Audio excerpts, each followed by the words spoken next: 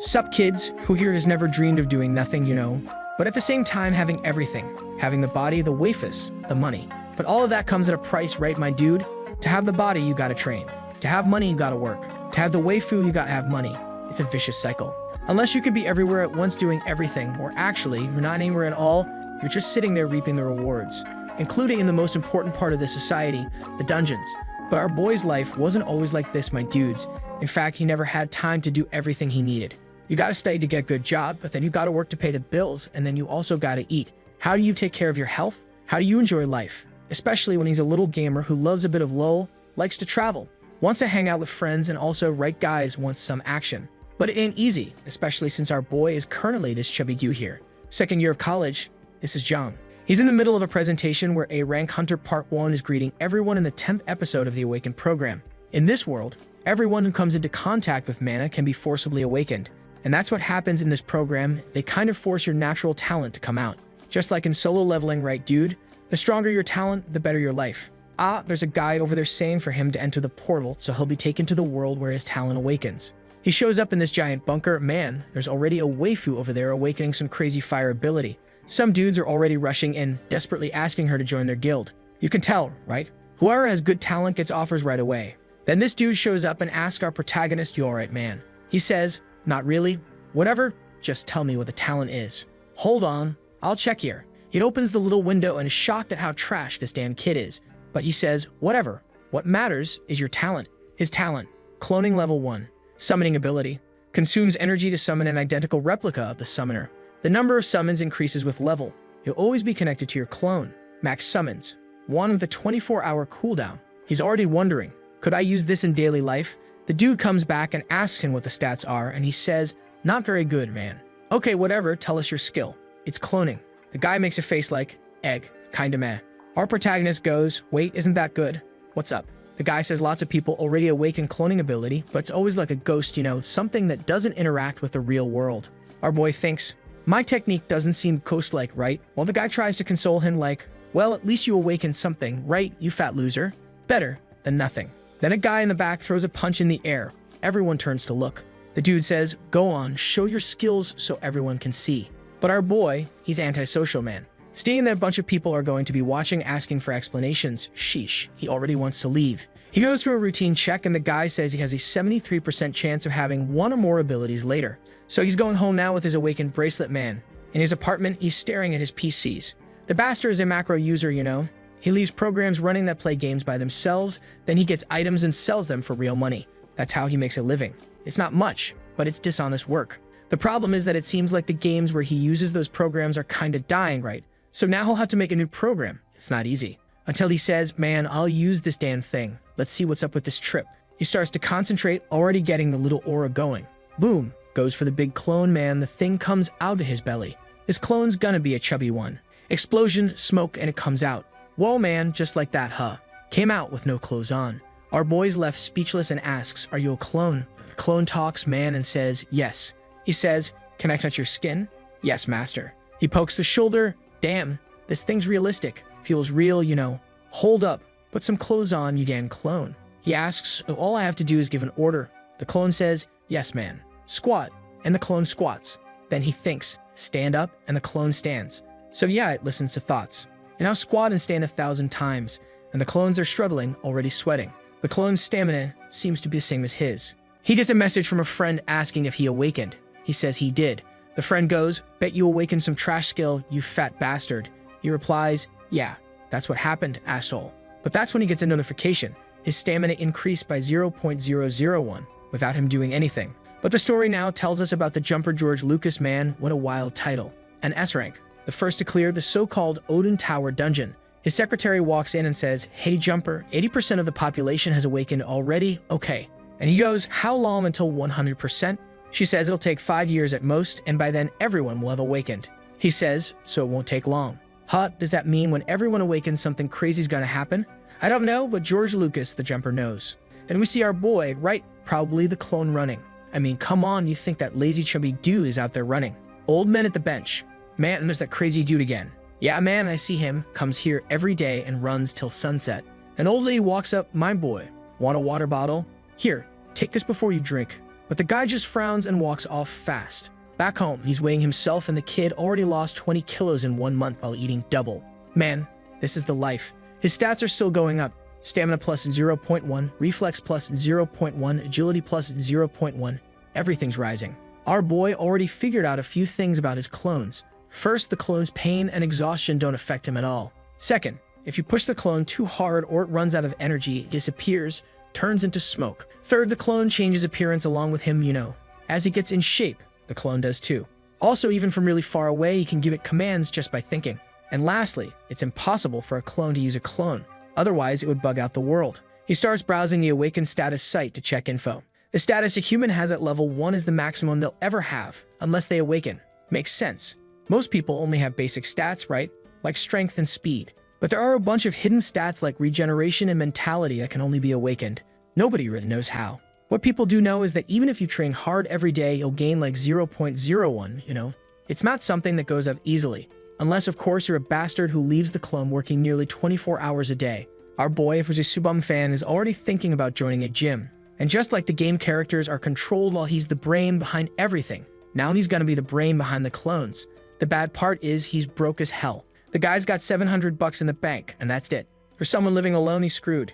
Especially since he has to eat double now, because the clones burn through a lot of energy. Seeing that his in-game gigs aren't going so well, he starts thinking, can I get someone to work for me? The problem is, a lot of jobs are complicated, until he finds some shady guy trying to exploit people. Crazy Monkey Logistics Center. You just show up and carry boxes. Simple job, don't ask much, and you're already making money, man. Our boy goes, oh perfect, I'm gonna be a slave. I mean, not really, right? Cause you know what he's gonna do. He calls, hey, got an opening for me? I wanna work. The guy says, yeah, sure, come over. He replies, okay, I'll go tomorrow. No, you're coming today. Damn, fine then. Slave-ass job.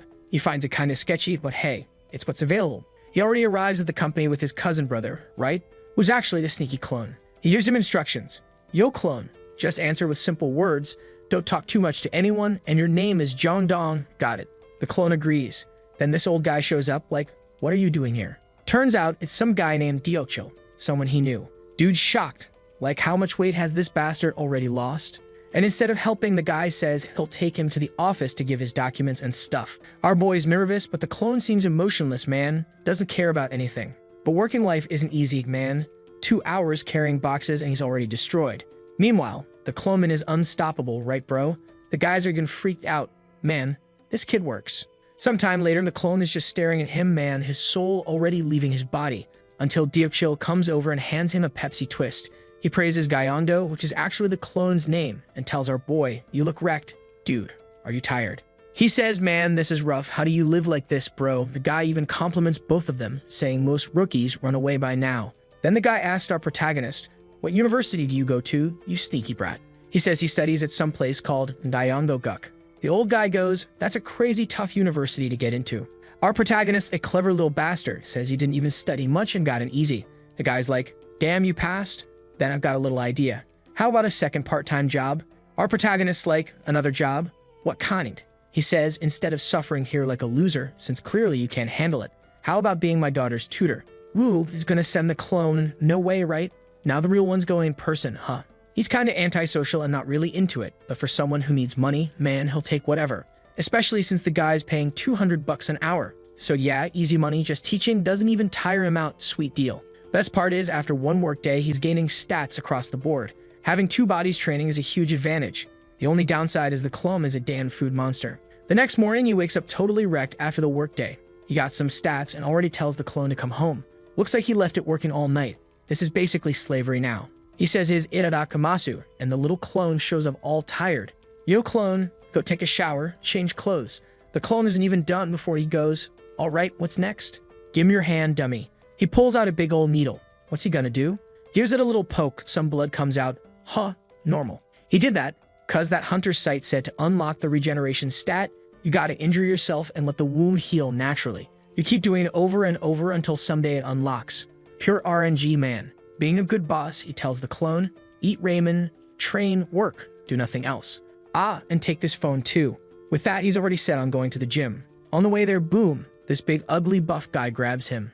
Yo, you bastard, Jaeong-do. The guy says he didn't even recognize it was the protagonist, right? He lost all that weight, you sly dog. I'm working out now, you hear? I'm gonna be the next Subum.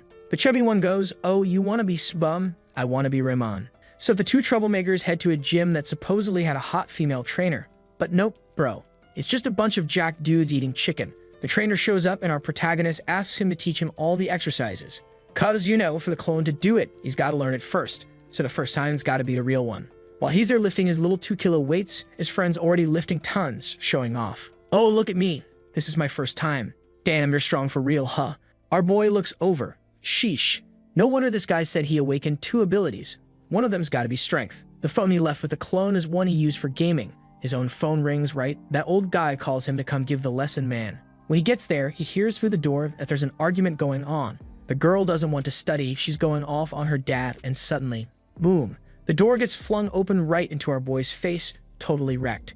He falls on the ground like a fool, all crook, but from a distance, he sees a little waifu.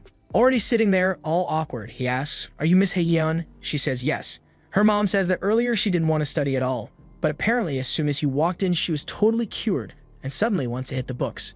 She's blushing, doesn't want him to know she was yelling. But our boy, he's straight to the point. He's like, show me your grades. I want to see the disaster I'm gonna have to fix.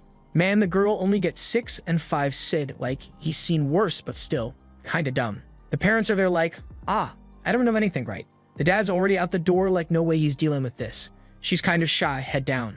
Our protagonist is like, well, whatever. I'm getting paid to teach. That's the deal, man. Alright then. I didn't get a good score on my aptitude test either. She perks up. Time to start the little lesson. He steps out afterwards, sighing. Woo, this is gonna be a long road. Oh, but it seems like she actually studied a bit, huh? Usually in an anime, the girls asking for a tutor don't want to learn at all. He goes back home, assuming his other clone is still out working. The problem is communicating with the clone. Even though he can give commands mentally, he has no idea what's going on, you know? He needs to call the clone and talk, which means he'd need a phone for each one. But that's a hassle too. So he visits the hunter's website to check out some skill scrolls. But man, those things are expensive. There's one ability that lets you share senses with your creature. So like he'd be able to see through his summon and know exactly where it is. But it costs 100 million. So yeah, that's not happening. Or there's a telepathy skill that lets you talk to your clones from far away, not just give commands. But that one costs 400 million. It's rough, man. Living in a rental, he says it's easier to buy a house than buy one of these skills. And he starts thinking, damn, do hunters really make that much money that they can afford these things? Meanwhile, I've got 500 bucks in the bank. He crashes onto the bed wondering, should I become a hunter? The news is all about hunters buying mansions, millionaires, the richest people out there. He jumps up like, you know what? I'm not gonna leave my clones stuck doing manual labor. That'd be a waste. Let's try to become a hunter. And boom, he unlocks the vitality stat. They give that little lore dump. Portals appeared, monsters came out, and humanity was nearly wiped out. That's when hunters started to appear, and bit by bit, humanity started winning the war. Now the world's a safe place, but he's thinking it might not stay safe for long, judging by what that jumper guy was saying. After learning a bit about the hunter business, he heads to the association. He awakened the vitality stat and feels great, even when sleeping less, you know. He thinks it's weird. Inside the association, man, you've got dudes buying swords, guys carrying Glocks, Indiana Jones types, just a bunch of wild folks. Little warrior chick shows up saying the test's gonna be in basement level 1. You've got 20 minutes. Go, man. He walks into the room like, excuse me, and man, everyone's giving him this stare like you think anyone's smiling in here. Then a huge hand comes through the door. Big Mac's enemy has arrived. A Class C hunter who'll be supervising the test. He explains that it's simple, a written test and then a practical aptitude test. And they don't go easy on cheaters. This whole hunter exam vibe really feels like Hunter x Hunter, man. I miss it. The next chapter starts with a guy who apparently works for an agency that hires hunters, and things aren't looking too good over there. He's heading over to the place where he did the hunter test. Over there, our protagonist just received his rank F. Man, I thought he was gonna be all upset, but he's actually happy he at least got his license, you know. The questions weren't that hard, and the practical test was just hitting a target with a Glock and then answering some stuff. The only thing he finds weird is like, being a hunter is something where you risk your life. So why was it so easy? It's like the government wants everyone to become hunters. He's starting to smell something fishy. Outside, the agency folks are already hanging around like, hey, what rank are you, punk? Come work for us. Except, yeah, no one talks to our boy. Until some dude shows up like, hey, congrats on passing, and hands him a card. JM Agency from CEO Kang Jomo. Turns out the guy was just there advertised saying that if he ever needs items, access to a dungeon, whatever, they'll help him out for a small fee. Our protagonist gives the ol arigatou gozaimasu, thanks man. But just then, boom, his cloning ability levels up to level 2, man. Now we're talking. He can summon two crazy fools at the same time. The guy was about to go into his little sales pitch. So our agency is very boom, he's already gone. Reach out to me any... Oh, he left. Dude's like, man, no one cares about me. Back at his apartment, our boy's like, ha ha ha. Cloning is the best. Already summoned two clones, laughing like a maniac. He's still holding the card, thinking now we're ready to become a hunter. Let's go. In the car, that poor guy who was handing out business cards, hoping at least one person will call them. Seems like there's some shady stuff going on in the guild this guy works for. He hands someone a list of items and the selling prices, but everything's way underpriced. An item that should be sold for 5 million is listed for 2,400. Our protagonist's like, hey, isn't that number wrong? But the other guy, clearly more experienced, goes, bro, you gotta be sharp. You've been here long enough, right? Yikes, man. What's he gonna do? Looks like that guy is his superior. While he's suffering in the car, the phone rings. Whoop, Junmo speaking, who's this? Of course, it's our guy wanting to ask a few things. He invites him for a quick chat. Our boy wants a safe place where even a newbie can hunt. The guy says, okay, sure, but what's your ability? He says cloning, right? The guy thinks again that it's one of those useless illusion clones that don't do anything. If that's the case, this kid's worthless. But out loud he says, wow, your skill is amazing, my boy. Here's your contract. He recommends the slime hunting ground, a place with non-aggressive, low-risk creatures. At worst, they release a few poisonous gases and liquids. The catch is you need protective gear, which can't be worn for too long. So it's not a place where you can hunt for extended periods. Our protagonist says, no problem. The guy also says another good spot is the Horned Rabbits. It's one of the few zones with a security barrier, so yeah, safe for beginners. There are some other easy spots too, but the guy only guarantees our boy's safety in those two. Our protagonist skims the contract and says it's perfect. He accepts. The guy's like, all right then. Okay, so tell me, which one do you want to go hunt in? Then suddenly this guy pops in from the side. Man, I don't even know who's who in this mess. I think he's the one in yellow who spoke up. We want to hunt in both, or maybe he's neither of them. Now I'm confused. I'm just like the guy there, staring, dumbfounded. He remembers once meeting a ninja samurai type guy with clones. But man, those clones were just auras. They didn't do anything. The creatures could stab through them, and nothing happened. They weren't clones for fighting directly, but they were good at distracting monsters. What's in front of him now is a completely different man. The clone checked the contract, communicated with him, even drank coffee. He'd never heard of a clone like that. He even asked the protagonist, hold on, you two are twins, right? Our boy starts laughing. You could say that, but this guy here is my clone. You might confuse him for someone else, but this guy's mine. There's another one of us at the gym. The guy goes, wait, your clones are at the gym getting stronger? He's like, yeah, when my clone gets stronger, I get stronger too. I can even increase my stats. The guy starts thinking, man, that's insane. That's not the skill of some mere rank F hunter. This kid has real potential. Our boy's not wasting time. He goes, I got a question. Is there any issue with me being in multiple places hunting at the same time? He's a bit embarrassed. Come on, man. The guy says he'll talk to the association to set up a special adjustment, but for that, he'll need to scan his bracelet and demonstrate his ability. They agree to meet at the Hunter Center in 2 days. The guy's already pumped, eager to work with our prota. He knows he can make money off him. 2 days pass, they meet up and head to the association to sort it out. The receptionist is like, so you're requesting dual access to hunting grounds. Our protagonist says yeah, but he only has one ID bracelet. After checking the records, the guy hands him a pile of books. This is a very specific case. You'll need to do some tests and show your skills to get this permission. He had sort of dismissed one of his clones earlier, and now he's summoning it again. In front of the woman doing the assessment, he summons the clone. Naked, of course. Yeah, maybe should have thought that through. But with that, he finally gets the special access to be in multiple dungeons at once. The dude's talking, complimenting him, saying he has an unprecedented ability, without realizing he's talking to the clone. Our protagonist even feels a little awkward. Yeah, I'm heading out. The guy asks, so you ready to hunt? He says yes, he's going hunting today. The guy then asks, why is your clone always wearing a mask? He says it's because a lot of people are taking interest in him. And just above them, watching, there's someone saying, ah, turns out it's Junmo, the boss of the guy who hired our protagonist.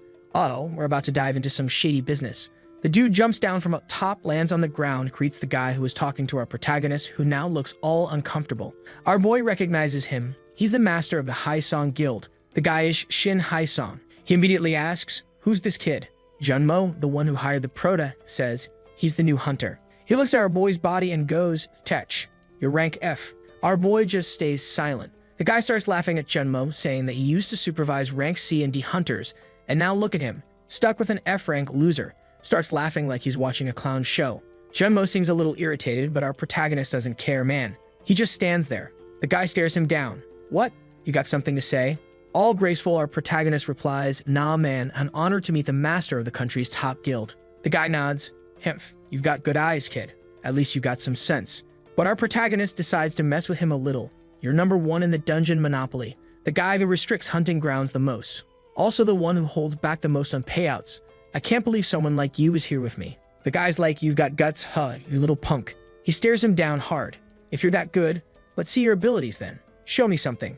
Already trying to drag him into something. Just then, some guy comes running in. "Sir, help. Something's going down." The guy has to leave to handle it, but he turns to our protagonist and asks, "What's your name, kid?" Our boy just roasts him. "Figure it out yourself, clown." And he walks off. "Good luck, Junmo." The guy thanks the protagonist for kind of getting involved. Looks like there's some beef between the High Song Guild and the GM agency the guy works for. And online, there are tons of comments saying GM is trash, right? The guy asks, "Why did you want to join us, kid?" Our protagonist says their payout rate is really good, an 8-2 cut. The guy laughs a little. "Haha, sure. They all know there's shitty stuff going on. Just look at his face like, oh, arigato." Meanwhile, at the gym, someone's bleeding from the hand from lifting weights so hard. "Dude, look at those legs." The trainer's biting his nails. "Man, this is already crazy." Even a girl says, "Isn't that dangerous?" He says he tried to talk to him, but the guy doesn't respond, just keeps training. The clone gets a message from the protagonist: "Take a shower and wait in front of the gym at 4 p.m. When the training finally stops, everyone at the gym breathes a sigh of relief. Finally, the lunatic left. We then see our protagonist roasting in the slime field, whacking, smashing, sucking up stuff. That's the grind. Later, he comes out and the guy asks, "How was it, kid?" "Egg, it was alright, just like really hard to breathe in there." The guy says that's just how it is, and that's why barely any hunters go to that place. You can already see the gloves are corroded. It's not exactly safe. He says that with good gear, the protagonist could last about 6 hours. But our boy, he's lazy. "Man, I can't even handle this for 2 hours, let alone 6. But what about number 2? "Of course, bro, mask up, boots on, gloves ready, let's go, my boy." He turns to the guy. "How about the horned rabbit field now?" "Alright then, I'll send number 1. Wait, I didn't get number 1. Back at the gym, core number 1 is still waiting. It's like he's a mom collecting her kids across town. On the way to the dungeon, protagonist asks, "You didn't buy any more weapons? What do you think?" The guy says not to worry, they sell stuff right there for use in that dungeon. Eventually, he'll be able to buy his own. When they get there, our protagonist's amazed. It's huge, way bigger than the slime field. The guy explains that this is where the famous monster invasion happened. Normally, portals are disconnected from reality. You can only hunt inside them. But in rare cases, monsters pour out and turn the real world into a battlefield. That happened here 5 years ago. But back then, most of the strong creatures were wiped out. What's left now are just weaklings, which is why it became the horned rabbit hunting ground.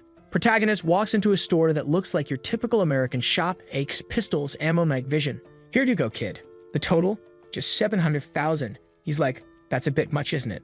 Judmo says it's fine. If he manages to hunt the horned rabbits, he'll cover it. So they enter the hunting field, which is literally like a shooting range. Everyone's sitting there, grabbing their little sniper rifles, aiming and firing. Of course, staying there too long is hard because of the loud gunfire. You'll end up going deaf. Protagonist says, "Don't worry, I only missed 3 shots on the test." The guy's like, "Dude, you missed 3 with a target right in front of you. Imagine now." But he's feeling confident. "Sorry, horned rabbits." But I've got eagle eyes. He spots one, aims at the big bunny, takes a shot. Headshot. Will it land? Some time passes, he's already worn out. Didn't land a single bullet. The rabbits seem to have superhuman reflexes.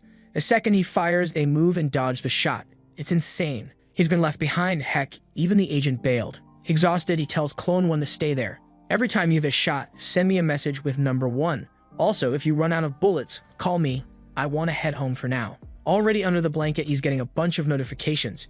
Your mana increased, and his stats are going up. But man, seeing how hard it was to hunt horned rabbits, he knows he's still got a long way to go. He falls asleep thinking, hope number 1 at least manages to catch 1 horned rabbit.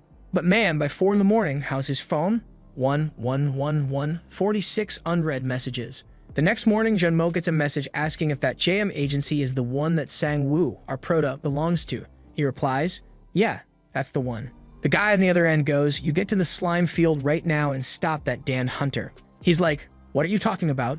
The guy says, "This maniac's been hunting for more than 24 hours. He's lost his mind." So Junmo says he's on his way, desperate. Meanwhile, our protagonist wakes up, yawn. What a nice nap. Then he notices, what the heck are all these messages? Number 1 ran out of ammo. Wait, why are there so many messages? He's in shock. Over at the slime zone, look at how many barrels of slime he's filled. No one's ever filled this many in a single day. But look at the clone, he's coming out, delivering, already rushing to get back in. Mo calls the protagonist, furious, "You bastard. Your clone filled every container in one day. People are being called in just to collect all of this. Make him stop hunting already." Our protagonist's like, "Hey, can those collectors come over to the horned rabbits too? I think there's a pile of corpses blocking the path." The NPCs standing nearby are all bugging out. "Dude, this is insane, isn't it? Yo, let's just steal one. No one's gonna notice." Was it really that guy who hunted everything by himself? Look at the clone. Dude's looking like a total Chad. Obviously, recruiters from other guilds are already showing up. "Hey, Mr. Hunter, come join the Biongsik Guild, alright? Here's my business card." But the clone doesn't speak or move at all, just stands there. The guy's like, "I gotta be patient." Talented people are always kinda weird. And nearby, a bunch of other recruiters are watching too. Yeah, he doesn't answer anyone. Too bad. Our protagonist shows up and hands over a bucket of ammo. "Keep hunting, you little punk. If the agent doesn't come, just deliver the corpses to him. Great work, number one." Clone number one lights up with joy from the praise, grabs his M4, reloads, and gets back to work. Everyone's watching like, let's see how this madman hunts. Meanwhile, our protagonist's thinking he underestimated the power of his clones. What's weird is the clones only get 50% of his stats, so they shouldn't be able to do half as much. Maybe their efficiency is because they're like robots. Then stop. Until someone shouts, "Professor." "Whoa, look who's there," asking what he's thinking about. Embarrassed, he says, "I was just thinking about you and your studies, how you've been improving, warrior." She says, "Liar, just tell me what you're really thinking." He says, "It's nothing big. I just went hunting and did better than expected." She gets up, shocked. "You're a hunter." He apologizes for not telling her before. She sits back down and says, "If you're a hunter, then you probably know something about that gossip everyone's talking about today." He asks, "What gossip?" She says it's about the god of eagle eyes of Yijungsan. He's like, "Wait, who?" She pulls out her phone. "This guy right here, he's hunted over 200 rabbits on camera, and he's about to set a record. Only weird part is he doesn't talk to anyone, so people think he's cool and mysterious." Our boy is completely stunned. What the heck is going on? She then reveals that her dream is to become a hunter too. Protagonist asks, "You're awakened?" She says yes, she even has a license, but she's scared to go out to the fields. Maybe if she gets a good grade, he'll take her out hunting sometime. Protagonist says, "That's easy. I'll take you. No problem." She's all happy. He adds, "There are safe hunting zones too." She goes, "Come here, pinky promise, mister." And boom, she's all cheerful now. Don't back out later, asterisk, asterisk. Our protagonist just tells her to keep studying. When he leaves the room, her mom asks if the lesson went well. Our protagonist says yes, that she studied properly and is really talented. Behind the door, she hears everything and blushes. Then she throws herself on the bed saying she made a promise with the boy. All happy now, he's a hunter. Whoa, she's acting all cute. "What's that in your hand, girl?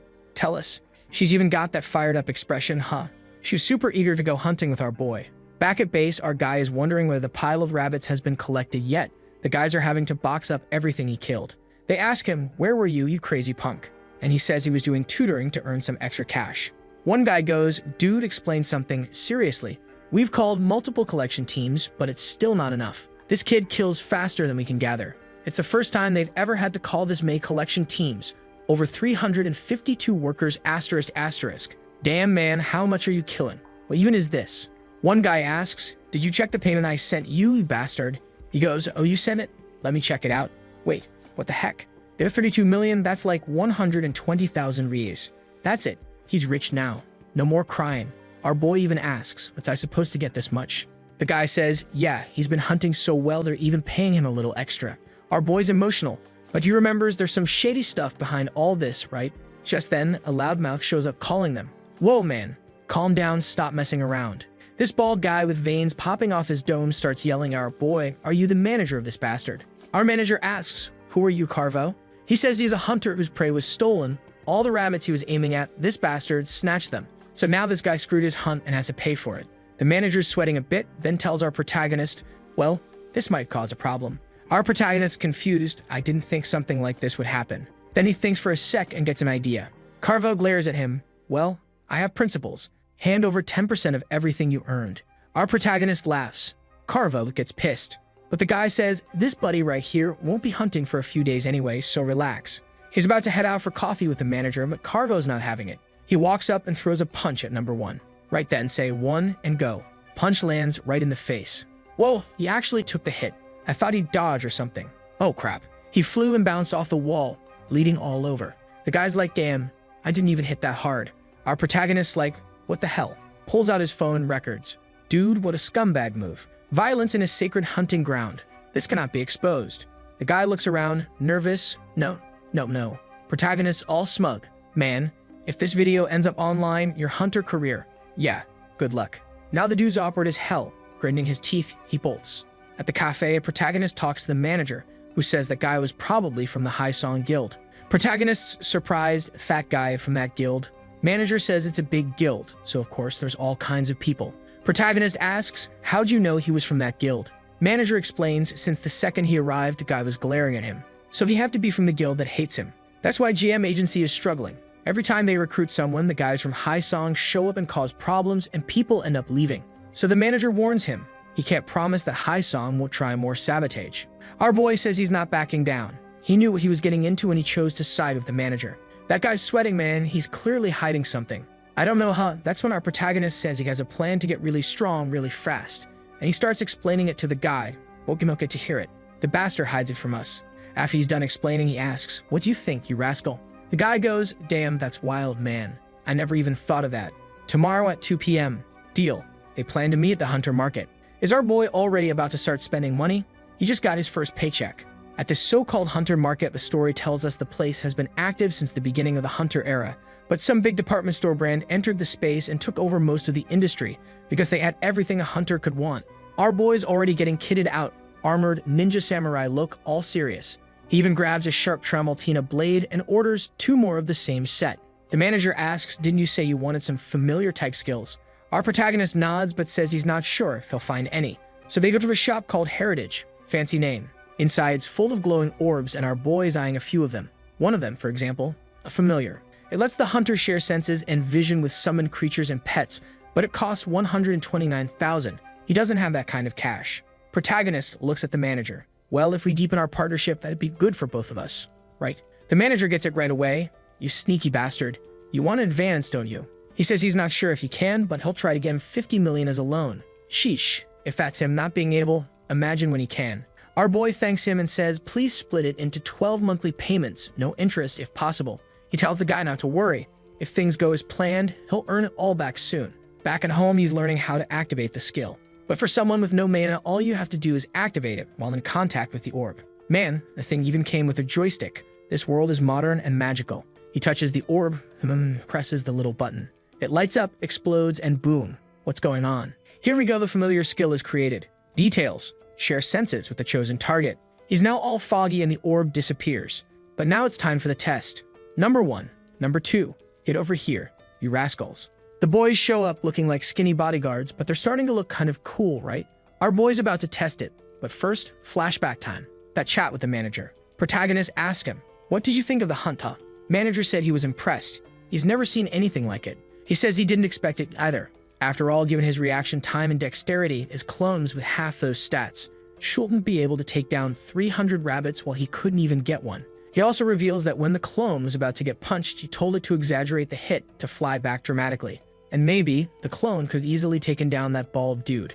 Manager's like, hold on, you're telling me that even with low stats, the clone can control his body way better than a human. Protagonist gives a thumbs up, exactly, you sneaky dog, and I'm gonna use that to my advantage. How? He explains, we'll need 2 locations, a training field to practice long and close-range combat. One clone's gonna train with a buff guy with the staff. The other one will train at the shooting range. Protagonist putting them both through the ringer. This dude's ready to run a company.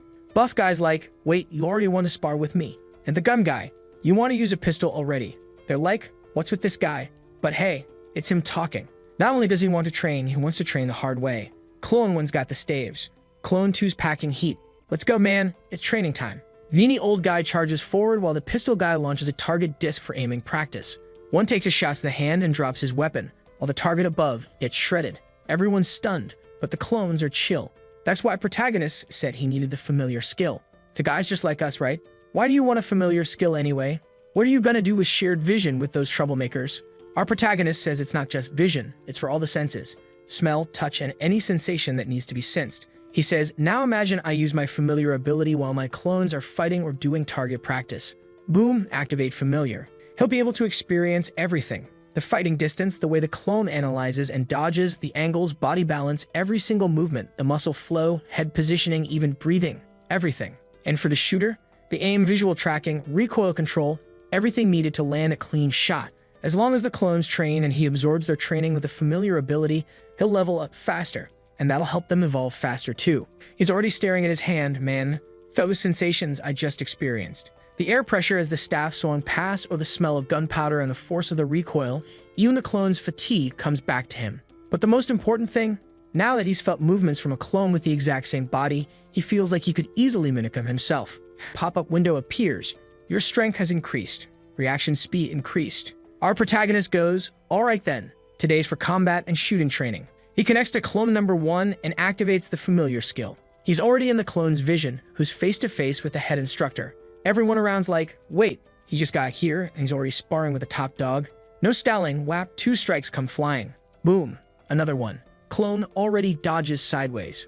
Protagonist starts noticing the guy seems like he's reading the clone's movements. Then clone gives him that look and whips out a side attack that catches him off guard. Whoosh, wham. The guy's stunned. He realizes the strike he used on protagonist clone earlier just got copied. The guy swings, misses, clone sidesteps, and counters with a stab right in the shoulder. Man, that would have hurt if it were a mash sheet. The guy falls over, all twisted, smoke coming out of him. He looks back, there's nowhere to run. Clone's about to finish it. But wait, it was all part of the dude's plan. With a flashy backflip ninja move, he surprises the clone and smacks his hand, knocking the weapon away. The Jone's like, well, yeah, I mean, he's the coach. Our protagonist realizes the flaw in his plan. That hit to the clone's hand really hurt. Coach goes, that was dangerous, huh? You still want to keep going, punk? Protagonist asks, you good, number 1? Number 1 doesn't waste time. He copies the coach's exact move and does the same jump around the back attack. Coach is like, no way you're pulling that off too. Copied. Face to face again. Let's go one more round, coach. Coach is actually grinning. He's loving this stick fight. All right then, kid. Protagonist sees this whole thing is working out great, so he switches over to clone number 2 for gun practice. One target gets blasted, and this random dude's like, babe, did you see that? I'm so good. The girl praises him, you're cool, but really it's clone 2 who's sniping everyone's targets. Protagonist just ignores the lovebirds. I'll focus on shooting for now. Another target's launched into the air, bam. He stretches his arm out, Desert Eagle in hand, aim locked in. Clone does a movement read. Soon as the target hits the sweet spot, boom, perfect shot. He's very precise, and protagonist soaking up every tiny bit of the clone's practice. He needs to steal everything his clones do to make the most of their stats. Only problem, back in his own body, he's exhausted. This constant swapping from number 1 to number 2 is leaving him dizzy. He sits on a bench to rest and starts to understand why. While he was inside the clone's body, he realized the clones have no fear of failure. They never hesitate. They just do the move with complete precision. So now he's curious to see what'll happen if he tries those movements himself. But then a little foot appears. Someone staring and says, Professor, look how she finds our boy in the city. He asks, what are you doing out here so late, young lady? She says she was studying at the library. But our protagonist doesn't buy it. No way a girl who only gets six, and more 6 was studying at this hour, and says she lies without even blinking. From the corner, there are some sketchy-looking guys watching. Oh no, man, it's Vini Baldi, the guy whose rabbits got stolen. And in a little flashback, Baldi got chewed out for letting Junmo off easy. Junmo being our protagonist's manager. Worse yet, it was filmed. The voice on the phone says, if that video leaks, you're out of the High Song Guild. Got it? You're nothing but street trash. Click. Now angry Baldi's completely out of control, man. That's when the buff dude runs into him. They're talking and he tells him the whole story. Then suddenly from the corner, he sees our boy with his waifu. He says, that bastard's the one who recorded the video. Are you sure? I'm sure. He's fuming. Hold on, you sure that's the kid you're talking about? The one talking right now? She says, Professor, what are you doing sitting on this bench? He says he was exercising. That's when someone calls out, hey, my brother says he owes you something. Man, a whole crew rolls up to confront them. Waifu's already in shock. Professor, who are these people? He's like, I've never seen someone that fat. But in the background, he sees Vini Baldi and quickly calls out number 1 and number 2. He tries to play it cool. Can I help you, gentlemen? The guy already yells, don't play dumb. Fat guy says, relax, let's talk to the kid. So I heard you have a video of our friend here messing up. Is that true, little guy? Our boy's quiet. Delete the video and we'll leave peacefully. Protagonist asks, you're saying you'll let me go if I delete it? Yeah, of course. We don't like this job, it's exhausting. Protagonist, kind of clueless, extends his hand. But do I have any guarantee that if I delete it, you'll let me go? The guy starts losing patience, gives a smug little smile. You're not an idiot, are you? You know I'm not letting you off that easy. That's the price for filming that mess. Our protagonist's face goes serious. He tells the waifu, wait for the right moment, then run. But man, he's brave. It's into fighting stance. I'm gonna beat the crap out of you guys, let's go. Deep Web Tarzan charges in along with Vini Baldi, fists flying. What's he gonna do? Dodges the first hit. Tarzan comes in with the elbow and grazes him, man. But then bam, a big kick to the stomach. Our boy staggers from the impact and gets smacked right in the nose. Waifu's super worried. He's thrown back. Man's spitting out barbecue sauce now. Okay, that plan didn't work so well. That's when she starts doing her little magic tricks. She already summoned a sun in her hand. You guys move aside or else. Whoa, protagonist looks up. He's being defended by his student waifu, and at the same time, she's shaking all over. Man, what situation. Tarzan and Baldi are like, you're an awakened too. The buff guy goes, get out of here, losers. You scared of a high school girl? Hey Fatso, what are you gonna do, kid? They're all smirking, laughing like jerks. She warns, don't come any closer. One of them keeps walking, she bites her lip, throws something. Hits the guy's stomach. What's gonna happen? It explodes. Where's the boy? Smokes everywhere. Holy crap, I thought he was done for. But nope, nothing happened. The bastard tanked it. He's like, nowadays being awakened is super common. Why'd you brag about it? Already coming in with a cheek slap incoming. Grow up, girl. But our boy's a total Chad. He takes the hit for her. He even roasts the guy. We're not done yet, you bastard. Hits him with a clean right hook explosion. Guy's shaken, his hands trembling. Waifu's amazed. Our boy wants to know what just happened.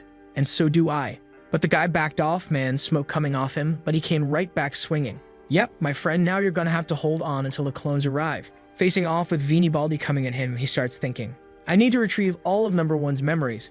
Not just the ones I observed, but everything he did. I need to watch his shoulder and react ahead of time. He dodges. Nice. Also, an attack isn't just swinging your arms. I need to use my legs and waist. He's already turning with his hips, shoulder coming from deep in the back. Bam, lands a clean punch to the jaw. But no time to celebrate. Tarzan's already charging too. Our protagonist realizes, this one's gonna hit, no way around it. So he goes into a full-on brawl, takes a punch, but also throws one back. Chubby dude in the back's impressed. So you do know how to fight, huh, kid? I was holding back because I hate hitting someone who can't even throw a punch. Our boy's trying to keep his cool, but the pain from the last hit is catching up to him. He's starting to feel dizzy. He remembers the hit he took hurt like hell. This bastard definitely has some kind of strength stat. If that's the case, he can't afford to get hit. Chubbo comes charging like a mammoth. Whoa. He swings a reverse underarm hook. What the heck? Lands another one on the jaw. Protagonist already staggering. Guy goes for a grab. But our boy sidesteps and leaves his face wide open. He goes for another grab. Again, protagonist slips under and lands another one. Damn jaw of gold. Tarzan's done, lying on the floor. But right then, the buff guy's face starts turning dark, with stuff coming out of his head. His muscles start stiffening. He's looking robotic now. Our protagonist knows he has to dodge this, but the bald guy's grabbed his leg, man, and the other one the shoulder. How do you dodge that? Boom! Took his stomach flattening blow. He's about to puke up everything he ate in the past 7 days. Down on the ground, can't even breathe right. But no time, another whip-like attack's coming down from above. An explosion goes off. What just happened? It's the enemy who's hurt now. Whoa! This waifu's fierce. She launched an explosion even though she burned herself doing it. Tarzan and Baldi go in to hit her. Are y'all crazy? Guess who shows up? Skinny bodyguards to the rescue. Chubba's starting to sweat, but didn't notice our protagonist standing right beside him. He stands up. Now we can talk. Chubba goes in to hit him, but protagonist uses that technique he learned from Woodpecker Guy. Face to face. Jumps up. Lands a flying kick, bam. Dude's doing flips now. Baldi and company finally get wrecked, and as a result, a bunch of protagonists' stats go up. And of course, best part, another servant unlocked. But it was too much for our boy. He passes out on the floor. The clones and waifu come to the rescue. It was tough, but look at that smug little smile. Sometime later, they're walking through town. She says, I was really surprised to find out that the famous beginner hunter is your clone. Then in the background, she goes, hey, isn't that the famous eagle eye from Mount Ujangson? Our poor guy's a bit shy. Protagonist says, it's true, but don't tell anyone. She asks, what? Don't you want to be famous? He says it's dangerous. Things like that are going to keep happening. She says his secret's safe with her. They arrive in her house. She lets out a little sigh. Didn't want to leave, wanted to keep talking to our boy. Protagonist asks, you think you'll be able to hold a pen and study with that broken hand? She says it's fine, she writes with her left hand anyway. But in a sulky voice, she asks, wouldn't that reduce my homework though? He goes, wait, didn't you finish your work back in the study room? She gets embarrassed. What were you doing in there? But protagonist just hits her with a smile. Thanks. Caught her off guard, look how red she gets. He says he's sure he only won because she stopped the attack. Now she's feeling herself. Hey, I am kind of important, aren't I? Then she tells protagonist, you owe me a thank you in the form of a dinner. He says, I'll treat you to a dolly. And that's it. The promise is made. They're making all kinds of promises, these two rascals. And with that, she leaves. Right behind them, 2 clones are standing there, man. Like a proper boss, he orders the employees. "Hey, you rascals, you're my clones, not my shadows. Let's get back to work." But the clones reply, "It's late, the training grounds are closed." So he squats down, "All right, fine then," and hands a little stick to each. "Train in the park." The weakest capitalist ever, man. 1 month later, whoa, how much has changed? Junmo asked our protagonist, "So how are things going, you rascal?" He says everything was a huge success. Now even our little protagonist can hit targets with a pistol. Plus his clone ability leveled up and he's unlocked the 3rd one. Junmo's like, "Wait, every time you get another clone, you're gonna learn even faster." He says, "Yes, man, just look at his stats. They shot up. His strength doubled." Protagonist says Junmo is gonna be surprised when he sees, and of course, already asks for a 3rd hunting field. The guy's like, "Wait, you want 3 hunting fields?" He's like, "Yeah, is it that hard?" Junmo's like, "Chill, I'll get it." "But when?" Protagonist, "Tomorrow night." "All right then, man."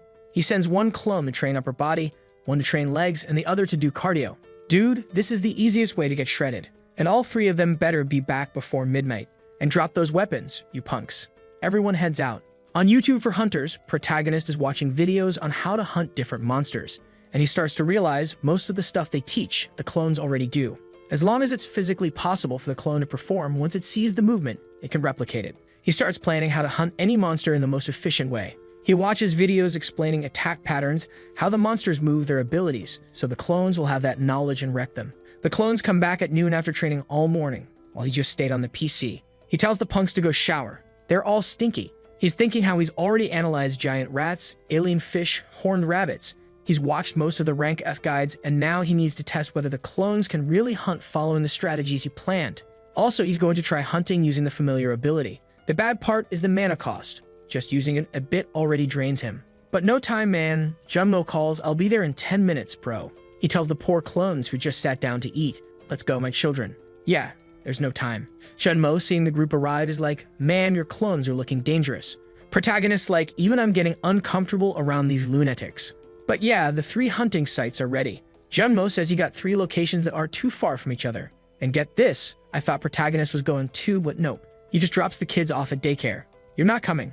Even Junmo is surprised. Protagonist goes, "I have to practice my familiar ability, man." Plus, he has to work on his mana techniques, so he just sends the lunatics off to the dungeons and says bye. And with that, our lazy boy heads home.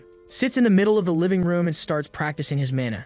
He remembers that when he used the familiar skill last time, his mana kind of leaked out of his body, so now he needs to make it circulate instead of leak, you know. He stays there practicing the chakra paths, focusing the energy, until he wakes up and the meditation skill is acquired. Stabilizes your mind.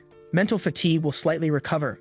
Mana regeneration and mana gain speed are increased.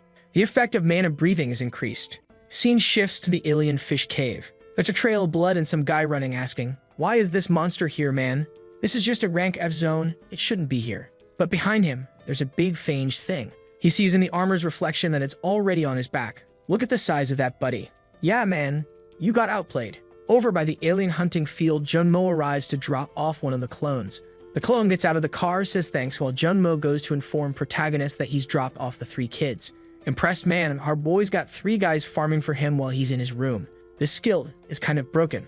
What protagonist's doing is gonna shake up the hunter industry, huh?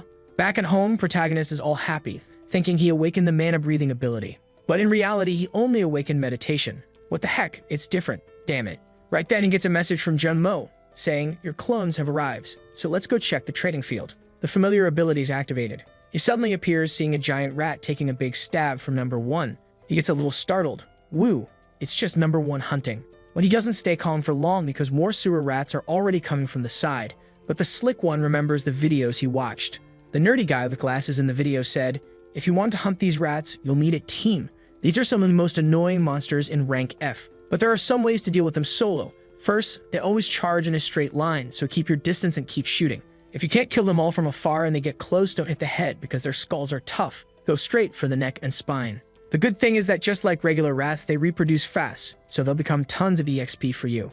Another guy in the video says, "Yeah right, like it's that easy to aim at a moving rat." Shut up, man. This is my video. But for protagonist clones, man, with those instructions, it's precise. Just bullets and neck stabs. Protagonist created the perfect strategy. He learns online, the clone executes what he learned, and he experiences it through the familiar ability. With 3 of these lunatics hunting, man, it's raining attributes. In all 3 fields, the rascals are cleaning up.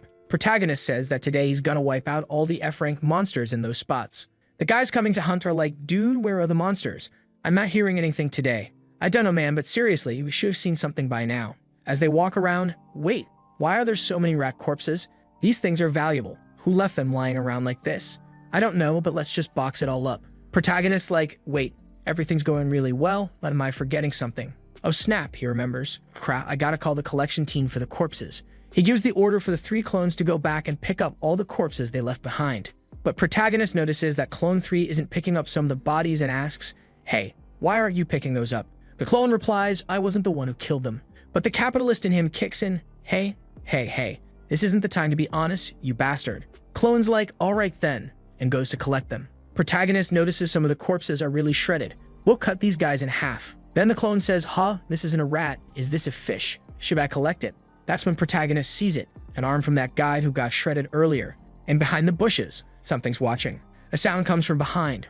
Our boy's clone turns and takes aim. It was a monster's head. Then he realizes it was bait. The real monster is behind him. He turns again to aim, but man, an arm goes spinning off. The only thing Protagonist thinks is, wait, why does my right arm feel warm? He screams in agony, and when he snaps back to his room, his own arm is trembling. He's standing in his room, man, agonizing. The connection with the clone got cut off accidentally because of the pain. But he pulls out his phone.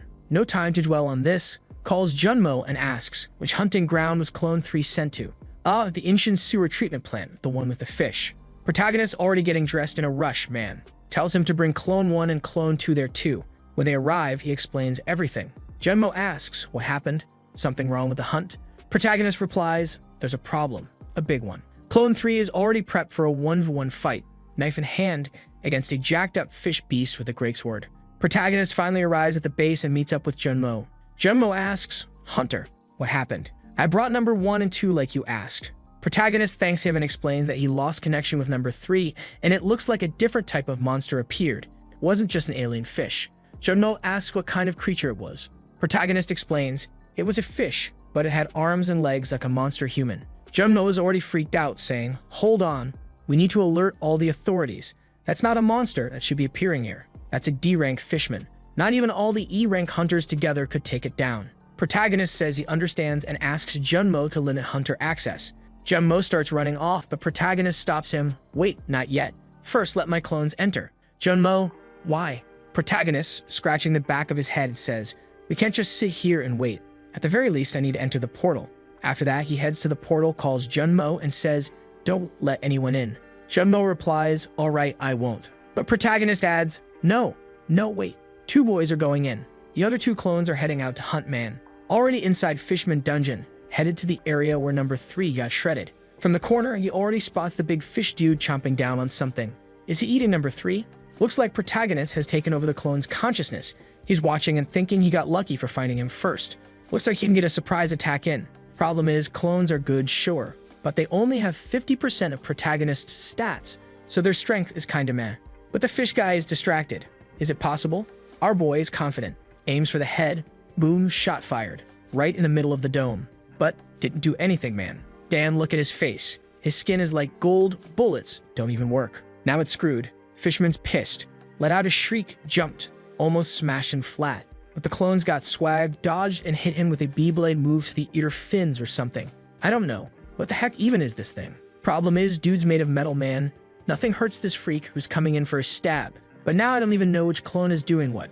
That's the thing with clone fights. I don't know who's dodging or hitting this thing. Everyone looks the same, man. Protagonist was celebrating that the monster missed and hit a tree, right? Miss what? That slash sliced through the tree like butter. Oh crap.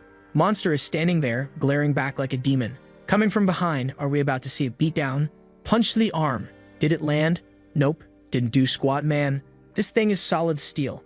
Now it's bad. Protagonist got no stats, comes in with a punch anyway. Clone gets thrown into a tree. Absolutely wrecked. But Protagonist notices something. One of the bullets did some damage, while the others bounced off. That one hit left a mark. What if he shoots the same spot again? Boom, shot fired. Damn, this clone's got aimbot, bro. It's the exact same spot again. Protagonist even cracks a little smile. Feeling confident now, huh? He says he's gonna fill him with bullets, but honestly, I don't think this thing is gonna die from bullets, my dude. Fishman is already charging in. Protagonist's clone is spraying bullets left and right. It's a close-range shootout, dodging and blasting. Our boys got swag, man. But I think the fun's over. Fishman's sword turned red and flaming. Oh, it's already at the clone's neck. Oh no, clone tries to block with his arm. Can he? Wham! He's launched, spitting out that black gasoline-looking stuff. Bro, I don't think he's gonna make it. Looks like Fishman's sword reacts to the amount of blood he spills. So the more he kills, the stronger he gets. Damn, but clone comes back and lands 2 more hits. These clones are tanks, man. Boom, another one. Let's see if he tanks this. Nope, stabbed in the gut. No way he's taking that. Oh, brace for it. Psychopath clone grabs him. If I'm dying like this, you're coming with me. Yeah, he's going down with him. No, clone, you're not doing this because you're noble. It's because you're a psycho, you little bastard. Already hitting him with several combos to the chest. The monster goes in for a grab. Protagonist brings in another clone. Man, I don't even know who's who anymore. That's the only issue with these fights, bro. It's clones over here, Fishman over there. Fishman goes for the stomp. Oh no, now it's bad. Got stomped hard in the stomach, man. Oh, now I get it. One clone's wearing a beanie, the other one isn't. This time, the one getting wrecked is the one with the beanie. He's already retreating. But even then, these clones are unstoppable. Slicing this way, slicing that way. Damn, Fishman's messed up. He stood up. Give up already, man. Just die. He drops to his knees finally, huh? Damn, Fishman. This was a lot of work. Our boy and the clones are all shredded. Will they be able to heal? That's the question. But me, as a good capitalist, I want to know how much he's gonna sell those things for, man. Protagonist goes to check the weapons. Everything's beat up, man. Woo. At least I got informed the agent. But when he looks, where the hell is that bastard? Fishman faked to death, got up and ran off. Where to? To the portal. Outside the portal, one of the guards is telling people that entrance is restricted. The hunters. Yo, what gives, man? I spent so much time getting here, let me hunt already. Junmo's just watching quietly until the portal starts reacting. Something's happening. Big Fishman comes barreling through. Man, he's crazier than ever. They'd open fire. Yo, are these bullets even gonna work? The guy hit the same spot. The sword's already passing through the portal. Protagonist's clone is behind him, grab a knife and threw it. Comes flying, hits. Wait, nope. That knife does nothing. Just bounces off again. But now, our real protagonist, the first and only, grabs the bounce knife and bam, sticks it right in the cerebellum. Damn, that boy's got swag. Full on pressure moment. Man, crushed it. Even the little clone's like, dude, you're badass, master. Next chapter starts with some Dune arriving. Yeah, we've arrived. I'm sending the investigation report now. When he looks Fishman, wrecked. Wait a sec, this is a Fishman. Then a military guy shows up. Hey, are you from the association? Yes. What happened? Explain. Well, there was a D-rank monster here, but an F-rank hunter already killed it. The guy? Huh. You're saying a team of F-ranks killed a D-rank monster. Other guy, kind of awkward. Actually, it was one F-rank hunter. Well, not just him and his clones. Now the guy's really shocked, checking the wounds. All the bullets are in the same spot. How's an F-rank that accurate against such a fast monster? Poor guy doesn't even know what he's gonna tell the Hunter Association. Meanwhile, our boy awakened a ton of stuff. Skill. Dash gives you movement buff for a short time. Skill. Projectile. Increases firearm attack power. Enhanced regeneration. Skill. Strike. Channels strength into a single blow. Man, he got a lot plus strength and other stats too. Our protagonists all happy, already thinking that Clone 1 and 2 only survived thanks to this regeneration thing. Junmo, dude, how are your clones? They're looking destroyed, huh? Protagonist, yeah, they're wrecked, completely trashed. But he's gonna have to wait a bit to summon them again. So is what it is, man. Junmo's stunned. Dude, you hunted a D-rank monster. That's insane. Protagonist like, yeah, I did. I'm kinda just, man now. But yeah, it was dangerous. Junmo says, dangers or not, this is nuts. How can an F-rank hunter kill a D-rank monster? That's not even possible. Maybe you could start hunting E-rank monsters now, huh? Protagonist says maybe, if he's prepared. Then he remembers something. Wait, the short sword. That monster had a little sword. Can I pick it up? He reaches for it, and Junmo's like, stop. Let your clone grab it, dude. That might be a cursed item. Protagonist didn't even know that was a thing. The guy says, yeah, sometimes it's bad, but sometimes the curse is good, you know? Depends on the effect. Protagonist's like, alright then, I'll let the clone pick it up. Junmo tells him to get excited, man, because a D-rank monster drops some pretty good stuff. Protagonist, ah, right. This thing here fell from the fish head. Is it worth anything? Junmo goes nuts inside. Hold on, how am I gonna tell this kid? He's all happy, but that's worthless. Our little protagonist over there giggling. Yeah, it's rare, right? Tell me. Sorry, kid, but that's trash. It's a crystal meant to boost your stats, but it has so many side effects that no one uses it. It's garbage. Throw it on the ground. What a bummer. With that, protagonist goes home. The boys are all bandaged up, man. First thing, he resummons number 3. Man, the kid's shredded. The weakest capitalist ever hands him the armor. Back to the gym. Poor guy just puts on the clothes and goes. Our boy sits down with the jewel and the sword. So these are the items I picked up. Protagonist checks the hunter internet and sees it. Low-level jewel. Absorb it while activating your mana. Effect permanently increases strength by 0.005. Restriction. Cannot be used on a person. Warning. Using it will turn the target into a monster. Protagonist. So it can't be used on people, but can be used on an entity, turning it into a monster. Already cooking up a shady plan, man. Since he never suffers side effects from creatures, maybe if they turn into monsters it won't matter. But then he imagines himself walking around with a dragon head, getting shot at. Yeah, better leave that aside for now. Now about the sword. Junmo had said to let the clone handle it. Our instant noodle-eating protagonist wanted to sell it, and maybe eat something else for once. But okay, let's check it out. Hey clone, take this. Clone comes over, grabs it, lifts it up. Nothing happens. Wait, clone says he's hearing a voice, man. Activates familiar ability. A desperate voice is speaking to the clone. Kill me. Give me blood. Hurry. Hurry. Give me blood. Bro, protagonist immediately cuts off the connection. What the hell is this, man? Get out of here. The clone seems chill with the screaming, though. Protagonist starts thinking, will it affect me if I hold it? Well, for now, better let the clone use it. Meanwhile, the regeneration status keeps going up because the clones got wrecked earlier. Protagonist sets up a triple meditation training with the three of them, until it's time to head to college, man. I thought he had already dropped out. He's practically a millionaire already. What's the point? Turns out he was home because of vacation. Checks his stats. They keep rising non-stop. Walking through the hallway, he remembers how lonely he is in this place. Nobody even talks to him, until he enters the classroom and sees the buff guy from the beginning. Hey, we're in the same class, bro. Good enough. Let's study, man. I didn't come here to study. I came for, already checking out the girls around. And the girls, man, they're going crazy. Wait, no way is that Sang-woo. Wasn't he fat before? I barely recognize him. The girls are losing their minds. So many girls in that classroom, man. Buff guy. Haha, you're popular now, huh, you rascal. Protagonist. Huh, I don't think that's it. I didn't change that much, did I? Buff guy says he should go see his parents, probably won't even recognize him. And he says to celebrate tonight they're going out for drinks, man. And we're bringing some. Big time lady friends. Protagonist says no, that he already has plans. Buff guy. What? Protagonist says he made a promise and can't go out with the girls or the boys. Buff guy's shocked. He knows it must be serious if the guy's turning down this invite. Meanwhile, at the AMC, the World Hunter Association, thankfully easy to remember thanks to the abbreviation. Apparently, the Oracle gave a prophecy of disaster. President Michael Harris asks, disaster? Tell us. They say a portal will open and hundreds of monsters will invade. Harry asks, do you know the location and the date? They explain that even A-rank monsters will show up, and the supposed location is South Korea. Meanwhile, some guy in a suit is arriving at a meeting, only to get headbutted by some wild woman. Man, it's Miss Mio. She's the master of the YOLO Guild. How wild. And the guy she headbutted is Park Won-tae, the owner of the third-rank guild. She seems pretty crazy because she said he grew his mustache to flirt with her, and she found it sexy. Well, okay then, girlfriend. They head into the meeting room. Look at that bastard from Haesong Guild, the one who mocked our protagonist. Seems like nobody really likes the guy. He tries to act like he's ignoring him, but still throws out Odin's Tower. I heard your team went to Odin's Tower and nobody came back, right? Or were your results just not good enough? The white-haired dude tries to tell him to stop, that it's not the place for that, but he clearly loves the provocation. The other guy's already foaming at the mouth until an old man walks in. Must be one of those old guys who looks weak, but is actually the strongest dude around. He's the leader of the Korean Hunter Association. As soon as he walks in, everyone sits. He thanks everyone and warns them about the upcoming disaster. They ask, okay, so when is this disaster happening? He says they have no details, only that it will involve A-rank monsters and happen in Korea. One guy slams his fist on the table. How are we supposed to cover an entire country? The old man, that's why we're having this meeting, right, my son? To decide what we're gonna do. Everyone's got the same doubt. There aren't even enough hunters for regular work, let alone guarding a whole country.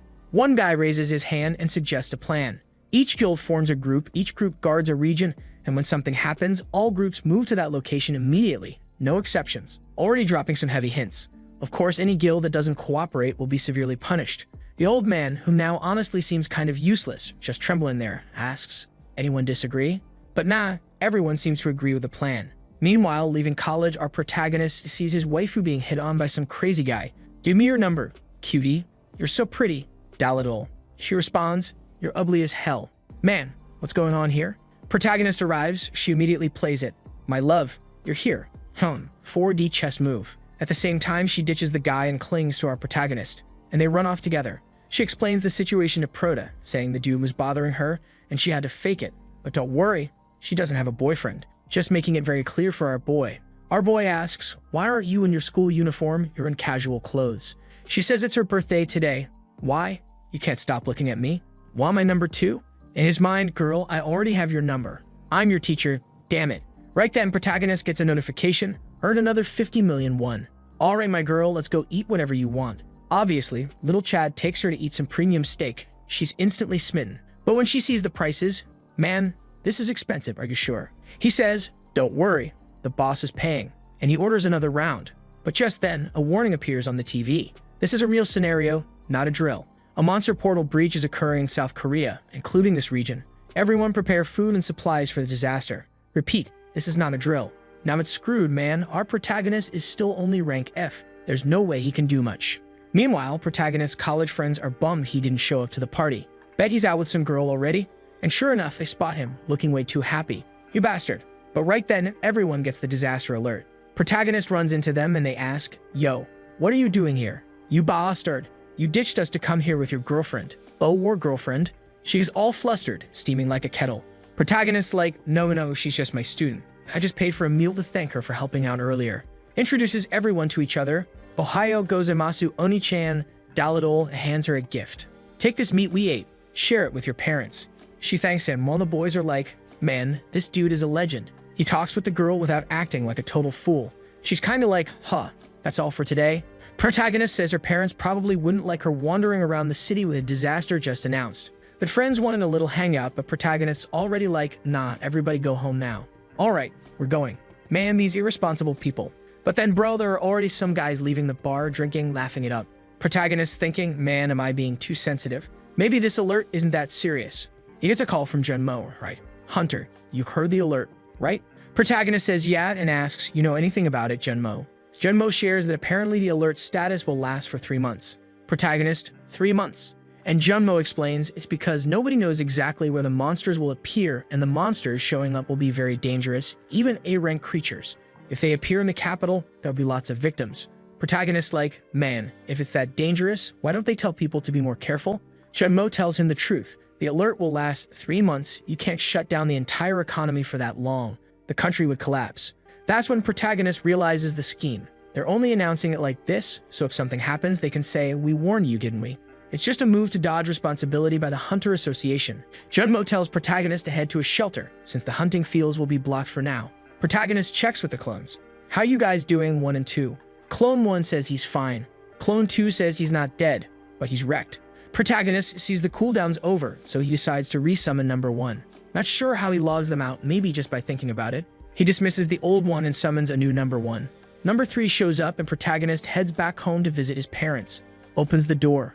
Mom, I'm home. She looks at him like, hi. Damn, she doesn't recognize him. It's me, Sangwoo. She's like, how come?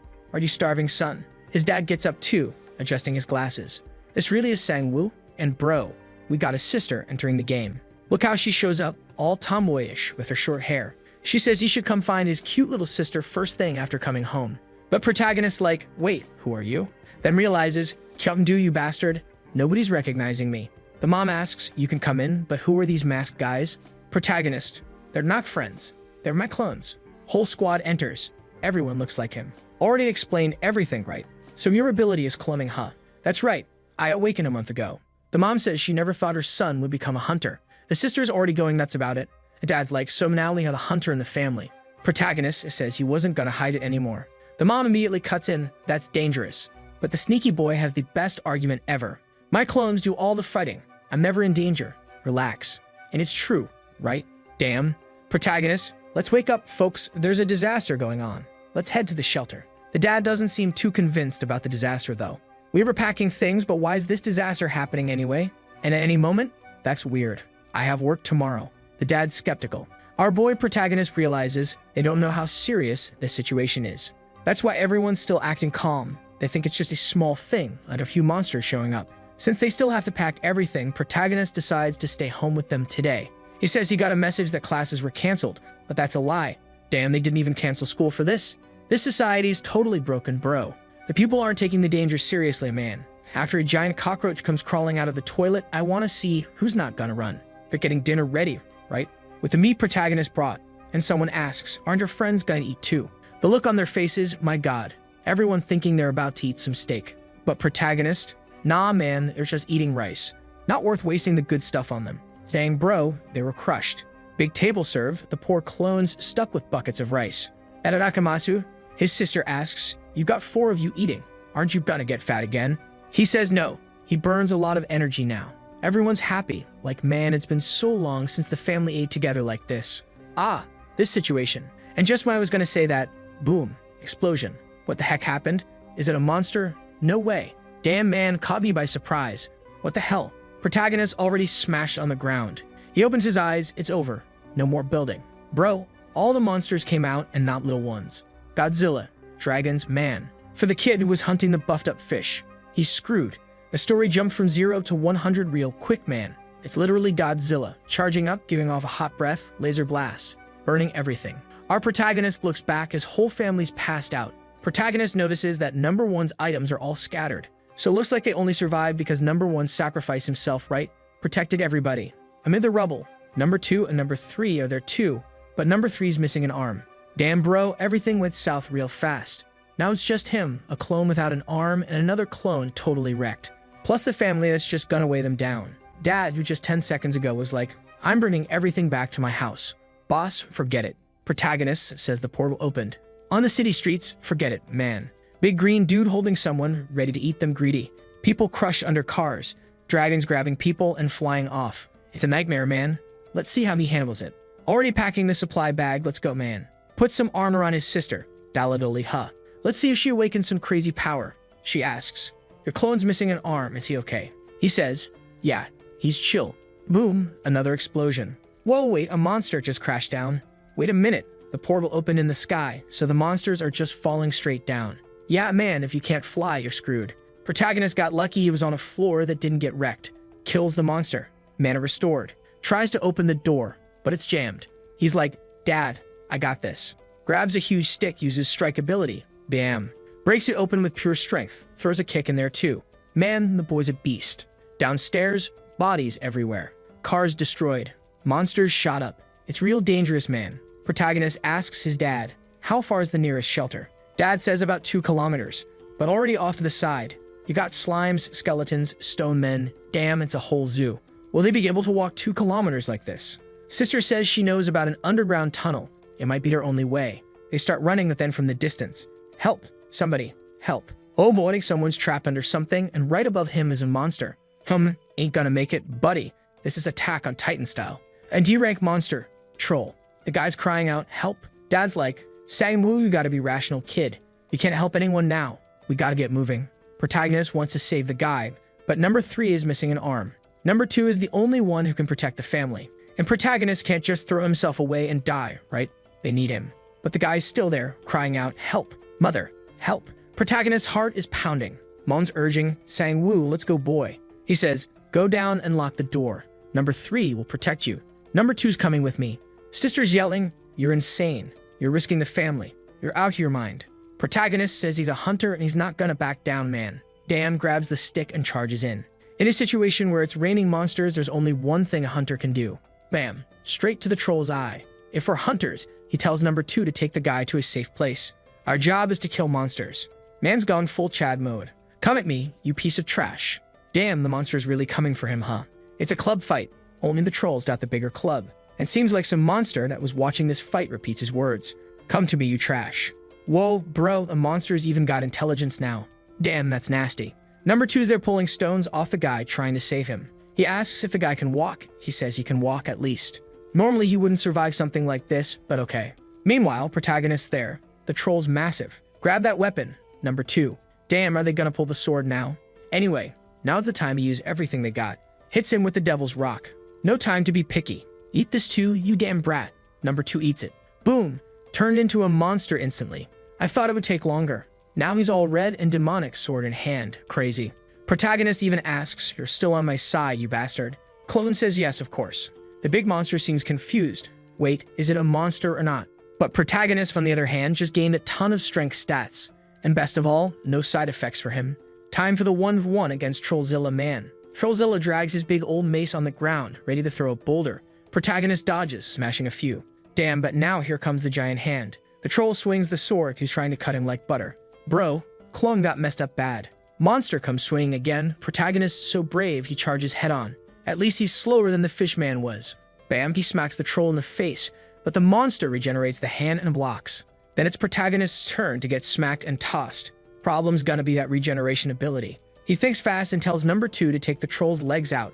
Number 2 slashes the muscle in the leg, monster drops to one knee. Protagonist, with sniper precision, stabs each eye. Clone slashes the other leg to keep him down. The troll falls all twisted on the ground.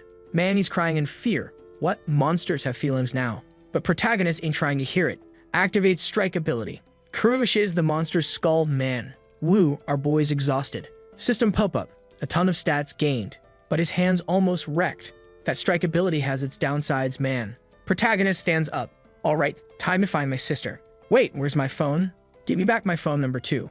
But then another explosion, bro. More monsters coming. Now it's a real mess. Spaceships flying around, armies arriving, a Godzilla's still wrecking the whole city, smashing every building. Some torpedoes hit its head. No, wait, that's magic. Rank 9 magic from the Red Flame Guild. The hunters arrive, motivated, ready to earn months' worth of salary.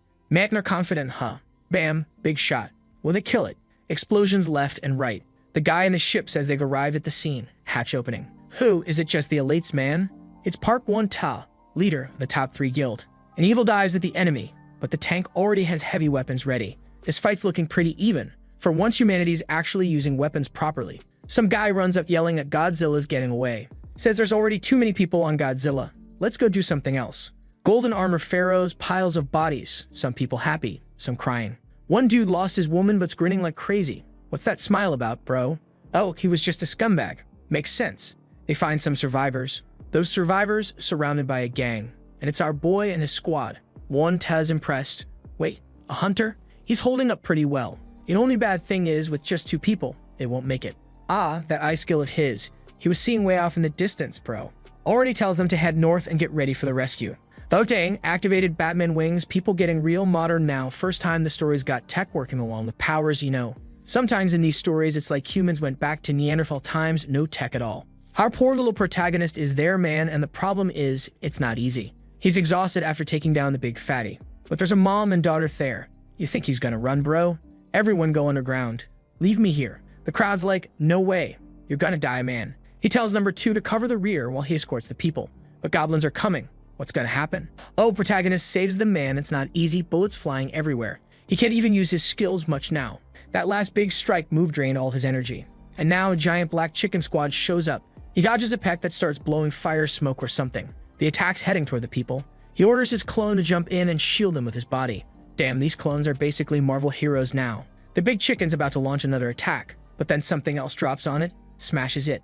The giant tiger shows up. What the heck? Could it be Park 1 Ta? Man, is he the real deal? I think so, cause here comes the drama. Our boy protagonist collapses on the ground, exhausted, no energy left. When he opens his eyes, guess who's standing in front of him? The Chat himself, all swagged out, barely touches his sword and a cut just appears. Man, this dude's stylish. Is everyone okay? He asks. Protagonist already like, who are you, bro? Boom, monster's head falls off. It's Park 1 Tae, the top guy of the guild. Just had to throw in a rhyme, huh? Meanwhile, down in the underground shelter, protagonist's sister wants to go find him. But clone number 3 won't let her. I don't allow it, he says, no orders given. She wants to leave, but the clone's too strong. The parents tell her to stop making a fuss. But she says she knows something's wrong. Why hasn't he come back yet? The dad says, when I saw him busting down doors, I understood he's a hunter. All they can do now is trust him. Then someone's banging at the door. Help! Someone help. Oh boy, I'm already thinking it's that monster, right? The one that was learning from protagonist earlier, for sure. The people inside don't want to open the door because there's some passcode only apartment residents should know. Who could it be? Oh, looks like the sister's about to do something dumb. Thinking it's someone protagonist saved coming to deliver a message, she opens the door. But it's someone all messed up who apparently was being manipulated by the enemy. He charges in. It's a screaming firefly, a Class B monster. Now it's a real mess. Everyone's running for their lives, and the sister's face to face with it. Protagonist Clone 3 rushes in to save her, but man, it's Clone 3. He's still missing an arm. He tries to stab the monster in the middle of its forehead, but something goes wrong. Boom, he gets impaled. Oh my god, the sister gets impaled too. Man, this is a disaster. Damn, now protagonist probably gonna awaken some crazy SS class power after this loss. The parents are desperate, the sister collapses on the floor. Clone 3 grabs a weapon, activates the emergency fire sealing system, kicks the monster out with a big jump and locks the door to protect everyone else. Now the question is, will she survive? That was a deep stab, man. Back to Part 1, he apologizes for being late and holds out a hand to help protagonist up. Protagonist recognizes the name. He just didn't expect him to be that strong. Protagonist introduces himself and thanks him for saving him. But it's Part 1 who thanks Prota for saving so many people. Little does he know protagonist couldn't save his sister. Protagonist, they're all shy like, it was nothing. Everyone's praising him. Man, this is gonna break our boy later. Right now he's all happy, but yeah. Part 1 is like, calm down, hero. He remembers seeing the clone vanish right as he arrived, and now he's wondering, who the heck was that guy? What made something like that exist? But he asks protagonist, right, are you a hunter? He says yes, but it hasn't been long. The guy then says, all right, tell me, what's your ability? Protagonist didn't want to reveal it, but come on, the guy saved his life, he can't really hide it. So he's about to say, my ability is, but wait, it's right then that he loses the connection with number 3. Already grabs the sword off the ground himself, bro doesn't care about anything else, runs off screaming that his family's in danger. Realizes something serious is happening. He calls for a rescue team to stay back and escort the survivors. Meanwhile, protagonist is running like crazy, but the demon's sword keeps whispering to him, stab, kill, die. Damn, and even he's starting to lose it. He activates his dash ability, but then, scene change. Damn it. Some dude with a mustache is loading up a fire bullet, boom, shoots it at Godzilla. But nothing happens, man, that thing is a tank. Everyone's trying to focus their spells on the same spot, but it's not working. One guy who's using poison, bro, he can't even get his sword deep enough into the monster. People are starting to realize, this isn't about competing to see who kills the most. They need to work together. But then someone shows up, work together, paffed. Whoa, is he a badass?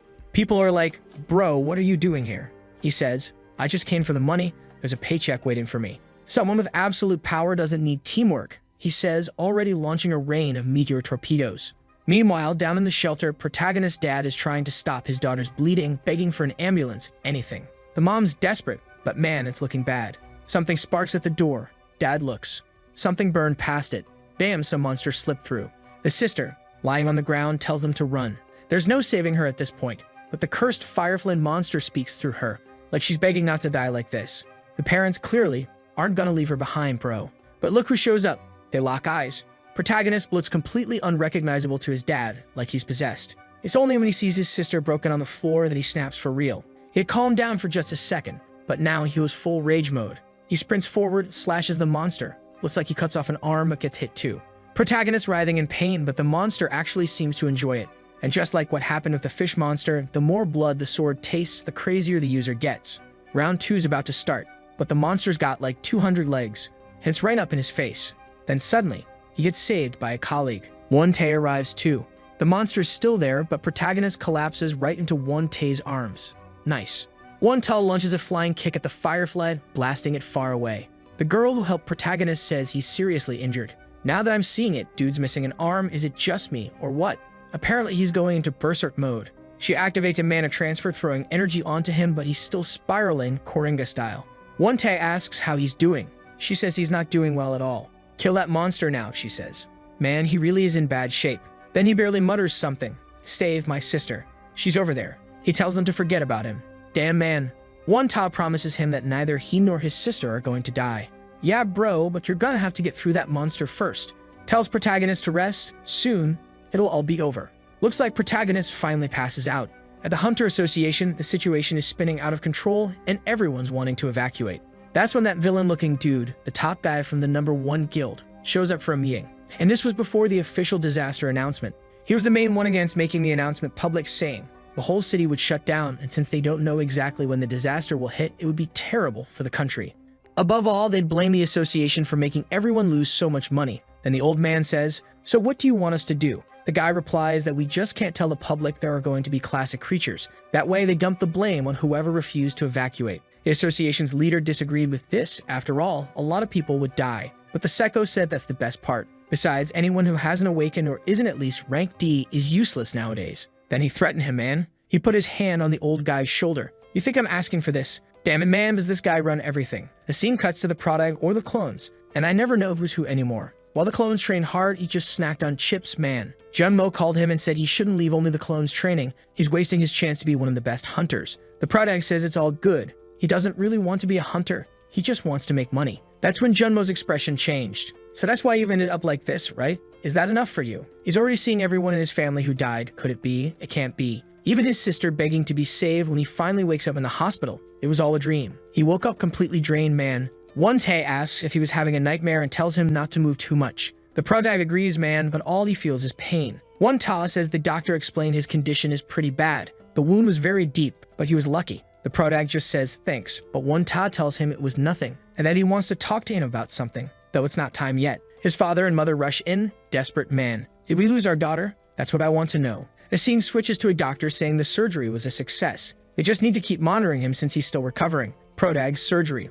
Calm down. How many days since the portal? 4 days. All the big monsters have been killed. Only a few low-class ones remain. The protagonist says he doesn't remember anything before he passed out. Then he asks, man, where's my sister? What happened to her? No one says anything. They just hang their heads. Our protagonist presses, why isn't anyone talking? Is she in the hospital bed? The doctor explains they treated the abdominal wound, but she was infected by a mana virus. Sometimes when someone is wounded by a monster that came through the portal, they get this virus that drains all their energy. Most of the time, it doesn't cause many problems. People have different mana traits, so most of these viruses die without absorbing or breaking down any mana. But very rarely, someone's mana matches the virus perfectly, and then they can't live normally anymore. The protagonist asks, how do you cure that man? The doctor says, man, there's currently no cure, unless he gets help from an S-class healer like some guy named Bless, or he acquires certain healing items from the other side of the portal. But you know all that, man. It's going to be extremely expensive. Yeah, kid, you're screwed, huh? Now the protagonist is beating himself up. If only he hadn't helped the others.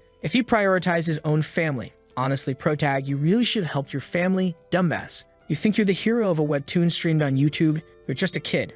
Man. Just thinking, man, if he'd been a bit stronger, remembering how strong one Ta was and how strong that beast was, if he had the ability to save everyone, maybe he just needed to work a little harder. Back in his room, man, a light appears. Finally, a moment of joy. She's shown up all beautiful to visit the professor. The protagonist asks if everyone in her family is okay. She says yes, they got to the shelter quickly. She found out the protagonist was in the room getting that muscly friend's contact info. He passed along his parents' contact, and that was it. She's a bit embarrassed there, right? She asks him to get better soon because she still has a lot to learn from him. But protagonist already says, bro, I need to talk to you about something. I'm dropping out of college. Yeah, my boy's about to start dungeon grinding. It's time to begin solo leveling in this mess. We're gonna get strong. 2 weeks later, our boy already disappeared from the hospital. His recovery was super fast. Look at him, bro. Shredded in muscles and shredded from being shredded too, right? He told her what happened to his sister and said you wouldn't be able to keep tutoring her. He apologizes, right? She just stands there a little awkward, says it's okay, arigato, and leaves. She even says she knows maybe he won't reach out to her, but he's going to regret it because she's going to get into the college he told her about and get herself a boyfriend. She says it's good that when that happens, he better not come running back. Damn, he's totally red-pilled. No wafers here, man. Regret? He doesn't even have time for that. Damn, he's heading to the dungeon. Already in the taxi, looking up some info about one Tae, crazy to get into a good guild. The boy's already standing at the front door of Kana's HQ. The receptionist walks up. How can I help you, sir? He says he wants to meet the captain. She asks, you got an appointment? He's the real deal. He says the captain invited him, but the crazy lady still says, look, without an appointment, someone cuts her off, big bearded dude. Are you Sang-woo? Damn, dude's like 13 meters tall. Yeah, I'm Sang-woo. Beard guy turns around, he's a guest. All right then, go ahead. The captain's waiting for you. Captain's there staring at painting on the wall, obviously mourning someone too. Someone knocks as the boys arrived and the captain tells him to come in. The guy says he's happy to see protagonist made it back safely. Just curious how he recovered so fast, right? Protagonist says it was thanks to being saved by one Ta that he didn't get worse injuries. The guy says, I just did what anyone should have, kid. But protagonist doesn't accept it, says it was way more than the obvious. He didn't just save him, he saved his whole family and rushed everyone to medical care super fast. Saying thank you isn't enough. Protagonist curious though, why did the guy go so far for him? He heard at the hospital they even got a private room. Not to mention his parents received support for staying at the hospital, and Jiwoo got a special man invasion ITU. Protagonist wants to know, what do you want from me? The captain clenches his fist. He says he also has a sister, and she disappeared along with her team members. Maybe one Ta saw himself in protagonist who almost lost his sister. Protagonist says he's grateful but feels in debt. So why did the guy want to meet him as soon as he got better? One Ta says he wants to know the ability protagonist couldn't tell them last time. Your clones are real bodies, aren't they? Including that one that threw itself in front of the attack to save a civilian. Protagonist says he wasn't planning to hide it, but yeah, that's his ability. The guy then says he'll be direct, he needs Protagonist. Please help us rescue the first team of Canis Guild. Just like Protagonist saved other survivors without expecting anything. He's not asking his payback for what happened before. He believes Protagonist is the only one who has a chance to save his sister and the others. He even bows to Protagonist, who remembers when he was desperately begging to save his sister. So right, you saved my family once, so right, it's my turn now. I'll do my best. That's it, bro. Now tell me, what do I do to rescue them? You already all geared up? Wait, what place is this, bro? You're going to train, dude. The guy says he knows the faster a rescue happens, the better the chances. But they're not rushing, because his sister has an ability that guarantees survival supplies for 8 months. Second thing, the dungeon level is really high. Even a team with B-rank combat ability couldn't escape from it. Protagonist gets it now. You're too weak for this yet, man. There's only one way to fix this. He's standing there in shock. What you're missing are stats. You can't depend only on battle sense in a fight, especially since yours already reached its limit. Protagonist is there laughing, ha ha ha, wait a minute, man. The guy just says, it's a shame, but that's just how it is. Endure it. Bam, he went for it. No, he's about to get beaten up. Genmo was watching the conversation with Protagonist, who asked not to go hunting for a few days and hasn't contacted him, until he shows up, looking destroyed. Dan, what happened to you? It's me, Sangwoo. Dude, what the hell happened? I got beat up, that's it. They chat a bit and Protagonist tells him everything that happened. Genmo's like, your sister got infected, and you're okay. Protagonist says he's fine and explains he accepted the mission from Canis Guild. Genmo says he gets it, and Protagonist tells him to update his contact info to clone number 2 because he's using another phone since he lost his old one. The guy's like, dude, you don't need to, just back up the contacts. Protagonist says he's not gonna back it up. Genmo goes, why not? How are you gonna find your friends, the people you knew? Obviously, the waifu is harder to lose, already missing her. But Protagonist says it's for the best. Then Genmo asks, wait, then why are you so wrecked? Protagonist says, well, I have to train with one Ta. Genmo even wants to call the guild to complain like, who beats up a kid like this? Protagonist like, nah, chill. He understands that one Ta is desperate, wanting to save his sister. Today he got beat up, but he's planning to use the clones for attacks too. Genmo just sighs, kid, next day, here we go again. Brought a friend today, brought your clone. How'd you punk? Yeah, man, they both went at it and both came back wrecked. Next day, now there's 3. Came back 3 wrecked. The day after that, now it can't be right. The clones. Okay, man, we got 4 now. Will it? Nope, nope. Everyone came back wrecked. Ah, crap. Genmo goes to talk with the gang. Everyone's beat to hell. Protagonist says the guy's just way too strong. Even copying the guy's movements, there's not much he can do. The stat gap is way too big. He needs to think of something until he gets an idea and asks the guy, can I? Or something like that. Yeah, sure, man. Are you sure? Protagonist says yes. We won't find out what it is. He says, okay then, let's try it. Next day, Protagonist comes in. Hey, sir. All of you tired of getting beaten up yet, kid? When he looks, Protagonist fed everyone with the devil's stuff. Who got him that mess? Obviously Genmo, right? Bought more than enough. The demon squad is standing face to face. Taewon wants to know what he did to the clones, but he just wants to throw hands, man. Enough talk, come at me. Took a hit to the back first, but retaliated. Thought it was gonna be easy. He says Protagonist mentioned clones have half his stats, but with this stuff, they're almost on equal footing. However, Bam, he says, your clones are stronger now, but their greatest advantage, precision, dropped a lot. Looks like you gave them too many jewels. Protagonist slashes through, at least I didn't become a monster. Bam, even pulling the Glock. Bam. Damn, he tanked that too. Oh, fire. The guy even says, a mana bullet won't hurt me. Damn, he needed this beating. Pulls off a super stylish move. Beats them all up. Just hitting hard isn't enough. You need to concentrate your mana between you and your sword like you're one. The little Shopi knife even shattered. Poor Protagonist laying there on the ground. No chance, man. But he has no intention of stopping at rank C. The dude's at rank C, and I didn't even know. What I know is that he charged forward, man, thinking that his decision to get stronger wasn't because that guy asked. It was the feeling he had when his eyes opened in the hospital, a feeling of helplessness for having to trust his family's life to someone else. That changed him. Now he hates himself for having been weak and has no intention of stopping. Man, we fast forward 6 months. The boy's gonna be scary. Already at the Seal Dong Station hunting grounds, a kid took one in the jaw and collapsed. Some thugs were heading into the hunting grounds, but someone else was arriving too. The Guardian. Oh, can't you see the situation, man? I paid for my entrance. The guard, you stupid idiot. This hunting ground belongs to the Silver Moon Guild. Not sure if it's Protagonist or a clone. All I know is next second, the punk's already on the ground. Damn, they're all writhing. Thinking you're gonna block the capitalists from making money? You're crazy. The punks started surrounding Protagonist. They got mad, but come on, man, background characters are hopeless. Talking trash. We're all D-rank hunters. Think you can handle us alone? Protagonist like, alone? Who said I'm alone?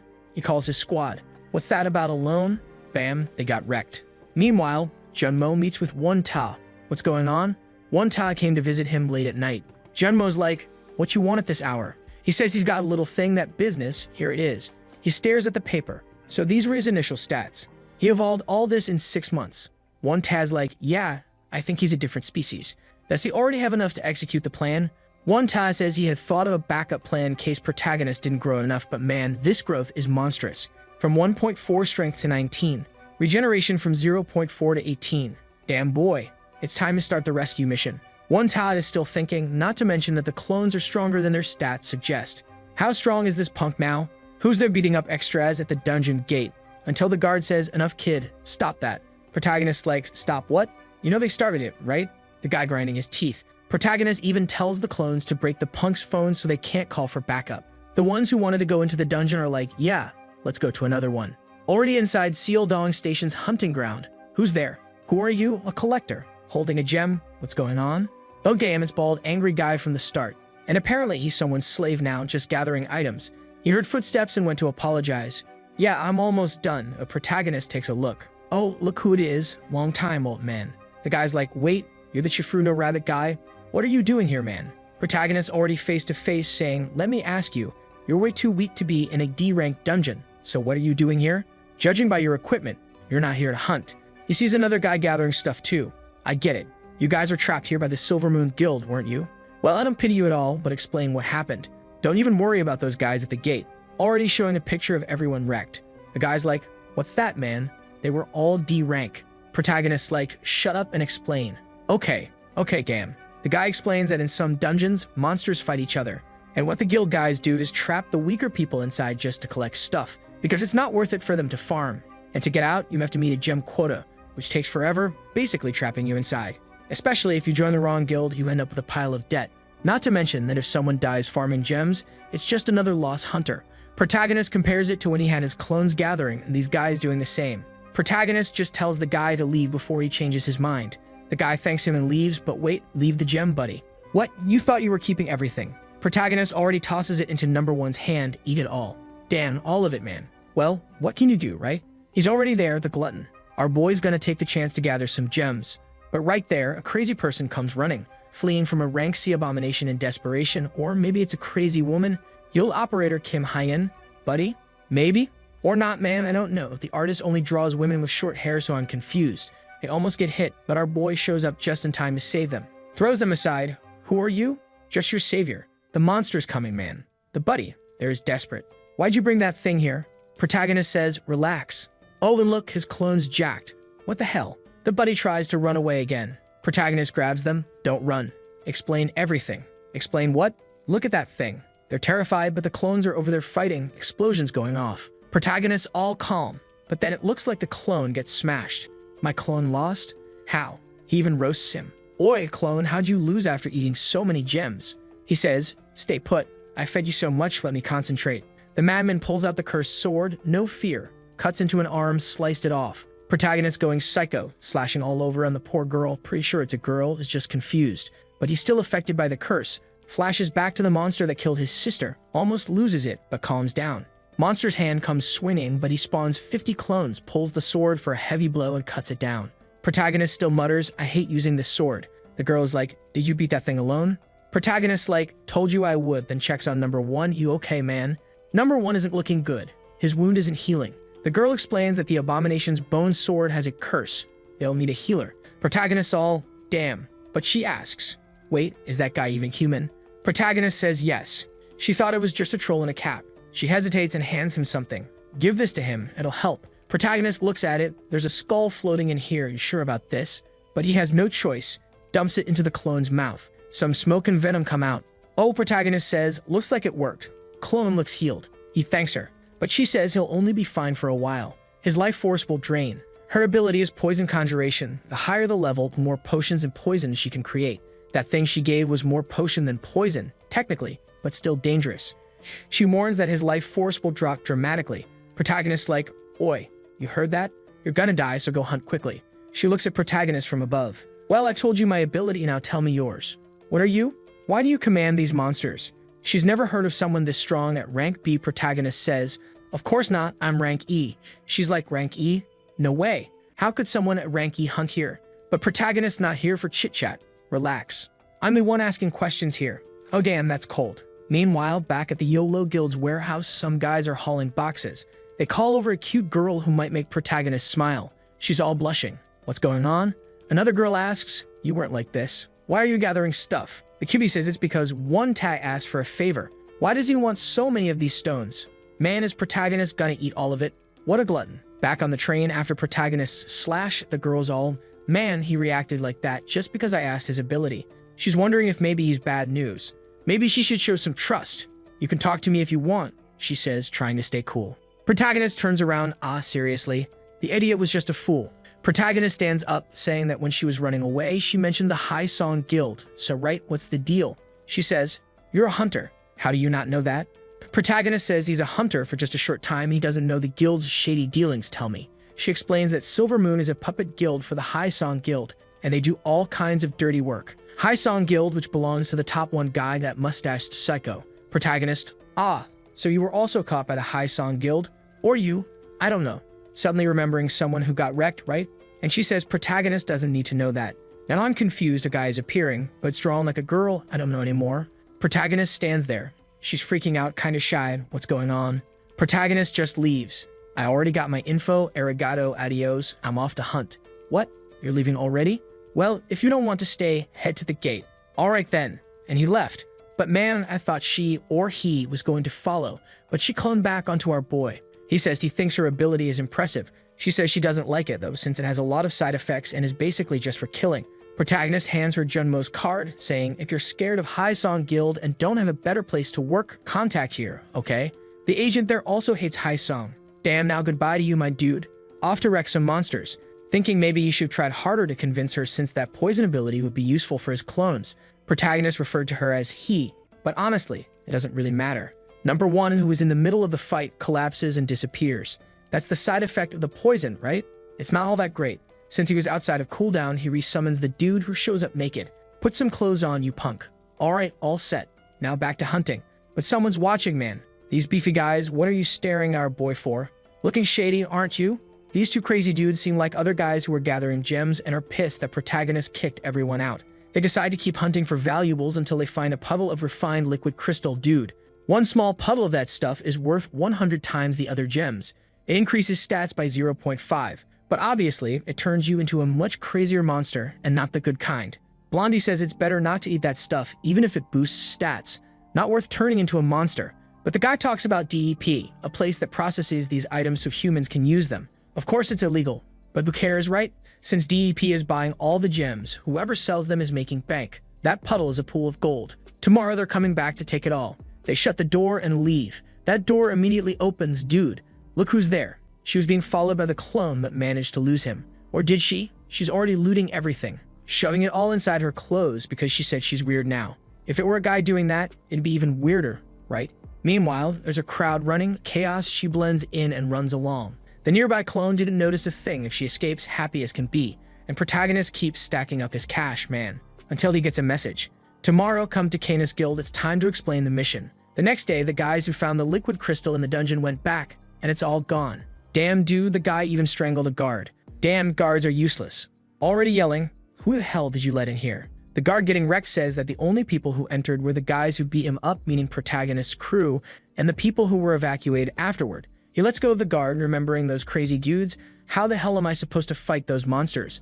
Meanwhile, the girl is fleeing through the night, thankful that she met Prota. Otherwise, she would have been finished. At least she got some gems out of it. She crouches to check her loot, and the little business card falls from her pocket. She looks at it and remembers Protagonist saying, "Your ability is great. If you ever need a place, call this number." But then, damn, she trashes Protagonist, calling him an idiot. She even says she won't go just because he praised her. Damn, why the hate? Anyone remember? Odin's Tower, the jumper George Lucas. Mom, you're good at jumping, George, right? During the meeting, Ta-Won says it's an Odin's Tower where Team 1 is trapped, including his sister. Junmo is confused, and Protagonist asks what Odin's Tower even is. This guy's the most uninformed hunter ever. Ta-Won explains it's a different dungeon, it has an entrance, but no exit.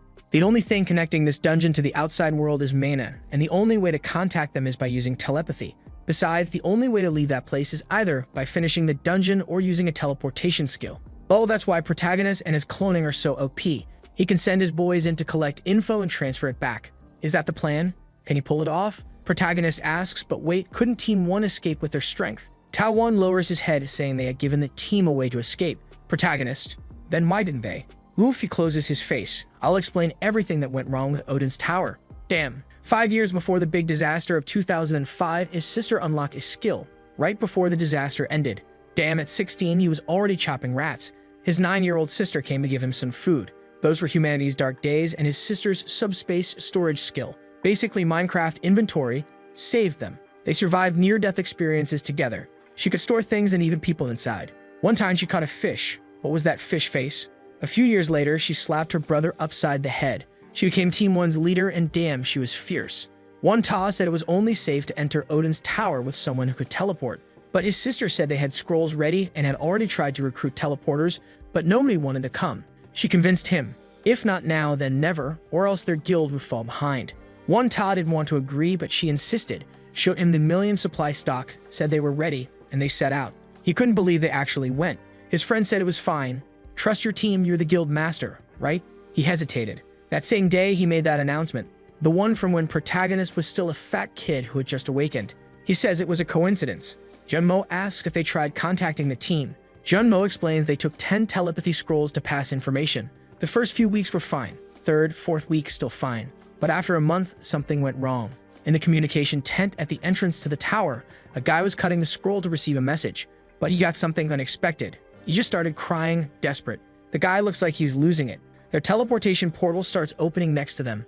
But dude, the only thing that came out of there was like this video, folks. You remember that the last chapter ended with Tao 1 telling the story of the tower. He talked about the day they broke a scroll to contact Team 1 that was inside.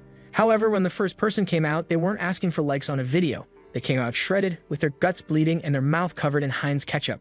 He looked around wondering what was going on, saying that at that moment, the confidence everyone had collapsed right in front of their eyes. His buddy with glasses falls into his arms. He calls for a medical team, but something strange happens. The portal looks like it's about to collapse. The girl there asks if the telepathy is still connected, and the guy says yes. So she tells him to warn them that a rescue team will arrive at 2 p.m. and that they shouldn't leave. The guy being healed, who I think is the teleport guy, is apologizing, saying all the scrolls were used up. A new monster appeared inside, something unknown. The healers, even SF rank, are doing their best, but man, what happened that they can't heal the kid? Tao 1 is there, stunned, unable to say anything. The guy with the telepathy connection says he'll repeat their words. And then he speaks. Starry, I think we failed the mission. I thought we could pull it off. I can hold on, so don't rush. We'll try to come back alive, no matter what happens. Damn, those were their last words. After that, they tried to hire many hunters, but nobody wanted to enter a tower where only the jumper George Lucas survived. The ones they tried to recruit were like, I'm not going into Odin's tower, bro. That's crazy. Another guy in the background says, if you can get out with a teleport scroll, then where's your team? Huh. Damn, this chick here is fierce. She and her pet can't go beyond 5 kilometers, but that's enough. They just want to get a centimeter away. Then he met our protagonist, and now he gets it. So you think I can at least get as far as where the team is trapped?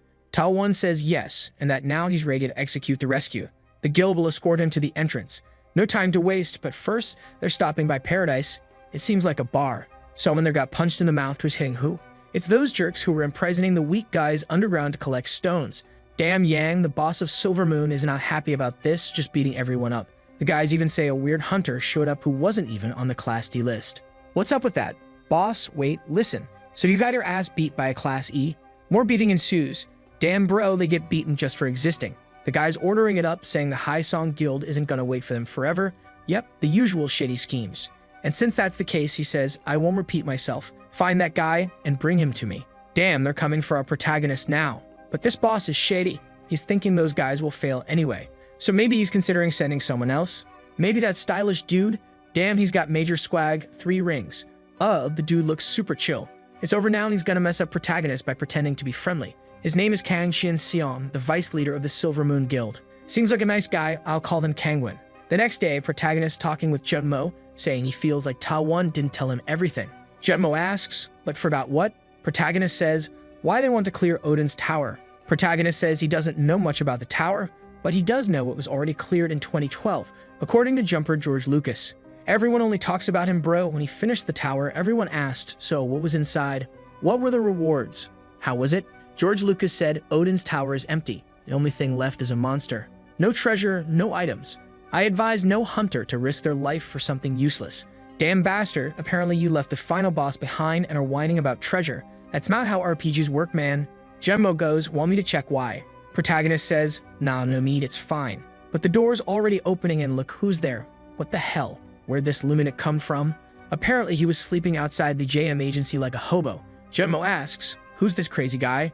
Protagonist says, I called this crazy one to come here to jam. She was all sleepy, but Junmo approached looking like a pervert. Seriously, the girl even recoiled. I got scared too. First thing this crazy girl says is, let's eat.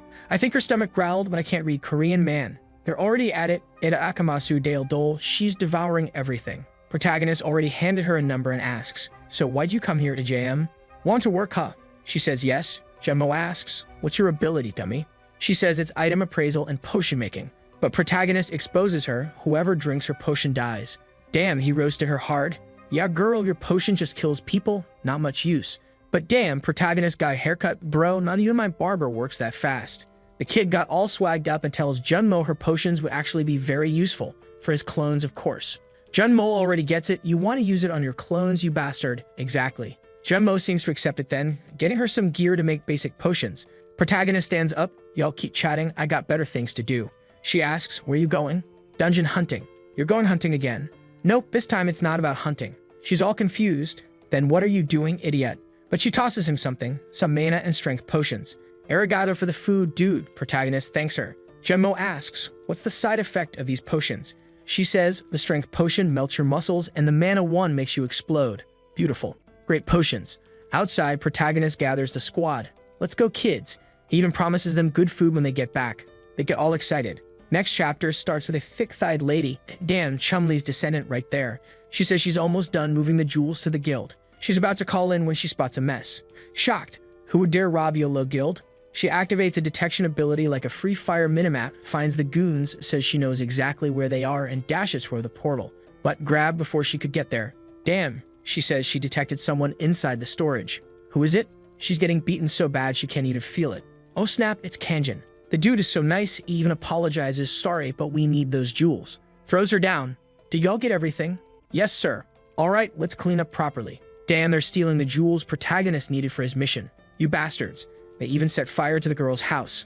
Meanwhile, somewhere in Iceland, we see a spaceship. What's going on?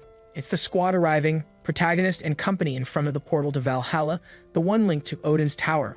At the portal, the guards tell him, one Tau is waiting for you. Protagonist is fired up, let's go. He appears in what looks like a stone path, stars around. What the hell is this, bro? He's confused. This the entrance to the tower? This doesn't even look like a tower. And damn, it's freezing. But right there is that supply depot from the guild, where the two of them chat, right? Damn, it was well planned. All the jewels they collected disappeared. They heard what happened. When protagonist walks in at that moment, they all get excited. Oh my god, he's here. Come here, buddy. Yeah, they're eager to have him go out and die with the clones, right? Those bastards. They don't want to do anything themselves. They even put some little jackets on the boys so they don't freeze, and off they go. The place where Team 1 disappeared is 40 kilometers away from the entrance. Damn, the place must be huge, man. But protagonist says it's not as far as he expected, considering it took them a month to travel. One Ta says they didn't have problems with food, it was just because of the monsters and the battles. He also prepared 3 scrolls for the clones to keep them safe. Protagonist gives them to 4, 5, and 6, who he says are important to the plan. Protagonist asks, how do you use this thing, bro? Just rip it. It's linked to a fixed place. The girl says they asked him to check a place at 2 p.m. So all he has to do is go there and there should be battle traces. You want to know anything else, you rascal? Protagonist asks, what will you eat for dinner if I come back with your sister? Damn confident? One Taz says he wants a homemade meal. The clones grab the swords, grab the potions, and let's go squad of 5. Touches the wall, and let's roll. Our Moy sits in a chair, activates the familiar ability, and goodbye, folks. One Te is already sweating. Now everything's in your hands, sang Wu. At least the familiar ability is working perfectly and the warriors are moving.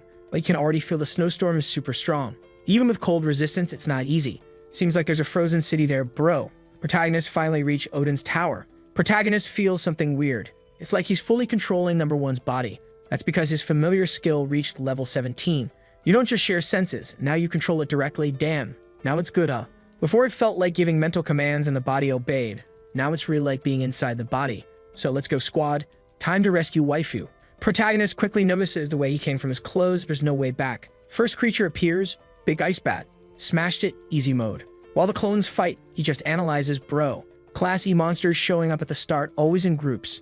He doesn't do anything, just watches. The key feature is that there's always a bat boss. Class D monster, bat boss. Dan, real creative name. He pulls the big sword. Actually, he doesn't even need to, the clones already destroyed it. Damn, that was easy. Fine then, moving on. Bats here, bats there, bats everywhere. The guy's already walked 13 kilometers. Wow, that's faster than expected, a quarter of the way. Time for new monsters, some Yetis appear with clubs in hand. But our guy is super equipped, shoots a magic projectile, probably hit the head. 3 provide support from behind and 2 fight up front. The Yeti squad's coming, but the guy is too well prepared. This is way too easy, feels like trouble's coming. A shot here, a slash there, another swing there, and more sword strikes. Our boy's confident, saying it's perfect. If it keeps like this, well, of course, right bro? He started talking too much, the ground, yep, crumbled. Got wrecked. Back at the tent, the girl asks One-Ta, are you sure this crazy dude will be fine? He says, don't worry. He'd even planned a secret infiltration operation to rescue at least a few people and later bring another group for the rest. But bro, the growth rate of that madman far exceeded expectations. The maniac increased almost 20 points in each stat in just 6 months. His stats are already at the level of a rank B hunter, but like, bro, he's not just a hunter. He's a CLO user. She says, wow, so he alone is like a rank B team. One-Ta says that's how he sees it. If the Yahello Guild warehouse had been raided, he would be even stronger. She says that besides the ice golem, no other monster on the first floor will be able to stop him. One-Ta says, I already warned him about the golem. He'll handle it fine. Look where the rascal already is, bro, right in the devil's palm. He's a little scared, but he's going crazy, already made a little cut with the blade on his finger to coat it in blood and go nuts. Swung his sword, will the golem tank it? The big guy stared. Damn man. Did absolutely nothing, the golem didn't like that, almost headbutted him, he dodged sideways. Now we're screwed, his best sword doesn't even scratch. And the Yetis are still there. It's chaos all around. Damn, but the golem ate the Yetis, stretched out his palm, and protagonist caught it immediately. Dodge, big bomb incoming, rock incoming. The guy's killing more Yetis than protagonist clones. That's suspicious. He says One-Ta warned him he has to hit the core, which is right there in the middle of the chest, right yellow. The question is, how are you gonna break that, bro? His magic bullets don't even scratch it. And now the golem's coming with a hammer blow from above. Protagonist tells the clones to dodge that. He dodges some falling stuff, but now he's in trouble. A punch to the face incoming. Tanked it? Nah, number 5 just got hasta-lugoed. That's when protagonist thinks, we gotta deal with number 5 quickly. He had a teleport scroll. Oliver the rascal thought of something. He charges forward. The golem looked like he was pulling number 5 by the leg, bro. He activated his leg power. He's almost getting eaten. It's attack on Titan style on the bite. Protagonist threw himself. Looks like he wants to grab the scroll. Oh my god, you're gonna get eaten. Big mouth shut. What now? Is he inside too? What's going on? The clones outside are looking curious. Protagonist isn't inside though, he's still outside. Fell on the ground, looked at the golem, who's angry, and said, did you like what you swallowed, bastard? What did he do? The rascal made the golem eat a teleport scroll. Oh mother, where's this beast going, man? Are you gonna send him to the base? Little flashback. Right when number 5 was falling, protagonist thought, if I can't break the core, I'll teleport it. Started a portal inside the beast, opened it, and X appeared. A cross in the middle of the chest. Since the only living part was the core, it just teleported and bye-bye. And with that, no core, the beast died and our rascal gained tons of stats. Strength, vitality, dexterity, mana, and finally the clone skill leveled up.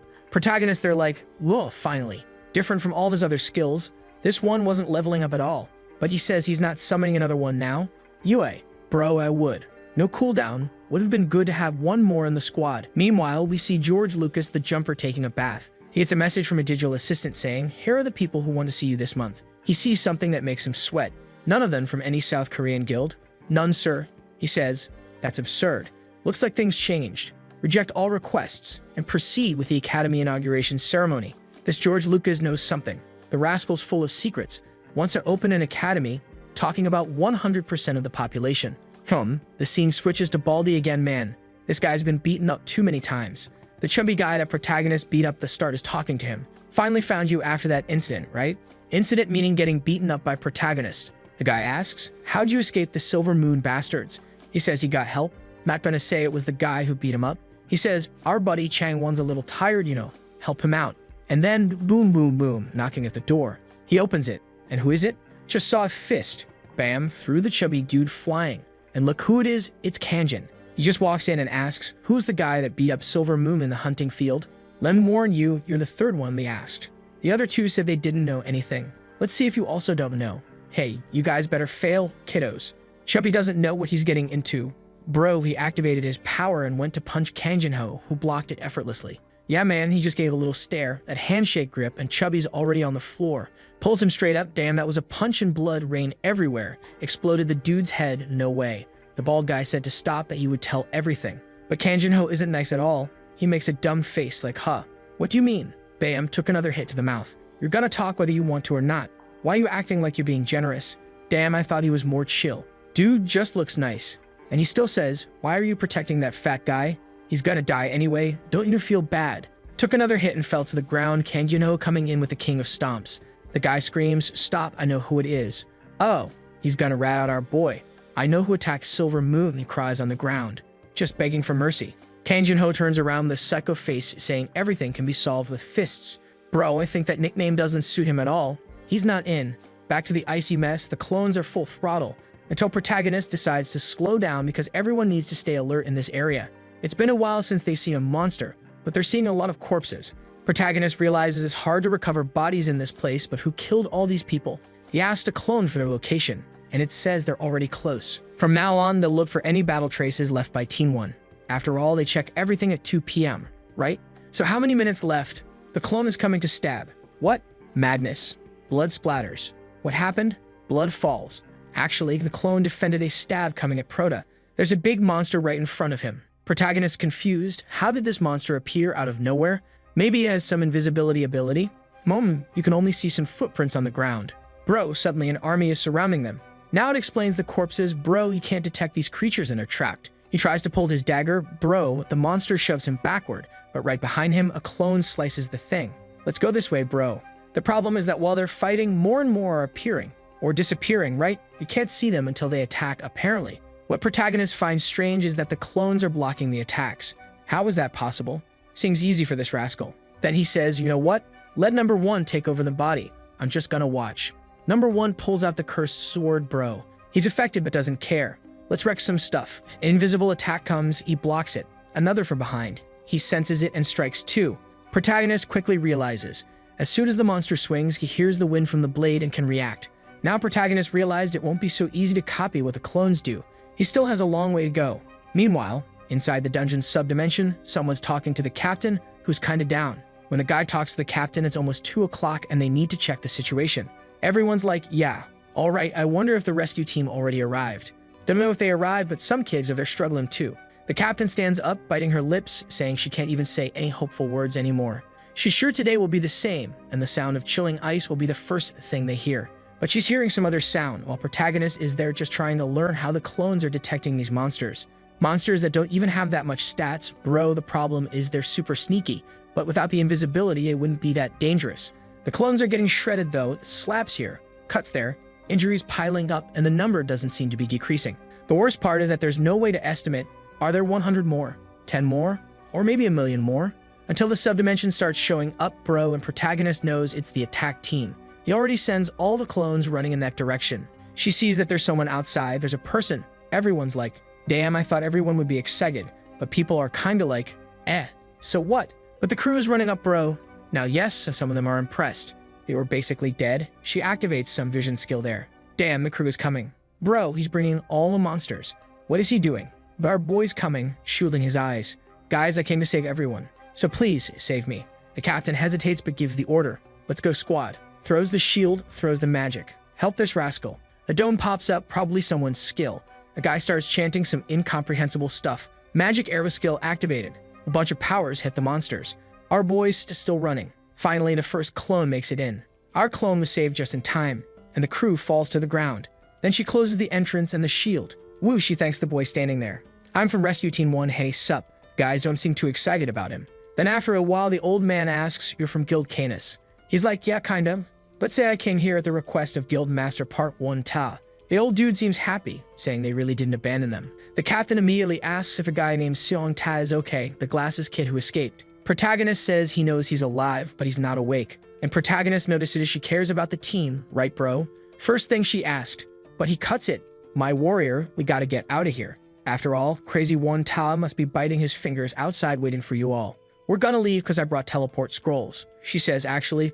Protagonist like, what now, girl? Already noticing that if there were 10, there should be 9 left. So where's the rest? She all shy, wants to ask a favor. These siblings always asking, help us out one more time, rascal. Protagonist asks, what do you want, girl? She explains that one of their comrades died during the mission. While they were walking, bro, an ambush happened.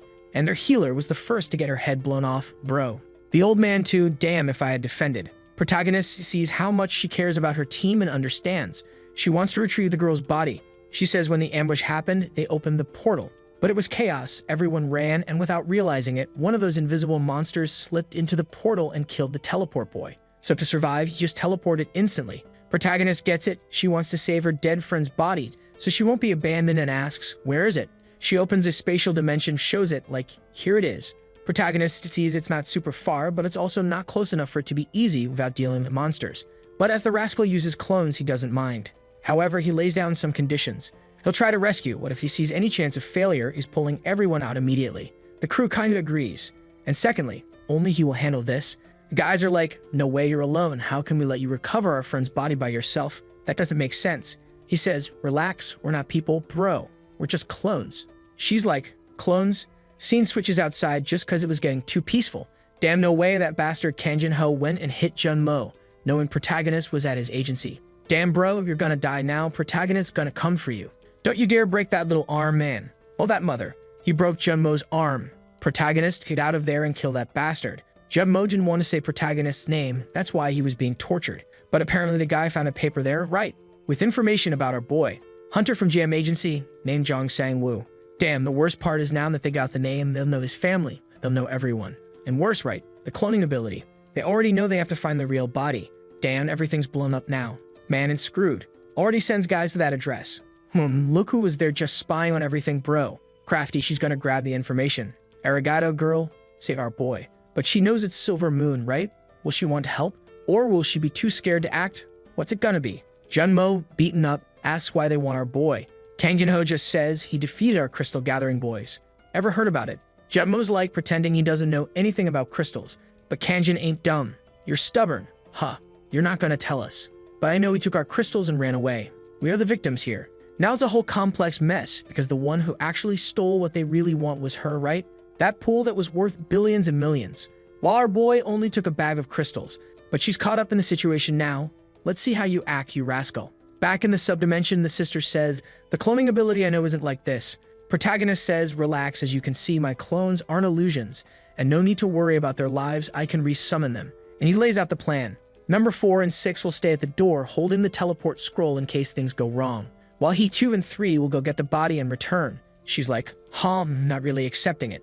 The old man says they can help, but Protagonist says, I'm responsible for getting you out safely. Then she goes, man, you brought a bunch of monsters, what kind of safety is that? It's true, right? But whatever, that's the plan. Either you trust me, or it's not gonna work. She kind of agrees like, fine, whatever.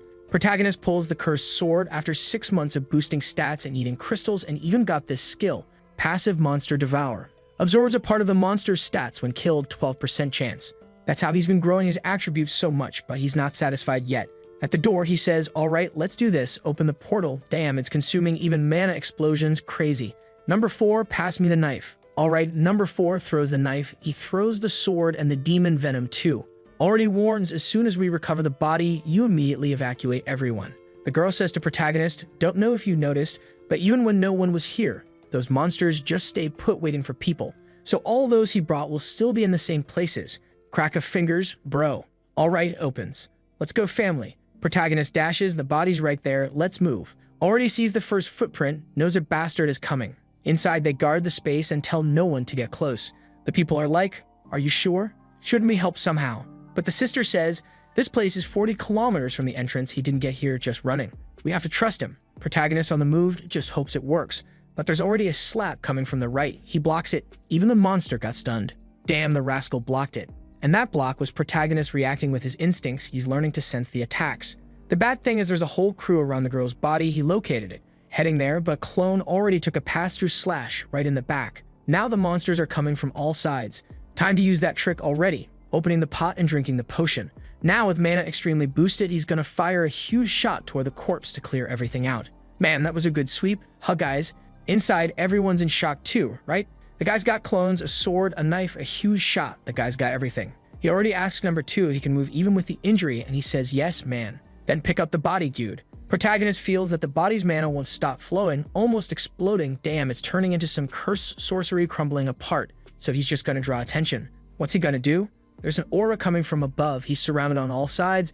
The 2 clones are collecting the body. He tells the boys to run, stomps the ground, throws everyone into the air. The 2 clones take advantage of the launch to land in front and run toward the portal. Whoa, they made it like it's nothing. That's way too easy. She says, arigato gozaimasu, the boys arrive. They're already cutting the scroll. The old man says, don't cut it yet. There's still a crazy one out there. Protagonist says, it's fine, bro. It's just a clone and that one can't be saved anymore. Oh man, that's sad. I mean, yeah, it's just a clone. The poor guy, he did so much and now got wrecked. He even looked back. The girl didn't even want to abandon the protagonist's clone. Damn, that clone seems super conscious. Not sure if he shed a tear there, tipped his hat. See you on the other side. Bring my clone back and revive him already. But with all that explosion and those shots, the monster devour skill activated several times, absorbing the ice essence from many creatures. Strength, reflexes, mana, cold resistance. It just doesn't stop. Next chapter starts with someone slicing an apple and saying, Mr. Seong-tae, today's the day they'll execute the rescue mission, and it might already be over, so it's time to wake up, dude. His finger even twitched a little. I saw it. Meanwhile, at the guild base inside the tower, a portal is opening. They run toward it. Bro, will it be the team? A hand is coming out. This montage reminds me of the guy who got wrecked. Is another wrecked guy gonna show up? They're scared. Hand over the chest. When he opens his eyes, Oni-chan. He's speechless. Bro just crying all emotional. Meanwhile, protagonist waking up in the chair. First time he did a kamikaze move. The sister tries to act tough. Obviously, who else would it be? Saying stuff like, I bet you caused trouble while I wasn't here, huh? But he just hugs her. Shut up, you idiot. Everything's fine now, okay. And then she cries too. Especially because it's her fault that the girlfriend exploded. She says she was sure nobody would manage to save them. She was so scared. Now both are emotional, everyone's watching. And the crazy guy at the hospital woke up too? Huh. Bro, you were waiting for them to come back just to get up from bed. Slacker. Protagonist, they're looking at his stats and the clone comes bringing his sword back. All happy that he gained a ton of attributes. Until one Tao says, Mr. Hunter. And he turns, what's up? Arigato gozaimasu. Nothing else he could say. Protagonist like, what's this, dude? I only accepted the job because you guys paid well. One Taz says no from now on. Whatever problem protagonist has, you can call him and he'll help. You better call him soon, protagonist. Actually, you don't even have to call, just tell him. Cause you don't know yet, but they're beating up Junmo too. Protagonist goes to return the scroll he didn't use, but Junmo says, relax, anything you didn't use on the expedition is yours. Protagonist says, you're crazy, man, this belongs to your guild. I'd feel wrong keeping it. The guy accepts it back then.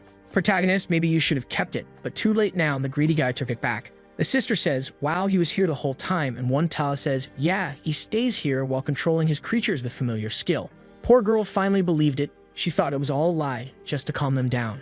And one Ta just watching, wondering how strong this kid is gonna get in the future. But for now, he still looks like a fool.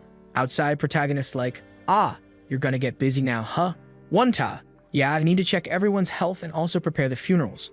Protagonist then gets flooded with notifications because, well, the phone didn't work inside the dungeon. Huh, what's going on here? When he looks, he's already in shock.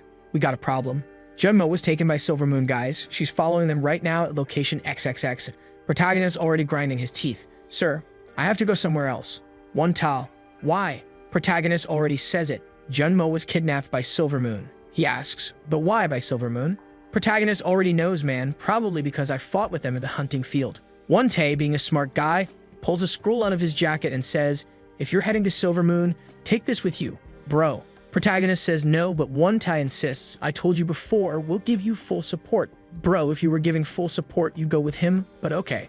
At the entrance of Silver Moon, all the fools waiting to get beaten by protagonist are already lined up. Meanwhile, our potion girl is just watching. Someone calls her. Whoa, she got caught. Man, I thought it was protagonist arriving to save her, but no. It's some crazy guy asking what she's doing there. She's screwed. Or not. Wait, protagonist comes out from a portal behind them. Man, how'd he pull that off? But it's too late. The dude looks back and protagonist already chokes one guy out, 2 clones surrounding the other with knives. The girl hasn't even reacted yet, protagonist already wrecking them. Where's Junmo? The dude's almost crashing windows. She even says, stop, you're gonna kill him? We can get info from him. Yeah, let's go like, I was about to kill you, fool. Then he just ties up the guys and asks, where is he? She says he was taken to Silver Moon's storage. Bro. Protagonist. Alright then, wait here. Damn, he's bringing the whole crew. Run, everybody, run from the storage. Inside the storage, Junmo is waking up after being beaten and sleeping. Kangwin's there. There are so many guilds, dude. Why'd you have to mess with us? He even wonders if that buddy of his, Sangwoo, is gonna come help. Another guy says they heard Sangwoo went abroad, so it'll take him a few more hours to get back. They're even thinking about ordering iFood while waiting, but then bam, a huge hit at the door. Now you're screwed. Don't panic. It's already being sliced from the inside out, spinning. Boom. Hey, are you guys from Silver Moon? If it were me, I'd say no and just run away. But henchmen love getting beat up, right? Kangwin's like, oh, I thought you'd take a few more hours. Didn't expect you so soon. The guys who already know about his cloning ask, hey, where are the other masked guys? Kangwin says, capture those clones already. Haha. You all think those clones are a joke, huh? Junmo's screaming for protagonist not to do anything, but he's barely holding it together. Not much help. Our boy who's traumatized by losing people he loves, you think he's gonna go easy? His face is pure rage. The first fool tries to swing down on him, but protagonist elbows him in the chin, leaves him crooked, grabs his arm, and snap broken. Another guy in a suit comes in for backup, but protagonist breaks another arm. It's just crack sounds, dude. Kangwin's like, ah, you useless bastards. The whole gang's already broken on the ground. Protagonist hasn't even moved from the spot yet. Kangwin tells everyone to hold on a sec, says he just wants to say something as a precaution, and he asks protagonist where he hid all those crystals. Protagonist doesn't even know about crystals, man. He just remembers picking up some stones, and he tells the guy he crossed the line, this won't end peacefully. But Kanjin says he's the damn arrogant one. He found some things about protagonist while checking the office, and he admits that he's strong. Considering how he beat up the guys, he must at least be class B+, he has good stats. He can beat most guys in this field, but his skill is cloning, right? That's why he's here, acting all tough, fighting without even using any skill. Man, he doesn't even know he's going full psycho like a fool, saying protagonist a loser for having such a trash skill even with good stats. His only power must be concentrated attack and that's it. That explains why he stayed with that trashy jam agency. Trash hangs out with trash. Protagonist's like, alright then, let's see if my clones are weak. The crew has arrived. Damn, now you're screwed. The minions are all sweating and the guy says, hey Kanjin, the folks at the back got beaten up, you know. He says at least he can sense that, idiot. Damn, but at least now protagonist isn't at a disadvantage. Damn, he's got a dagger that looks deadly. Better be careful, Prota. Protagonist also getting a bit cocky now, man. Let's see how good this so-called skill is. Wow, he's got invisibility just when our boy finished his 10,000-year Goku training, running with 1 billion pounds on his back. You're screwed, my boy. You're gonna get wrecked. The big side character says, our Hyung's got stealth skill. He's definitely gonna win. Only someone with class A detection could stop him. Kanjin's there, invisible thinking, feeling presence, sensing aura. That's all bullshit. My skill erases everything. You ever experienced this before? Just sneaking up behind, but the clones are already kinda looking at him, bro. The fool's confident. You won't even notice me. The fight's gonna end here. Protagonist, the moment he comes, yells, grab him. The mad lad actually got grabbed, man, caught like a fool. What the? The clones' faces say they're gonna have some real fun. Yeah, Kanjin, you're screwed, son. Next chapter starts with protagonist's college friends at a bar having some beers. Everyone's happy they're in 3rd year. One dude even says, how come it's just the 3 of us after 3 years, man? Nobody gonna get a girlfriend or what? Damn, killed the vibe. The glasses guy's like, by the way, anyone seen Sangwoo? It's been a while since anyone heard from him. They say he changed numbers and even when they tried messaging him, no response. The buff friend says he heard news that Sangwoo's working as a hunter now. They're like, damn, Sangwoo actually went into that line of work. He seemed like such a nice guy. How's he out there killing monsters? The buff guy says, hey, you say that 'cause you never saw Sangwoo angry. The guy in the white shirt, weren't you his neighbor? Did you ever see him lose his cool? He's like, maybe in 3rd year. He explains that back then he and Sangwoo used to walk home together, and once on the way he got mugged by some gangsters. Surrounded by the thugs, he saw protagonist showing up and told him to leave, but actually protagonist just came back and headbutted someone. He went for the sneak attack. They ask, Sangwoo saved you. The guy, you think he saved me? We just got beaten up together, and I found out he'd already been mugged by those guys before. Glasses dude, so if he already got beat and still went back for more? Buff dude says he was always weird like that.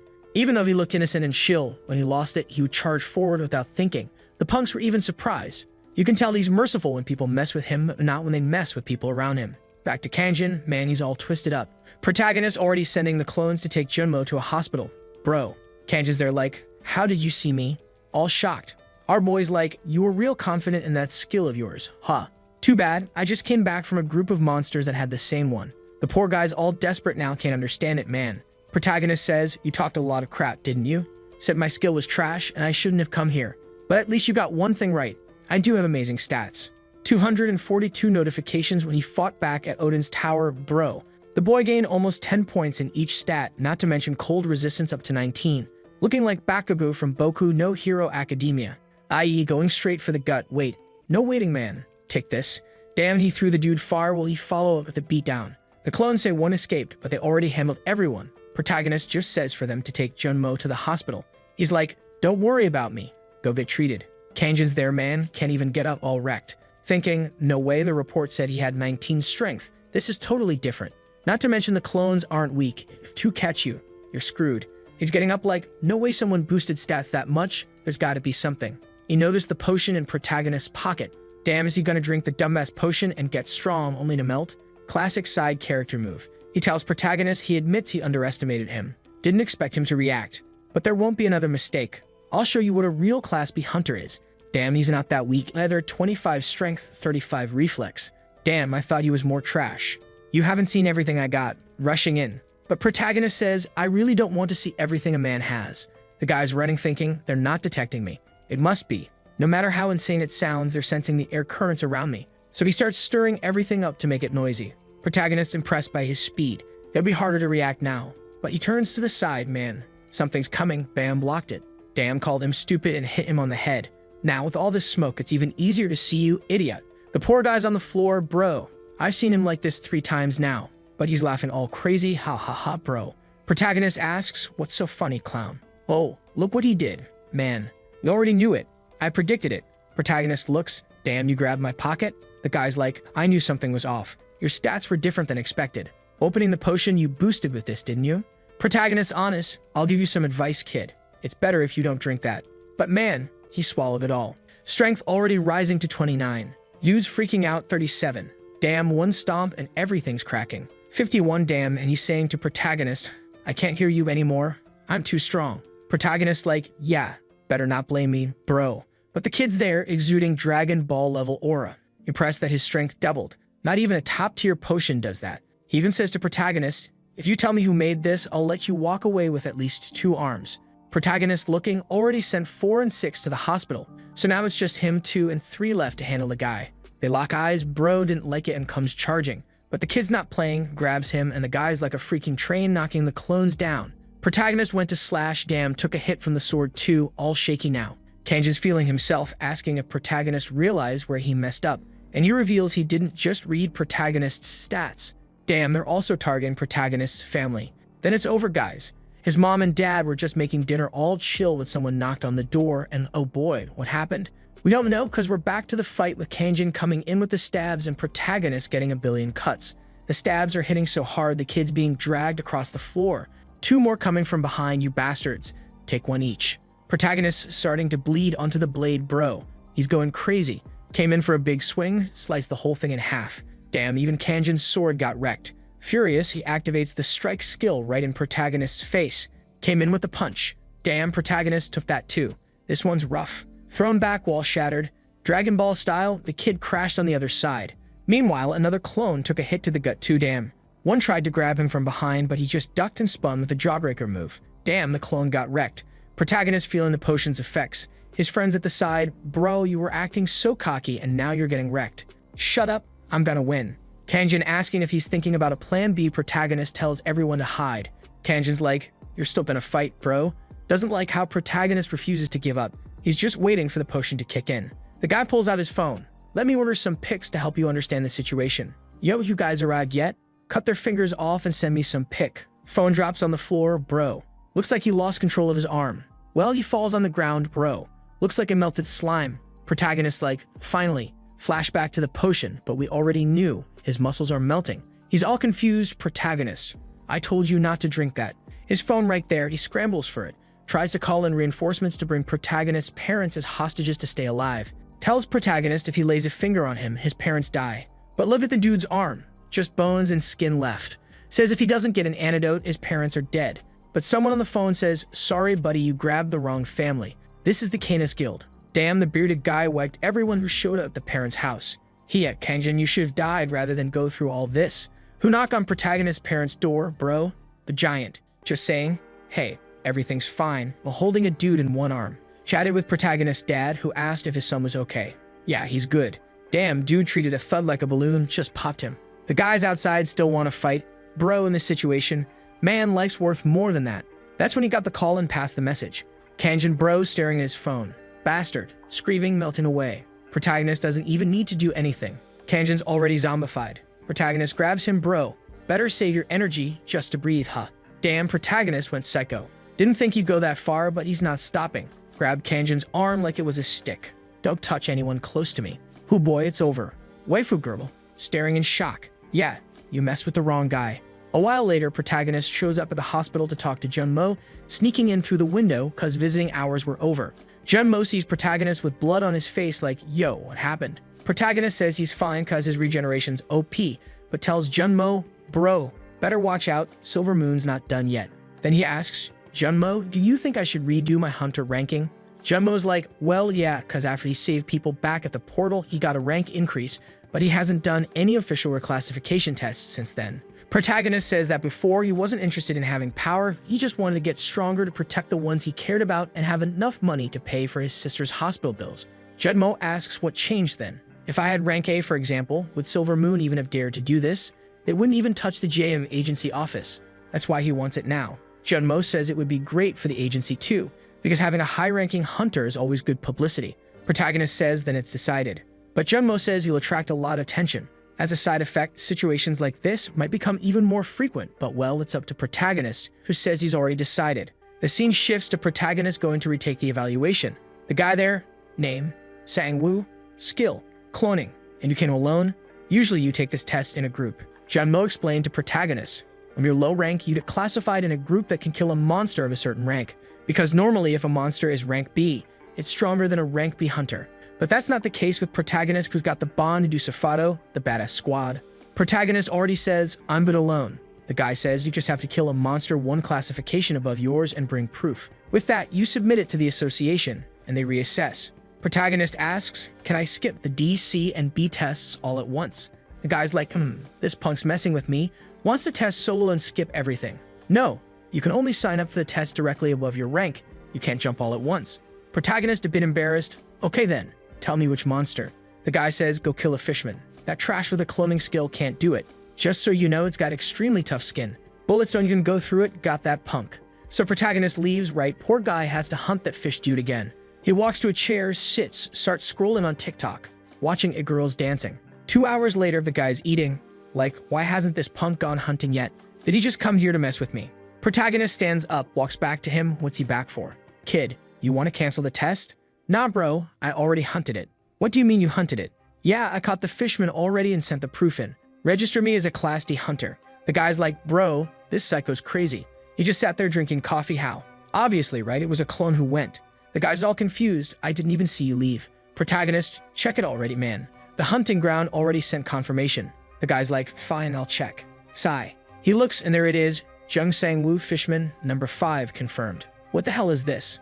Protagonist, all good, right? The guy, no wait, what the hell? Calls the hunting field, hey, did Jung Sang-woo hunt there? Yeah, verified, he hunted and killed here. Damn, what's happening? Did the system glitch? Protagonist just waiting like, yo, got an answer?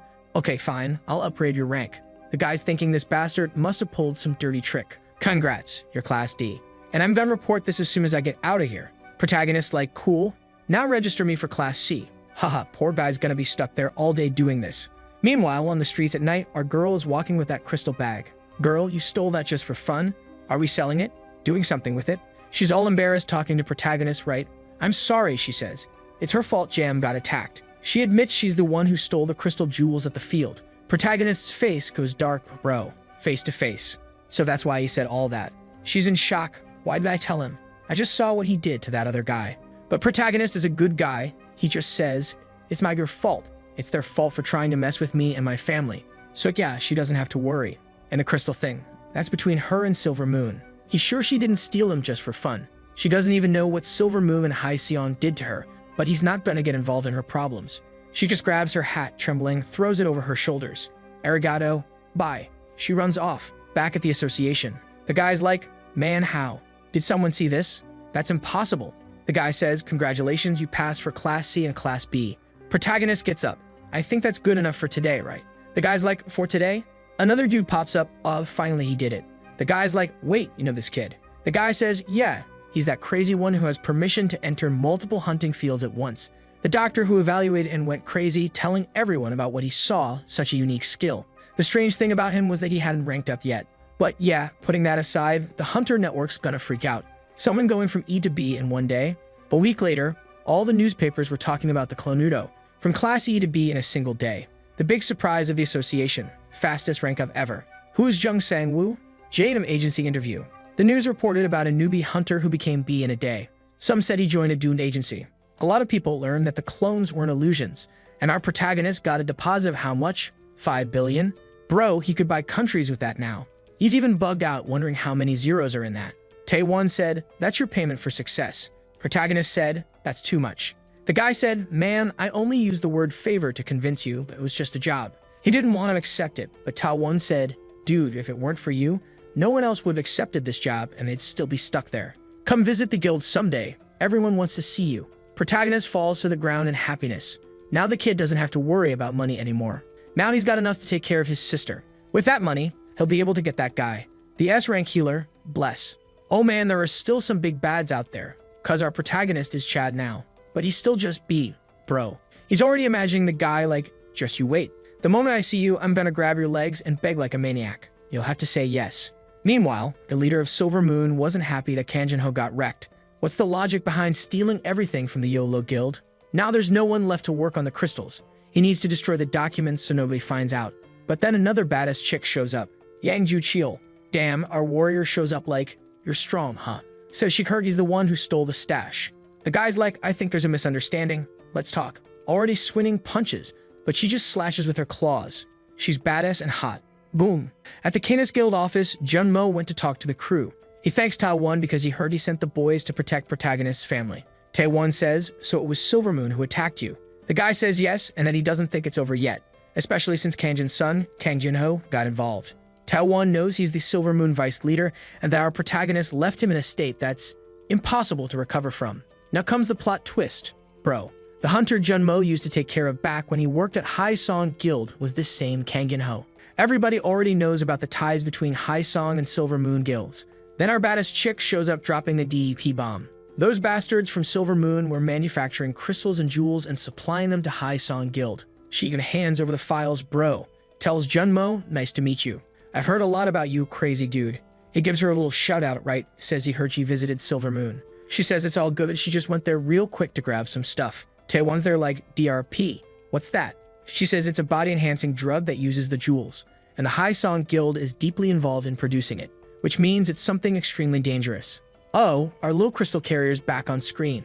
Here comes a little backstory. The hunter profession was only legalized after the catastrophe ended, managing the hunting fields through soldiers, taxes on hunting profits, buying monster drops. All that was legalized. So the hunter job seemed pretty stable, but not everyone agreed. Some hunters were against identity registration and restrictions during hunting, so they went into hiding and created their own society. This way, they could use illegal weapons to protect their income. Yeah, honestly, I don't want to give money to the government either. Taxes are theft. And apparently, our warrior girl here is part of the shady side, huh? She shows up at a bar with the crystals. Even the bartenders bug out, bro.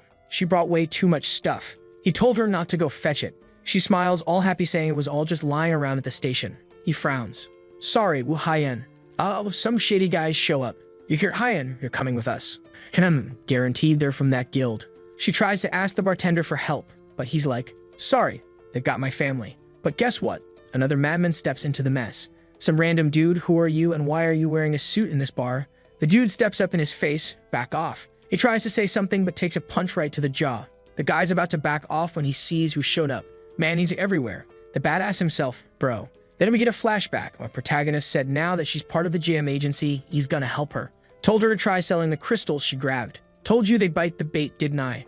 Another scene shift. In some undisclosed location, the master of the Haesong Guild gets frisked and told he's got 10 minutes.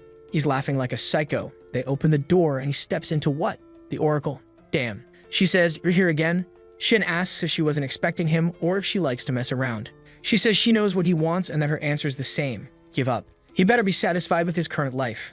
The dude's raging, saying that once she told him every powerful person would bow to him. But she says his fate has drastically changed, specifically because of someone. He demands to know who messed with his destiny, but she just says she doesn't know. Back to protagonist's scene. Hey, is this your phone? Tell me your password, idiot. The guy says, kill me. I won't say it. Protagonist like, man, relax. I'm not gonna kill you. I'm just gonna hand you over to those fine gentlemen over there. Looks like they do some crazy stuff. The guy's sweating bullets. Meanwhile, the leader of Team 1 of High Song, Shin Jin-wook, gets a call. Yo, got the crystals. Cool. Take them to Factory 3. Why's your voice sound weird? Nothing, man. We're heading there now. All right. Oh, yeah. Keep an eye on the DEP production, all right? Yeah. Meanwhile, protagonist was just listening to the whole thing, bro. He says, perfect. Now tell me where the factory is. The guy's like, I'll die if I tell you. Protagonist's like, well, boys, he says he wants to go with you. The dudes whip out knives. Damn it. So now they got the factory location, and protagonist tells her to send it to Junmo. She thanks him, all blushing, but protagonist's still super sigma. Hey, protagonist, want to play a game? She says she saw the news about the Clonudo. That's why your homies at home all look the same, right? Protagonist, yeah, girl. Seems like you weren't paying much attention, huh? Do you even know my name? Of course I do. You're the potion maker. She's fake choking him like, sorry? She says her name is Kim Woo Hyen. Pouting, she asks, where are your clones? Why are you alone? Protagonist says they're busy. Man finally treated the boys right, left them grilling beef at a BBQ while he handled the errands. Getting the audio from that conversation, Junmo instantly recognizes the guy's voice. It's Shin Jin-wook, the dude behind all the shady business. So now, right, both of them are sure those guys are totally involved. Our homegirl says there are 5 crystal suppliers for Haisong. They already took down Silver Moon, but there's still Red Tail and some other guilds too, all at least rank B. Junmo's like, why don't we just take down Haisong? Selling crystals is illegal. Our Hardglass girl says she'd love to, but you know, it's Haisong, man. It's tough to topple the guild with the strongest hunter in Korea at the top. One Ta tells Junmo to be careful, like, bro, don't be walking alone out in the streets of Korea. Junmo's like, yeah, you're right. I'll tell Sunwoo to be careful too. Taewon's like, I don't know if Sunwoo needs that much caution though, doesn't seem like anyone could successfully kidnap that dude. Junmo sends a message confirming to protagonist that it's a raw material for a drug called DEP and tells the girl to stay put at the office until everything's sorted. She's like, what office? You already fixed the one Silver Moon trashed? Protagonist's like, you haven't seen the new office yet, huh? You're gonna be surprised. And look who just showed up too, Junmo. New cough, meeting rooms, everything looking fancy. The boys went all in, while the whole floor of the building real gluttonous with it. On top of that, there's a special room just for our potion girl, alleged lab. Now let's see if she actually brews something that doesn't kill people when they use it. And Junmo even says, there are rooms in the back too. You can crash there if you want, you know. She's a bit shy about it, thinking nobody would actually treat her like some street hobo. But bro, it's right when Junmo gets a call. Man's face drops instantly. Already warning our protagonist, bro, you gotta smash that like on this video. You guys remember how the last chapter ended with them showing Mendiga the new office? When Junmo got that call and his face totally dropped, right? The call wasn't telling him to smash the like button, nah, it was telling him something happened at the hospital, and protagonist had to get there immediately. Meanwhile, in Silver Moon's storage room, there's a nice puddle of ketchup on the floor and that super suspicious dude just standing there, telling someone to come out. From the ground, something like a Resident Evil slime rises up, and those masked guys start coming out. The guy asks, where's Yang Ju-chil? Yang Ju-chil, if you forgot, is that dude who got wrecked by the pretty girl earlier. And the guy says, yeah, he's locked up in the basement of the Yahello Guild. They even took everything, and he asks, the crystals too. The masked dude says, yeah, based on what we talked about, it looks like they knew where the factory was too. Thanks to our boy protagonist, right, who went there and dug everything up. The masked guy tosses some little vials into his hand and says, you know who you need to use these on. The guy just nods. The masked boss dude, acting all evil, says that if they want the ED so badly, he'll give it to them, even if it's not perfected yet. Just more crazy dudes handing out potions that only end up killing people. Meanwhile, in the Yahello Guild basement, Yang is still tied up. But man, that Resident Evil slime shows up out of nowhere. Yang's completely freaking out, but you already know what he's gonna do, right? He's pulling out the ED with a syringe.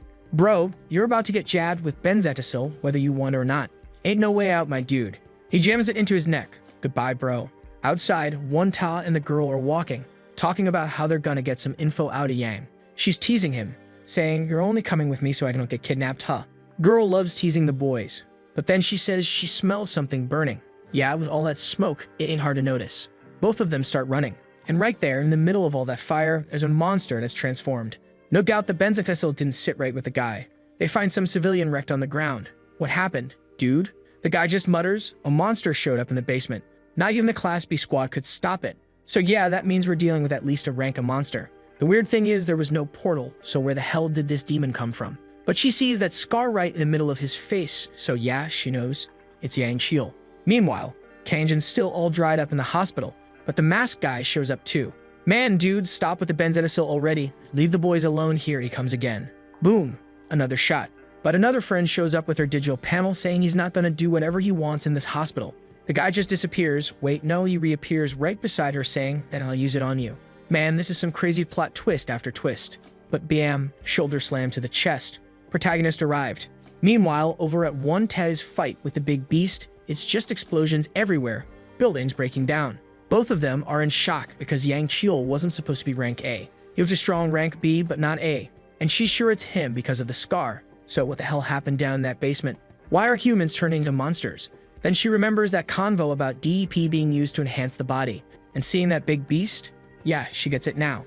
Our smart girl says they're probably trying to wipe out Silver Moon too, so Kanjin, who's lying there in the hospital, is gonna get the same fate. Good thing Siona, the panel girl, contacted Junmo, who contacted our boy protagonist who came in clutch to save the day. The beast lets out a roar. You guys gotta deal with this thing first.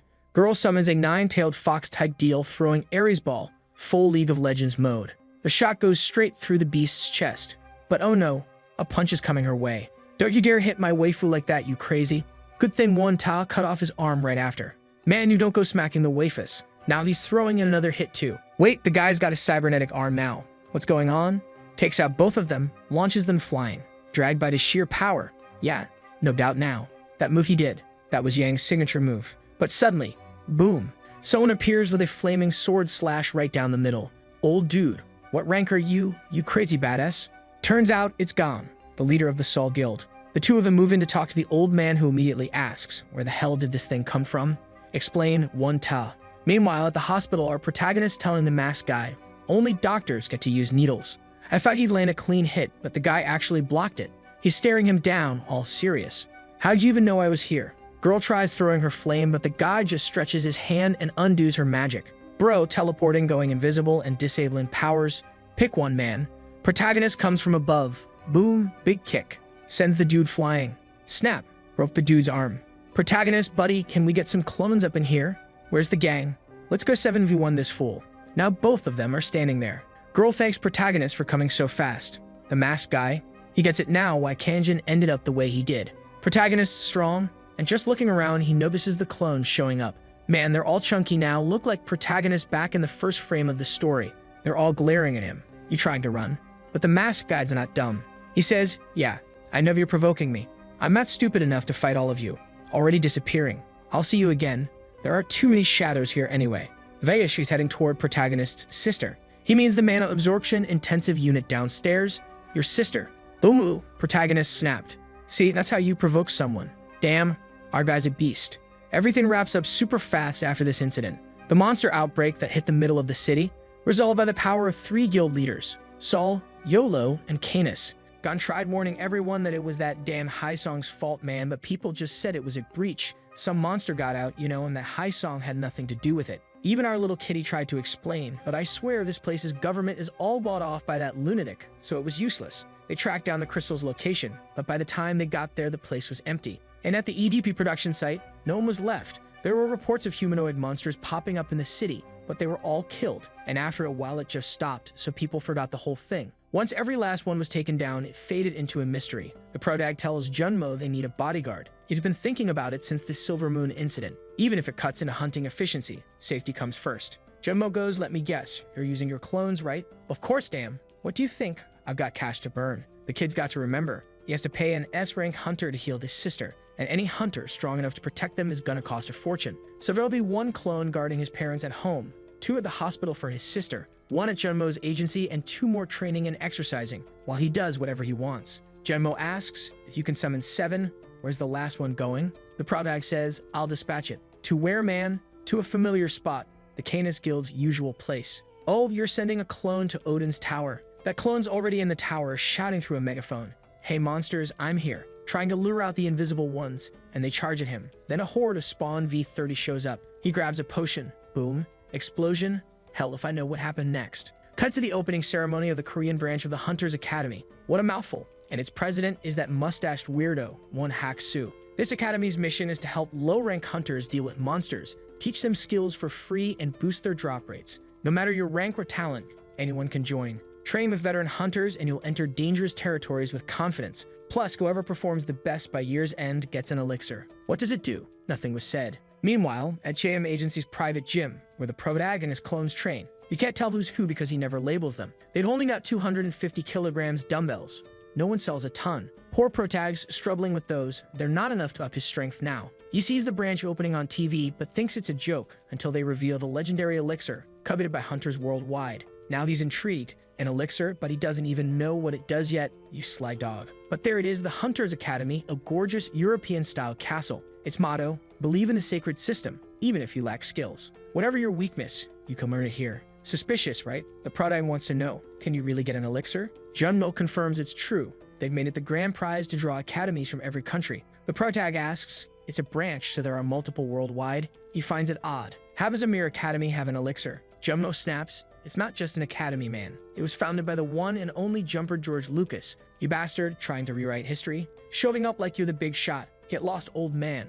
Protagonist finds it pretty curious, right? Why would George Lucas, owner of one of the biggest corporations in the world, open an academy and start handing out elixirs? Junmo says, yeah, it's weird. Seems like they're trying to shrink the gap between low rank and high rank awakened. By boosting the average hunter's ability to fight monsters, they'll reduce casualties when accidents happen. The strange thing is, looks like the worse and weaker your skills are, the better for them. Protagonists just they're like, damn, if he'd known that, he wouldn't have rushed so much to rank up. Junmo tells him, sure, your rank is high, but you can still meet other admission conditions. Like the fact that every single one of your skills is trash, lol. Bro's got strong strike and magic bullet, both F-rank dumpster fire abilities. Usually by B-rank, a hunter's packing like 70 skills of all different grades. Poor guy's carrying himself just off stats and clones.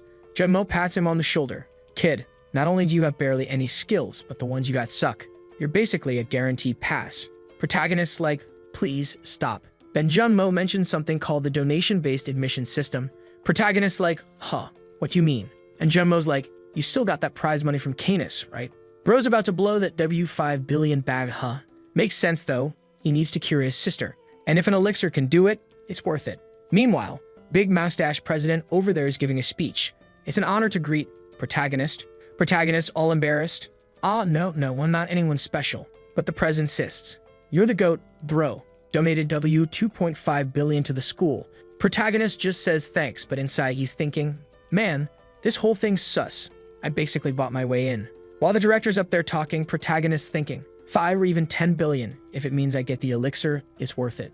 Everyone's whispering around him. Is that Jong Sang-woo? The clone guy? Maybe it's just one of his clones. Who knows? Protagonist thinking that with his current level, he can at least make it to the end of year competition. Then boom, the director drops a bomb. How lucky we are to receive 2 B rankers this year. Protagonist, 2. Yeah, another B rank hunters enrolling too. Can't reveal who, but they're apparently just as famous as Protagonist. Protagonist already feeling the heat, now there's competition for the elixir. Meanwhile, they introduce Professor Kang Hee-suk, who's gonna teach something called basic food magic. Bro, what even is that? First day is just orientation, no real classes yet. Protagonist is curious about who the other B rank is but thinks, whatever, as long as I get the elixir. Later that day, a girl announces there's a welcoming party for the new students at Bar Goryang. Let's go boys, first day and we already getting lit. Protagonist wonders, will that other B ranker show up? Should I go check out the competition? At the bar, it's packed. Everyone's crowding around Prota, especially the A-girls, of course. They're all over him. You're the clone guy, right? You killed the monster, right? You're amazing. The background dudes are salty, obviously. The girls. Can you show us a clone? Protagonist, cool as ever. Not right now, they're on a mission. Let's all chill out, ladies. He tries to get info. Hey, besides me, there's another B ranker, right? Who is it? The girls just blink. B ranker? We don't know about that. Nobody's heard anything about a second B ranker yet. Online too, only news about him being admitted. So if whoever the mystery person is, they're playing it lucky. Protagonist figures. Alright, guess he's not here. Time to bounce. He stands up. Alright ladies, I'm heading out. The girls beg him to stay. There's so much alcohol left. They even shove a big old drink at him. Protagonist just downs it. Thanks for the drink. Peace out. Sigma move. Left the girls, totally dazed. Real reason? Protagonist got poison resistance. Alcohol doesn't even affect him. Chat moment achieved. But he leaves remembering when he used to hang out and have fun with his friends. Yeah, life's serious now, no more fooling around, man. While he was on his way, a guy with a cap comes asking if that was the way to the student party. The protagonist says yes, just go in, it's not over yet. The guy says, huh, you're already leaving, dude? The protagonist says, well, I don't know anyone, so I'm heading home. Then he recognizes the voice, and the person says, want a drink with me? Who is it? Ma'am, the Braba is back. Oh, I missed her. She even says, right, professor, you know who I am. He knows. The protagonist already like, ha ha ha yan, why are you? She goes, huh? I'm also a student at the academy. He asks if she failed the university entrance he had helped her prepare for, and she's like, oh, it's cold, trying to change the subject. I just really wanted to drink. The protagonist catches on right. They'll have to stay and drink to find out the information. She asks for a little drink, and the protagonist asks, so what happened? You failed. She says no, of course she got in. So why are you here, crazy? She says becoming a hunter was always her dream. She only tried university because it was her parents' dream, but hers was to get a license right after graduating. When this academy was created, she managed to convince the crazy folks to let her come and do this madness. They warned her it was dangerous, but she kept nagging until they agreed. Then she says, now it's your turn, professor. Explain why you're here. He says, stop calling me that, I'm not your professor anymore, all embarrassed. Will there be a little class session? Then she says the truth, right? Now that they enrolled at the same time, he's not her senior either, he's her appa. His face. Didn't like the nickname, huh? All shy boy. She even says she's embarrassed. Look at me, Sangwoo. Man, she's playing her game. After several drinks, the warrior is no longer healthy, right? Asking for one more, please. The protagonist says, stop it, brat. She's there, face down on the table. She licks her face, saying, oh right, cell phone, give me your new number. She's all happy. Phew, I got the new number.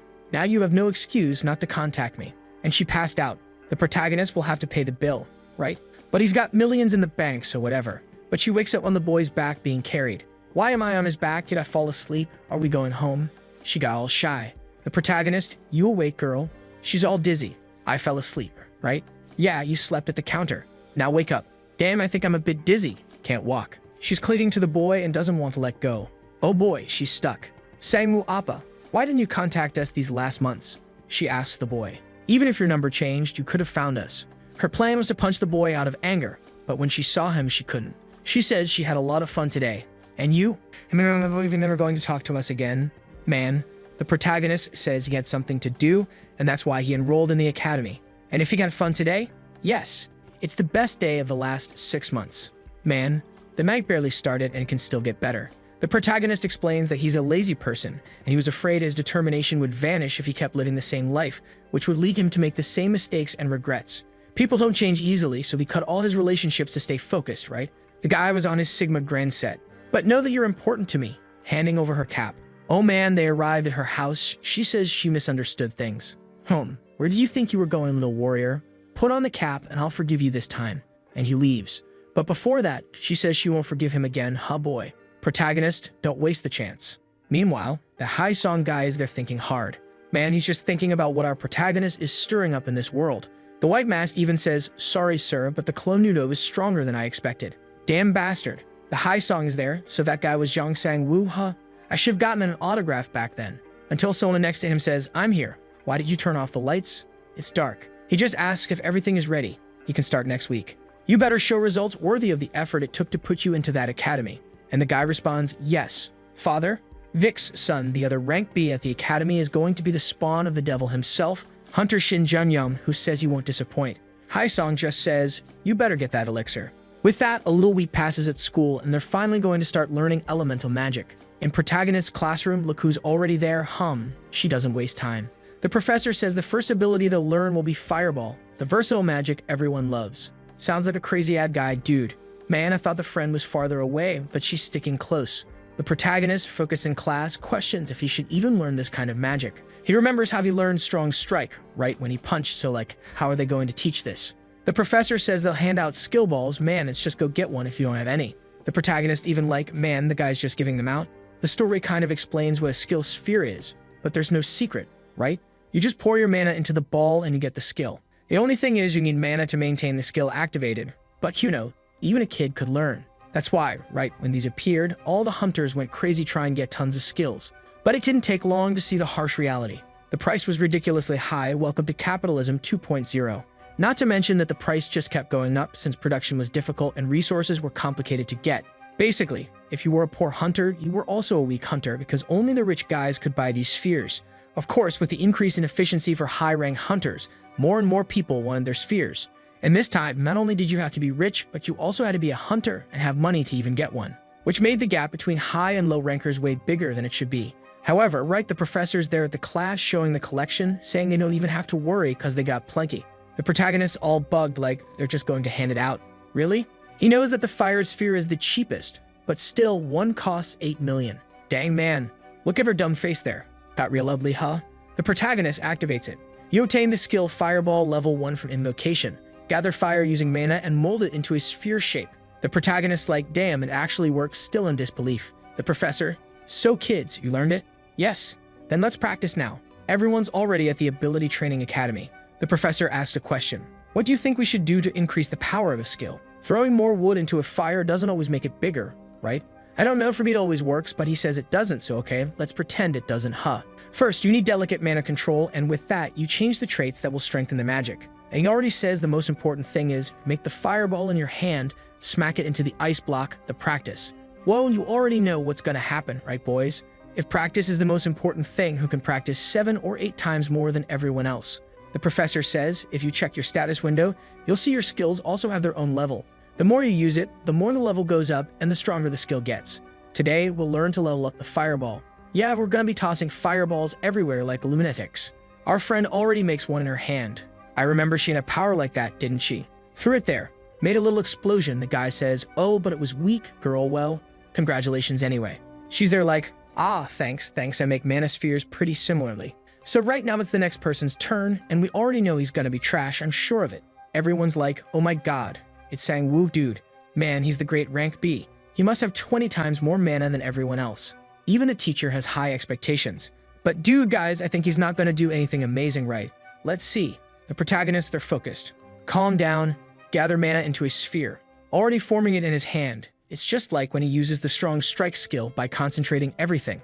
Man, he made a ball of energy there instead of fire. I'm gonna unleash all the power at once. We already knew, man. Who thought he was gonna be badass? No one, right? Everyone's like, dude, you're garbage. Even the background characters are holding back laughter there. The teacher's like, well, folks, it's like this.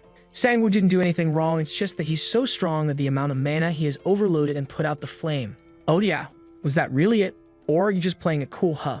Protagonist got a dumb look staring at his hand like an idiot. The teacher says he just has to trust the system and practice, that soon he'll manage a big fireball. She's there dragging him along, laughing at him too.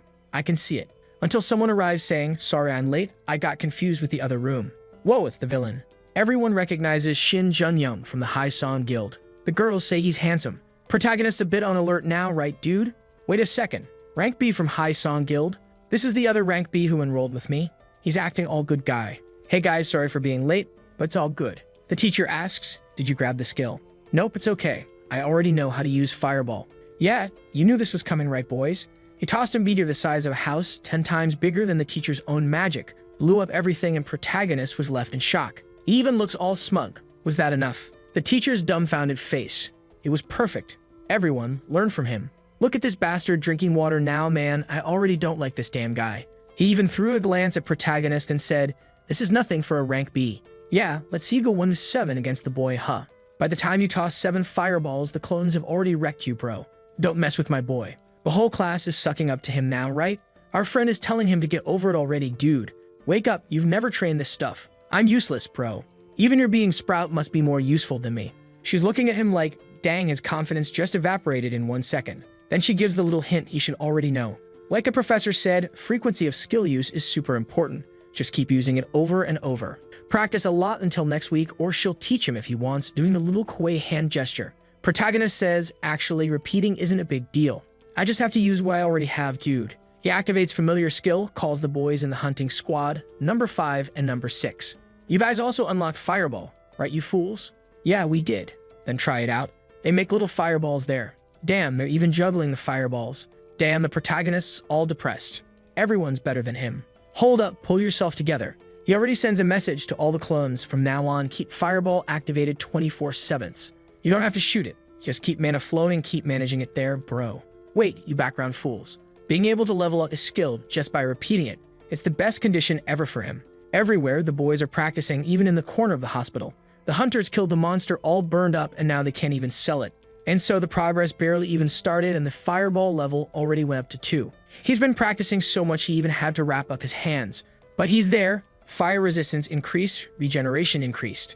She's all feisty. Of course it hurts. Did you burn yourself, you crazy? You're even in the same room?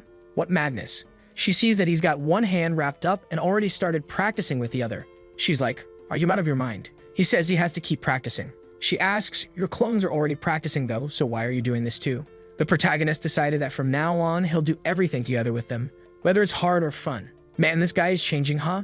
Seems like she gave a tip about concentration to the protagonist and it's helping and he thanks her. Thanks for the tip there. She says she practiced her own ability too, after understanding it a little better, and tried to add mental force to increase mana output, but it just made things worse. Maybe it's something related to those system skills the professor talked about. Maybe innate abilities are different from acquired ones. Let's see, right? The protagonist kept thinking system. She says, well, don't push yourself too much, let's go to class. Yeah, right, let's go to class, my children. In class, the professor says it's good that they practice a lot, because today they'll keep using the time to increase their capability. Aye, that Shin guy is feeling super confident, saying he's feeling great. He already showed everyone the difference between him and the protagonist, and how much more valuable he is.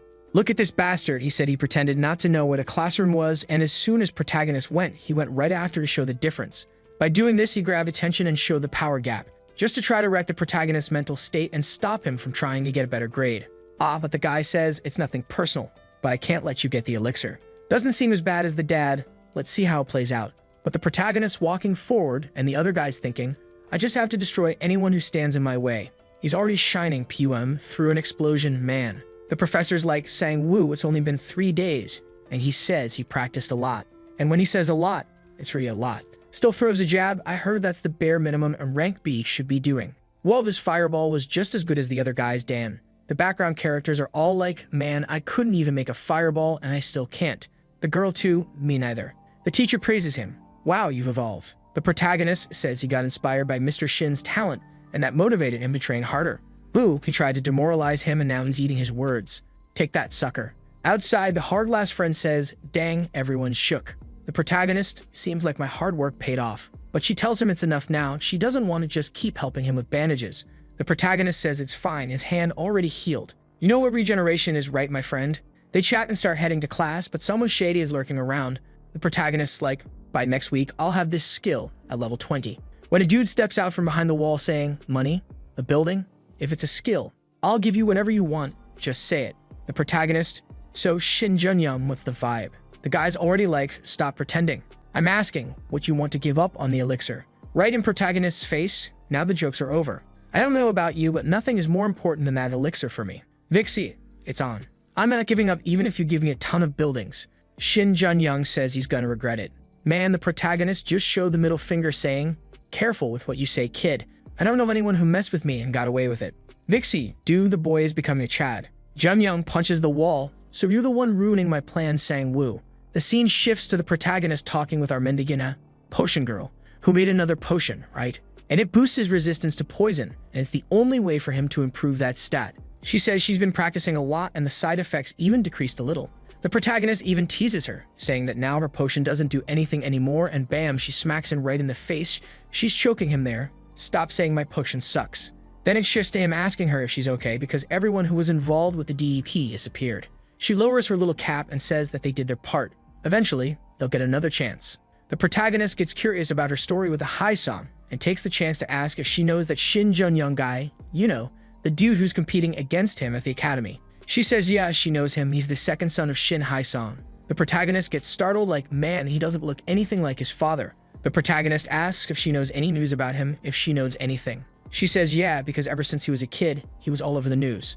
Since the first son, Shin Jin-wook, didn't have a good ability, all the attention went to the second one. He awakened before elementary school, so everyone already thought he was gonna be the heir. But then suddenly, one day the news about him just stopped and nobody ever talked about him again. The protagonist's like, that's sudden. She says she also thought it was weird because his skill was pretty much cheating. The protagonist asks what it was.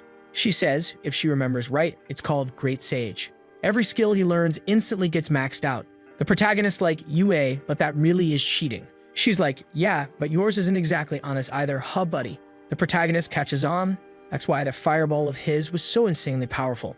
Already eyeing the mana potion, he's gonna need a plan to beat that crazy guy.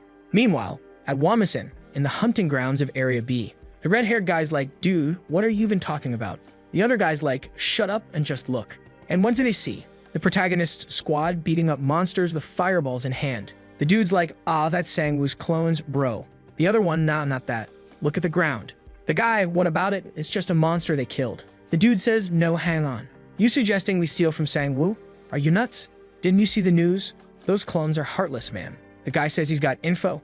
They only call the cleanup crew after wiping out the entire area. And then he says, if they don't care about the corpses, it's really a crime for us to take them. Imagine how much money we'll make. The scene jumps to the two clones calling the cleanup crew about all the monsters they've killed. The guy on the phone asks which ones, and they say, 10 spider-sucking queens, 3 troll bosses, and 20 scorpions. But the guy on the phone's like, wait, we're not seeing any monsters at Area B6. The clones, wait, what? Hold up, we'll go check. Meanwhile, the protagonist who is working out gets the message, and the clones explain the situation. Looks like someone's stealing while they're cleaning up the area. The clones even ask, should we go after them? The protagonist authorizes it, fine. Just don't kill them, geez, just go get our money back. The thieves are there, hyped up, confident. Told you, bro, we're rich. Now just sell it in the black market and we'll never get tracked. Then bam, they get a call. Who is it, Fi? The guy just asks, you got it. He says yeah, and that everyone's probably panicking right now, so just keep doing good work. Turns out it was Jin Young who gave them the idea. Bro, are you out of your mind, trying to mess with our protagonist like that? He's still remembering from 6 months ago when the protagonist made that mountain of horned rabbits. He knows the protagonist hasn't changed since the rank F days. He knows that for the protagonist's clones who work like machines, sticking around guarding corpses is a waste of time and efficiency. Back in the day with the rabbits, nobody would risk anything for a couple coins from a rabbit. But a scorpion that's worth a lot like that, yeah, it's worth the risk for some people. The protagonist's got a grumpy face and Junmo asks, what's wrong, Fi? He tells him, they're stealing the monsters I killed. Junmo's like, getting robbed? Hasn't this happened before? The protagonist explains that they had already stolen some giant rats from him, but this time they're stealing everything, bro. It's really well organized. As soon as the clones call the cleaning team, everything's already gone. The protagonist's curious if there's any kind of punishment for that. He remembers that the only time he ever did something similar was when he stole fish that had fallen on the ground. So yeah, he can't really say much because he's done the same thing before. Junmo says, then why don't you ask her for some help? He's like her. Who, bro? Guys, from this angle, she looks weak, but you know she's strong. She answers the protagonist all happy, even saying, what took you so long? I told you to come visit me, bro. The guild guys are like, man, look at the boss right there. Yeah, that's him. The protagonist says he's got something to ask, but if she doesn't want to answer, that's okay. She says, I'll say what I want, my guy. Then it cuts to her saying, you want to learn my spatial skill. The protagonist says that when he was following a breathing technique he found on the internet, he ended up getting a meditation skill. So now he's curious. Is there a way to learn subspace skills? She apologizes and says she doesn't think so. The protagonist's like, yeah, figure, right? It sucks asking people to teach skills. Sorry about that. She says, it's not that. I'd love to teach if it was possible, but this kind of skill doesn't work like that. It's impossible to learn a awaken skill from other people. One Ta has the indestructible weapon. Its strength, durability, and speed are multiplied according to the skill level. She, on the other hand, has active dimension. She can summon a dimensional space where living organisms and objects can be stored. It's a unique skill for hunters, and even she doesn't really know the full mechanics behind it. Second reason, the protagonist can't really explain his clone skill either. He says there are people who have awakened skills like teleporters and jumpers. She says they're a little different. No one has exactly the same awakened skill. For example, one guy might have a very short teleport he can use every 20 hours. Another might teleport very far and carry a lot of people, but only every 72 hours. So even if two people have similar teleportation, it's not the same thing. But she says he can go check out Heritage, that company from the start where he spent a fortune. The poor guy shows up there alone, thinking she would come along. At least he got himself a translator bracelet so he could talk to everyone. He takes the elevator up to the 170th floor and gets greeted by a girl. That's CEO Area Virtual. She's got a huge inventory of products and she's personally there to welcome our protagonist, bro. Our boy even got a bit stunned by how beautiful the girl was, and she just goes, welcome to the world of spheres. Scene cuts to the clone squad, bro. And it's Tramontina time. Sidestep cuts. Fireballs to the head. Oh damn, he's sending 4 of them at once, blowing up everything. The squad's getting OP, bro. The dudes sealing the monster bodies are like, why are they throwing so much fireball? We can't even sell the bodies anymore. And let's just follow them a little longer. Carrying a bunch of stuff. Wait, where are the clones? Well crap, bro. The guy's like, huh. It's all quiet. Maybe they're gonna stop hunting? They see some people gathered around a body and come over all aggressive. Who are you? Why are you touching that? Are you guys after Sang-woo's clone leftovers too? Bro, apparently everyone's hearing this info and trying to mess with the protagonist. Oh, even worse, the thieves decide to make a deal. Everyone's gonna rob from the clones together and split it equally. If anyone else shows up to steal, they'll band together and kick them out. The little medic guy thinks about it and seems to agree. They start walking along, but bro, look, the clones. They just stop there. Hey, hold up. Let's wait here while they go farm some more. They pretend to split up, each one going a different way. And then, bam, knife right through everyone, bro. 28 centimeters, 29 centimeters, shoes from Company D, and others of 27, 26, and 25 from Company T. These are the footprints we saw where we cleaned. The clones, bro, we want to ask a little question, so come with us. Yikes, but the side character decides to yell at the clone in anger after the clone threw a knife. He even says he's gonna call the guards, but bro, he already pulled out his phone. Our little potion beggar is already in the chat talking. You stole our hunts. You knew there would be consequences, so you used the black market, didn't you? The guy asks, do you even have evidence? But our potion girl is already at the black market, where she knows everything well. She says she already located the corpses, bro. The clone says, you're really gonna call the guard? Now the dudes got complicated, bro, what are you gonna do? Scene switches to the clone saying, here's good bro, taking the guy to a deserted field. He asks, what do you guys want? The clone says the protagonist thought carefully and decided that if they returned the money they stole, he let this one slide. Not sure if the guy was being ironic, but he said it was in merciful condition. But he says, if you want the money, why not call the guards already? The maniac hunter clone says if they call the guards, collecting the bodies from the black market would take too long, man. Easier if the dudes just give the money back and they go back to hunting. That's the best proposal for everyone. The guy says, really? But I don't get it. How can a clone, just a skill from a hunter, be this confident? Already pulling out his sword, he says he's got a better proposal. How about you die here? The red-haired dude behind him is like, are we really gonna do this, man? Are you sure? The guy says, bro, you wanna give it back? There's 5 of us. No way we lose to this freak. The clones already pulled their knives, saying this method is good for them too. Meanwhile, at the black market, a guy asks Wu Haiyan what she's doing there. She just wants to know who sold those corpses. The guy says it was a group of 5 Class B hunters. She warns, those are stolen bodies from Sang-woo. That's the dude the protagonist punched in the face, bro, and humiliated that other one. The guy is already like, boo boo boo, that guy, man. Who's crazy enough to steal from a dude like that? Yeah, he explains that it was his clones that got stolen since he's overseas right now at the Heritage headquarters. Our boy's inside the Skill Sphere factory, where 80% of the world's skills are produced. The protagonist told her he learned meditation and mana flow online, and she says you can even learn fireball that way. The protagonist's like, huh, makes sense. So why do people buy skills? Why not just learn them? And she says, yeah, you must be thinking that. The reason is that it's extremely hard to learn certain skills. From gathering mana, changing its property while keeping it stable, to providing constant mana so the skill doesn't disappear. All that already takes 6 months just to perform once.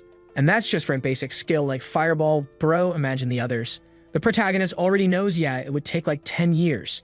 That's why skill spheres are used. Since the information inside the sphere is connected to the system, it makes it possible for even amateurs to release the skill instantly. Of course, the reason it's expensive is because it's very hard to make. Now the protagonist starts understanding why it's so pricey.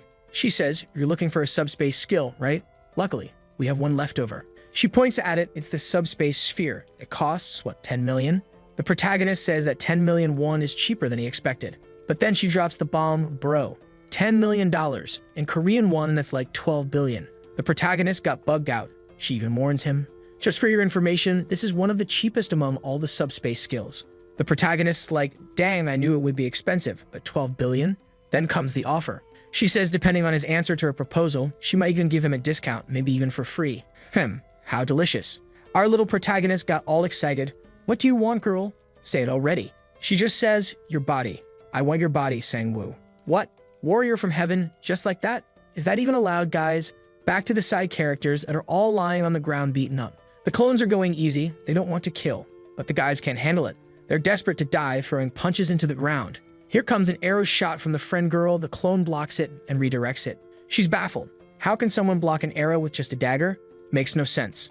The other fools come swinging with a double slash, but he dodges again. Then he goes around kicking them each in the face. Another one, who's supposed to be the mage of the group but looks more like a village fisherman, tries to shoot an ice spell, but the clones dodge again. They pull a knife in hand.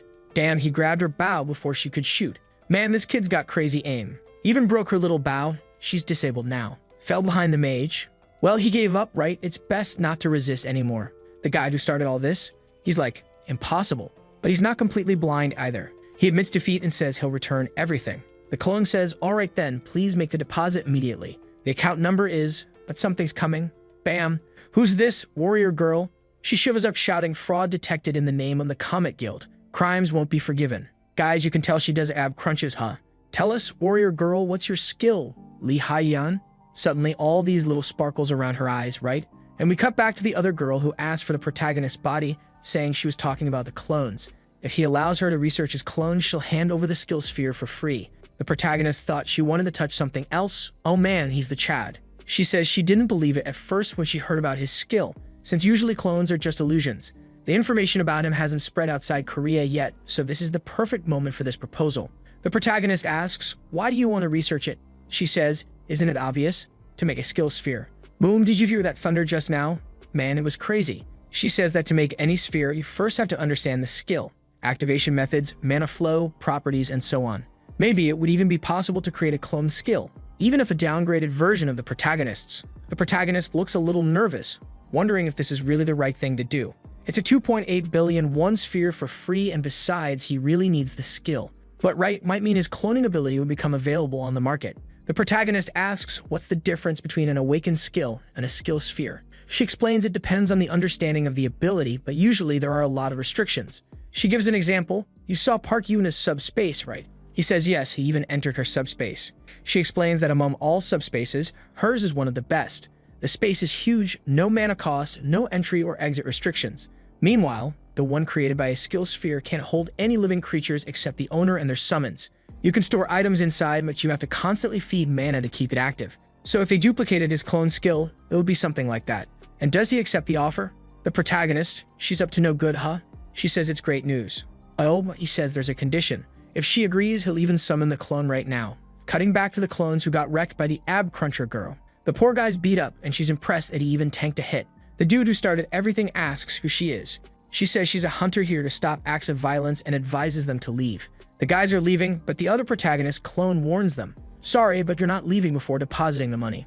Bro, she was about to kick him, saying the decision's not his to make. She went for a slash, the clone ducked. She's impressed. But here comes another flying kick to the face. He barely blocked it. The side characters are fleeing, and the clone says, we're recovering the earnings from our hunt. You won't interfere. She came charging in, stabbing hard man. She activated something that exploded inside the clone, saying, what's the point of recovering if you're gonna die here? Back to the other powerful one, who's saying he's going to lend the clone for 3 months. During that time, he'll have to cooperate as much as possible. However, if they destroy the clone, he doesn't have to provide a replacement. And even if they can't create the skill, he keeps his own ability. And the protagonist adds, lastly, you gotta take care of the clone's clothes too. She feels like she's getting the short end, but the protagonist says it's that or no deal. She seems to agree and tells him to summon one man.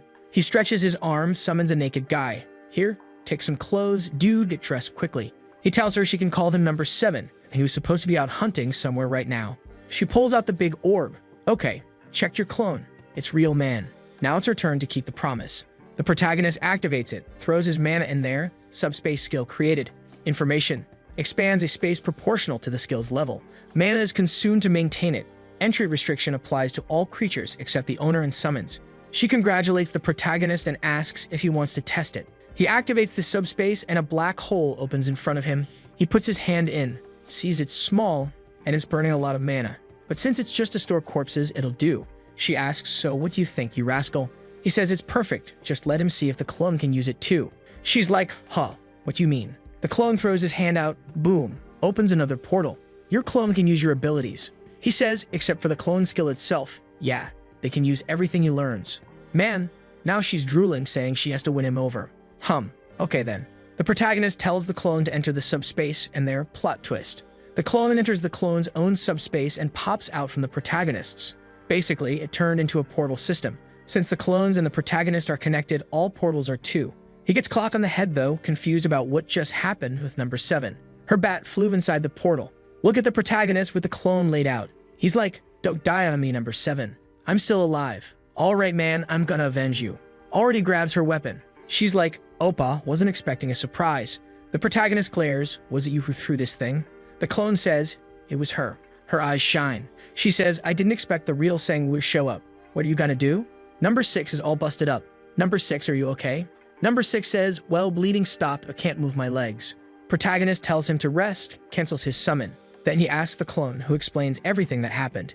And it looks like she's involved with the High Song Guild. The protagonist's like, High Song, again? Always High Song? She's mad, saying the protagonist is too arrogant, doesn't know the limits of a rank B. Our boy ignores her and just says, number 5, cover me, and goes for another round. The scene cuts to Shin getting the message from the guys saying they failed and almost died. He's losing it. How can 5 rank B hunters not handle 2 clones? At least he sent the leader of Squad 2 as backup. That woman is a real monster. Oh man, she blocked the blade bare-handed. Excuse me, just because they call you a super rookie, you think you're all that? Whoa, you blocked protagonist's attack, but you hurt yourself too, girl. Man, she's got 67 strength, 45 endurance. This one's gonna be tough, protagonist. She even says, and I was wondering why the clone was so arrogant. Turns out the master is too. If you're rank B, you should be crawling. Already swinging a massive punch. Boom, explosion, ground cracking. Good thing he dodged sideways. Right away, protagonist realizes she's a rank A, but when she tried to block his counter, she broke her arm. Alright, maybe he can do something. Mana's already leaking out and she says, give me back my weapon. The thing zaps protagonist's hand and flies right back to hers. She says it's a high-class branded weapon. And what are you gonna do now with that little pistol? The protagonist's like, wait, wasn't her arm broken? Whatever in this situation. Man, now it's getting really busted, guys. He pulls everyone out from the portal. Dude, now it's over. She's even like, is this endless? The clone's like, we brought what you asked for, boss. Number 3 is at the hospital. Yeah, that I got nothing to worry about. That demon-eyed mana sword all glowing. She says she's confident and charges in. Protagonist orders, grab her. Good stuff. Chaos happening, explosions going off, she's rushing forward. His aim's all messed up, the skill's glitched. How the heck did a dimensional pocket skill turn into a portal? Meanwhile, she's thinking. She can't interfere in his personal matters, but isn't this the perfect chance to make him her one? And thinking about that weapon that flew toward the protagonist, it's a Tron company weapon. She can't miss the chance to mess with the Trons. Already calling, Dubert, you there? Bring the prototype. Guys, the real heavy gear is coming for protagonist now. Man slashing his thighs, his ribs, smacking his face. He's getting beat up. She says, protagonist, you're fast. But he's regenerating everything thanks to the fuego. She asks, you know what my skill is? Protagonist confused. Damage manipulation, level 64. Transfers a set amount of damage taken. Distance and transfer amount depend on skill level. Dang. She just wiped out a bunch of clones, protagonist, and the gang went rolling away. She's charging in like a psycho. He barely dodges. The weapon had some other function. Now he's floating in the air, can't dodge, and took a giant blast right to the face. Poor guy's completely wrecked, and her wounds are all healed again. Must be abdominal powers, no other explanation. She says she wants more or she's not satisfied yet. Protagonist whips out a little pouch, tosses it to number 5. Here, eat this. What did he just eat, man? Protagonist says, you should know, right? Aren't you from High Song Guild? He ate a crystal jewel. She's kind of shocked, acting all innocent. They were the ones who ordered Silver Moon to produce those. Mendigana was the one who handed it over. Protagonist tested it on clones and it doesn't work the same. Doesn't raise any stats for him. Plus, it turns them into monsters that won't listen to orders anymore. But she surely knows exactly what that stuff does. Now she's sweating bullets. Busted warrior girl. And the other girl didn't even bring a new weapon for protagonist. Demon eyes glowing, fists tightening. She tells him to stop getting cocky, says the crystal won't change anything in the fight, but he's already charging in. Dang, they're gonna clash face to face, and boom, she went flying. Girl bit her tongue, or what? Protagonist says, you thought you understood the stats boost, huh? But the power of turning into a monster is totally different. Of course you wouldn't know. She never ate one. Protagonist dodging another attack, man. The bad part now is that the clone doesn't even recognize him as master anymore. He already tells everyone to stay away from number 5. Meanwhile, the fallen girl is scheming something shady, whispering kiss fuego and hoping the guild handles it even if she ends up killing the clone. Whoa, what's she planning now? Jumping face to face, can't figure it out.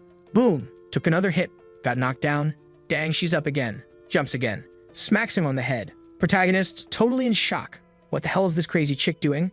She's right up in his face saying, if I kill you, the clones disappear.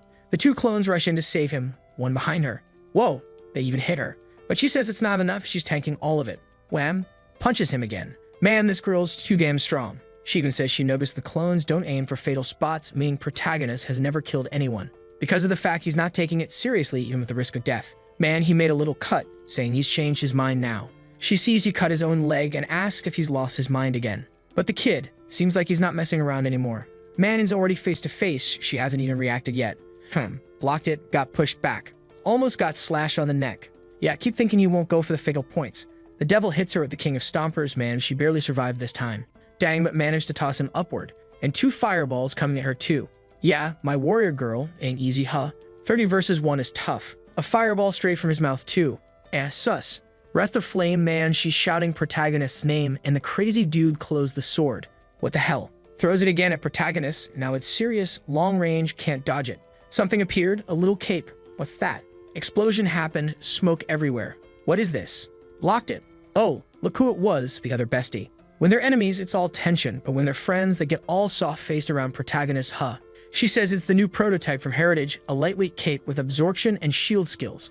She's certain it's 1,000 times better than the weapon that chick's using. Protagonist just says thanks, man. The warrior girl fell on the ground. Gonna give up now, girl? Demon boy's above her, sure you wanna quit. She seems stuck, can't activate the damage transfer weapon. She's getting worked over, needs to transfer the damage, but has no chance. Already wrecked on the floor, boom, a soccer kick sent her flying. Thought you had time to rest?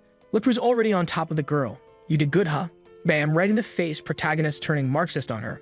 A little flashback, when she left the guild to come here. White Mask says, thought you were done today. She says the young master is looking for her. White Mask asks, Shinju Young, he's in a lower position, why are you helping him? She asks if he hasn't noticed the vibe. This guy's gonna be the future president. White Mask says the eldest son, Shin Jun-wook, we haven't met yet, is his son too. She says that dude doesn't even deserve the seat. Shin Ju-young isn't perfect, but he's more capable. Plus, he's handsome. Well, that solves it, right, warrior girl? He asks what the job is. She says he wants me to wipe out some dumb hunter called Jian Sangwoo. White Mask's shocked. Tells her she better not go. She's like, why not? He's suggesting she shouldn't poke that beehive. Just stay loyal to the president and chill. She says she doesn't care. She's loyal to the future president too. He tells her she's acting like an arrogant kid and warns, you don't know Sangwoo, you're gonna lose. Haha, she lost all right. Looks like she's got more ketchup on her face than the pizzas I eat. Protagonist right next to her, all Chad-like. You woke up? Class of hunters really are different, huh? She asks why he let her live. He says he didn't. It was just coincidence that she's alive. She's like, you should have killed me then, you bastard. He says exactly what she said. He hasn't killed anyone yet. She chuckles and says his mentality is weak. And if he keeps going that way, bam, she gets the flat of the blade across her cheek. This is your last chance, he says. No one dies so you can go back. Take care of your life and that trash at the High Song Guild. Protagonist warns, he doesn't like killing. But if needed, he's got 7 different ways to make it happen. She's like, ah, yes, sir. Opens up the subspace and everyone bounces. She's left lying on the ground thinking, should I really leave? Guys, you knew this would happen, didn't you? She says this was the sexiest thing she's ever seen someone do. I'm not complaining. After that, the thugs who were stealing the corpses of protagonist monsters disappeared. Number 7 was sent over to help with the research, and a bunch of new classes started at the academy. A lot of people who were hunting him stopped trying to mess around after finding out he took down that classic girl. But protagonist realized the timing was way too convenient, right when he entered the school. So right, someone from High Song here must have a conflict with him. Who could it be, huh? What's the secret? Protagonist already threw a, hey, where do you think you're going? Man, out of nowhere. He gives someone a scolding. Turns out he was just talking to a student, but the guy got so scared by protagonist's face that he totally panicked. For sure it was that punk. Scene shifts to a chapel where what looks like a priest with a big old star is telling everyone to sit down. Today is the day to pray with gratitude to the system. Protagonist sitting there like, man, what a weird class. Why are we praying to the system? She explains, didn't you check the syllabus? We're gonna learn about the system's history and have a system mass. Protagonist's like, and what's that got to do with hunting monsters, girl? She says she doesn't know, but hey, it's mandatory. The dude up front yells, silence. Oh dang, all right then. Protagonist stands up and says he's going to the bathroom. He doesn't want any part of this man. Heads to the bathroom, jumps into the portal, switches clothes with a clone. And look who's back. She's there like Sangwoo? Yep, it's Sangwoo, that's me. I'm back now. I'm Jung Sangwoo. Haha. Protagonist walking around all chill, clone style, until he sees Shin talking on the phone, all pissed off, complaining that a Class A hunter failed to take down some Class B guy. Protagonist shows up, what's with the Class B talk? Boom, Shin gets startled, caught spying on someone else's call. Protagonist's like, you got some nerve saying that after trying to mess with my hunt. Shin tries to play dumb. I don't know what you're talking about. Oh please. Right, of course you don't. You all read from the same script? Shin's like, huh. You should have taken the money when you had the chance, Shin says. Don't come crying later when you lose your hunts. It's your agency that's trash. Protagonist replies, I know you were born rich and looks like you got your dad's discipline too, huh? Cause you're acting exactly like him. Man roasted the guy in front of his own dad's shadow. Shin didn't like that one bit and says, You want to fight? Protagonist, you think I don't? Dang man. Shin says, last chance. Tell me what you want so no one from the guild bothers you again. Protagonist, the only thing I want is the elixir. Shin raises his arm, starts forming a giant fireball man. Looks like he held back earlier in the chapel to not destroy the room. But then a voice cuts in. Stop. Boom, a big circle shatters his fireball. What the heck are you two doing? Dang, another character shows up. This work is too friendly. So much carrying my eyes even tear up man. This is the Braba herself, Wang Yun Hai, one of the 4 biggest like droppers on this video. But the scene shifts to someone else talking. Is that the ability? The other person answers, yeah, that's the footage from the weapons camera. Looks like there's a scientist there, man. He's amazed at the movements. He's never seen a living machine like that before. And what is that monster? How does that thing safely consume crystal jewels? They say they need a sample of that thing ASAP. They also mentioned they caught someone on video when the weapon went into another dimension, and they suspect they have a good shot at getting sampled there. Where's that other dimension? At the Heritage Company. Man, if you try going after our buff purple waifu, protagonist gonna get you, better be careful. The old guy seems to know her, saying she really needs to learn to share her toys. Get the storm drones ready, boys. That old man is Trevor, CDO of Tron, the one who made the Abs Girl's weapon. Scene shifts back to the boys' brawl. He looks back all pissed off and instantly recognizes the leader of the Phoenix Guild. She even says, been a while, no master. The guy's sweating bullets. What are you doing at the academy? She says, I'm a professor here now. Protagonist's just curious, right? Who's this lady, bro? She says they need to head somewhere else first because they're drawing way too much attention. At the cafe, she tells them to spill what happened. They look like 2 elementary school kids getting scolded by their teacher. The dude tries to play it cool, saying, sorry, it's personal. Oh, a protagonist spills it all. This bastard sent someone to steal my hunts and now acts like nothing happened. He's garbage. They both stare like, okay. The guy cuts in saying, you're a teacher, right? As far as I know, most professors here are rank B and C. She lights up the prison ability, saying that now the academy doesn't just have F and D rank students anymore. So to control the stronger ones, they needed the Braba, the badass. Being 100% honest, she says she's here to keep an eye on these 2. And the reason to stop them? Because soon they'll have the chance to fight all they want in the next class. Scene shifts to protagonist's clone inside a big cylinder being examined. The scientist checking the blood says it's something unexplainable. Doesn't make any sense. They pulled real blood from protagonist's clone. It's got real cells, same blood type, literally a perfect copy. They could even do a blood transfusion from the clone to the protagonist. The scientist says this is all made of mana. She says it doesn't make sense, but yeah. And the weirdest part, the clones actually seem like real individuals. They have the same skills as their master, but they have their own mana, not the master's. She's stunned, staring at the panel. No summit has ever been like this before, but then something happens. Everyone, the scientists, they're looking at a mess. An aircraft crashes into the building. Holy crap, man, a terrorist attack incoming. Everything's exploding. You see red eyes glowing in the darkness. What the heck is that? And the big robot says, mission accomplished. Prioritize securing the target. You already know what they're after. The Heritage people try to activate the defense system to repel the invaders, but the robots immediately start wiping them out, shooting and burning everything. The scientist even warns her. There's robots all over the place. She says, evacuate everyone now. Protagonist's clone stands up and asks, which floor did they crash into? I'll help push them out. Man, calm down a bit. You're not that badass yet. The soldiers, poor guys, are getting wrecked. The robots are way too advanced. One of them tries to play hero, saying he'll draw the enemy's attention. It'll only buy some time, but it'll help evacuate the upper floors. He charges up electricity in his hands and blasts a robot straight in the face. Did it work? Looks like it did, dang. The man's a beast. But, well, there's like 40 more coming at him, my dude.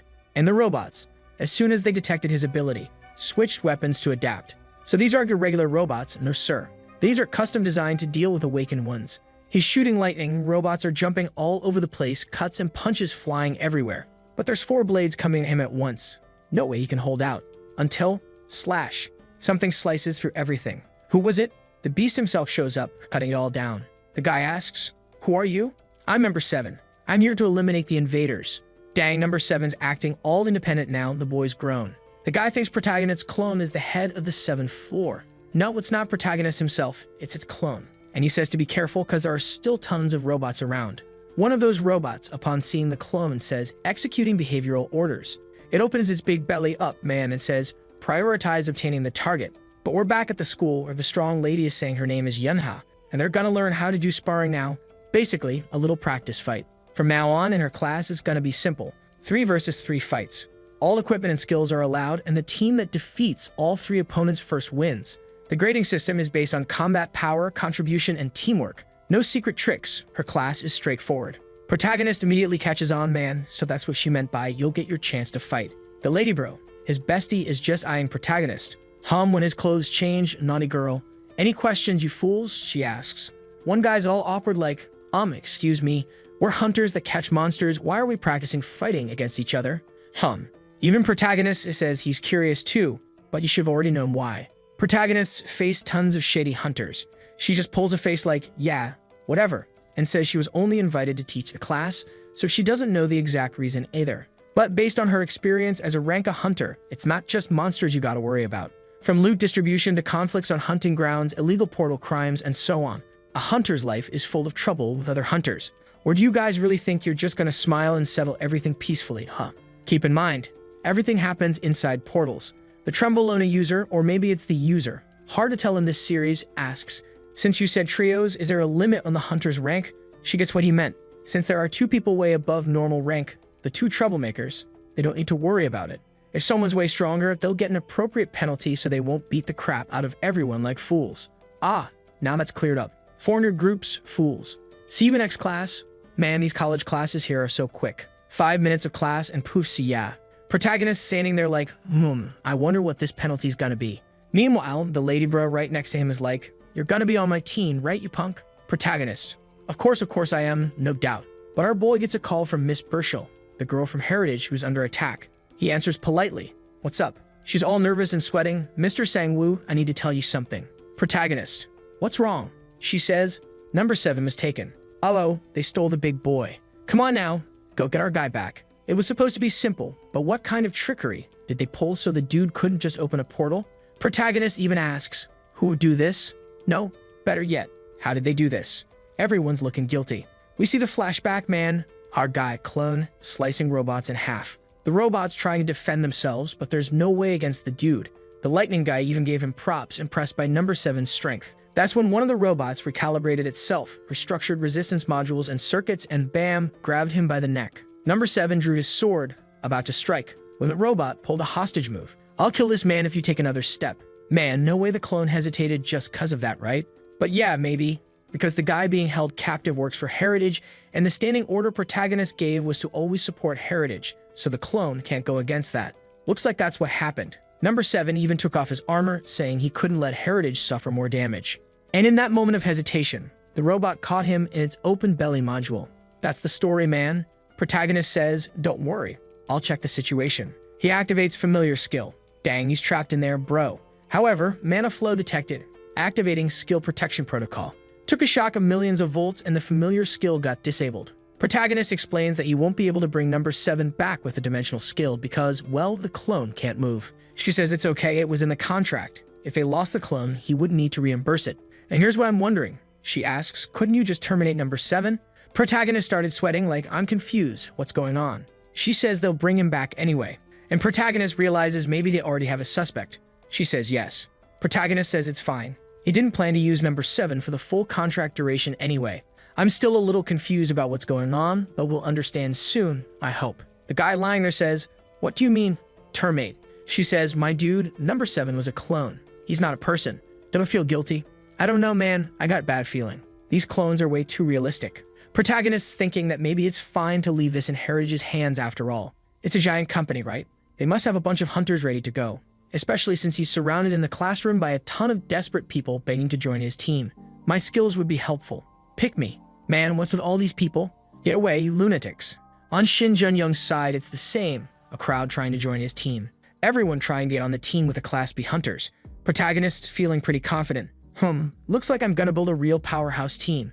But then the lady bro Wang Yunhai comes over and drops the bomb. Oh, I forgot to tell you, Jung Sang-woo can't use clones during the fight. Vixie. Protagonist like, what? Why, my dear warrior? She says teamwork is very important for this match, and if he spams a bunch of clones, it'll be too hard to properly analyze people, so no clones, bro. Also, that's not even the penalty yet. Bro, they're nerfing him even harder. No clones allowed, he's gonna have to stand there solo. Now everyone's hesitating. As soon as they heard he can't use clones, they all ran over to Shin Jun-young. Our boy protagonist got left alone. Well, not completely alone. Guess who came? Lady bro. She walks over. Hey, wanna be on my team? Protagonist. Of course. Of course I do. And that's when protagonist also meets a new buddy. Koi Jung-bae, a D-rank hunter and student. Big tanky dude. Protagonist even jokes, "I saw you running over to Shin Jun-young when you heard I couldn't use clones, huh, you punk." The dude's like, "And no way, that was just by accident. What can you do, right? Rejected over there," he came crawling back. Protagonist just looks at him like, Meanwhile, the lady bro is staring at protagonist who like, "You did the same thing, you hypocrite." Then the dude says he's got a buff based on his shield's defense and he claims he's the best tank in the whole academy. Defense amplification. Shares a defense buff that scales with his equipment's stats. The defense stats and the number of people it can affect depend on the skill level. Meanwhile, the girl, who's geared up in combat gear, says she can create a mana ball. It's not as destructive as a fireball, but it's way faster.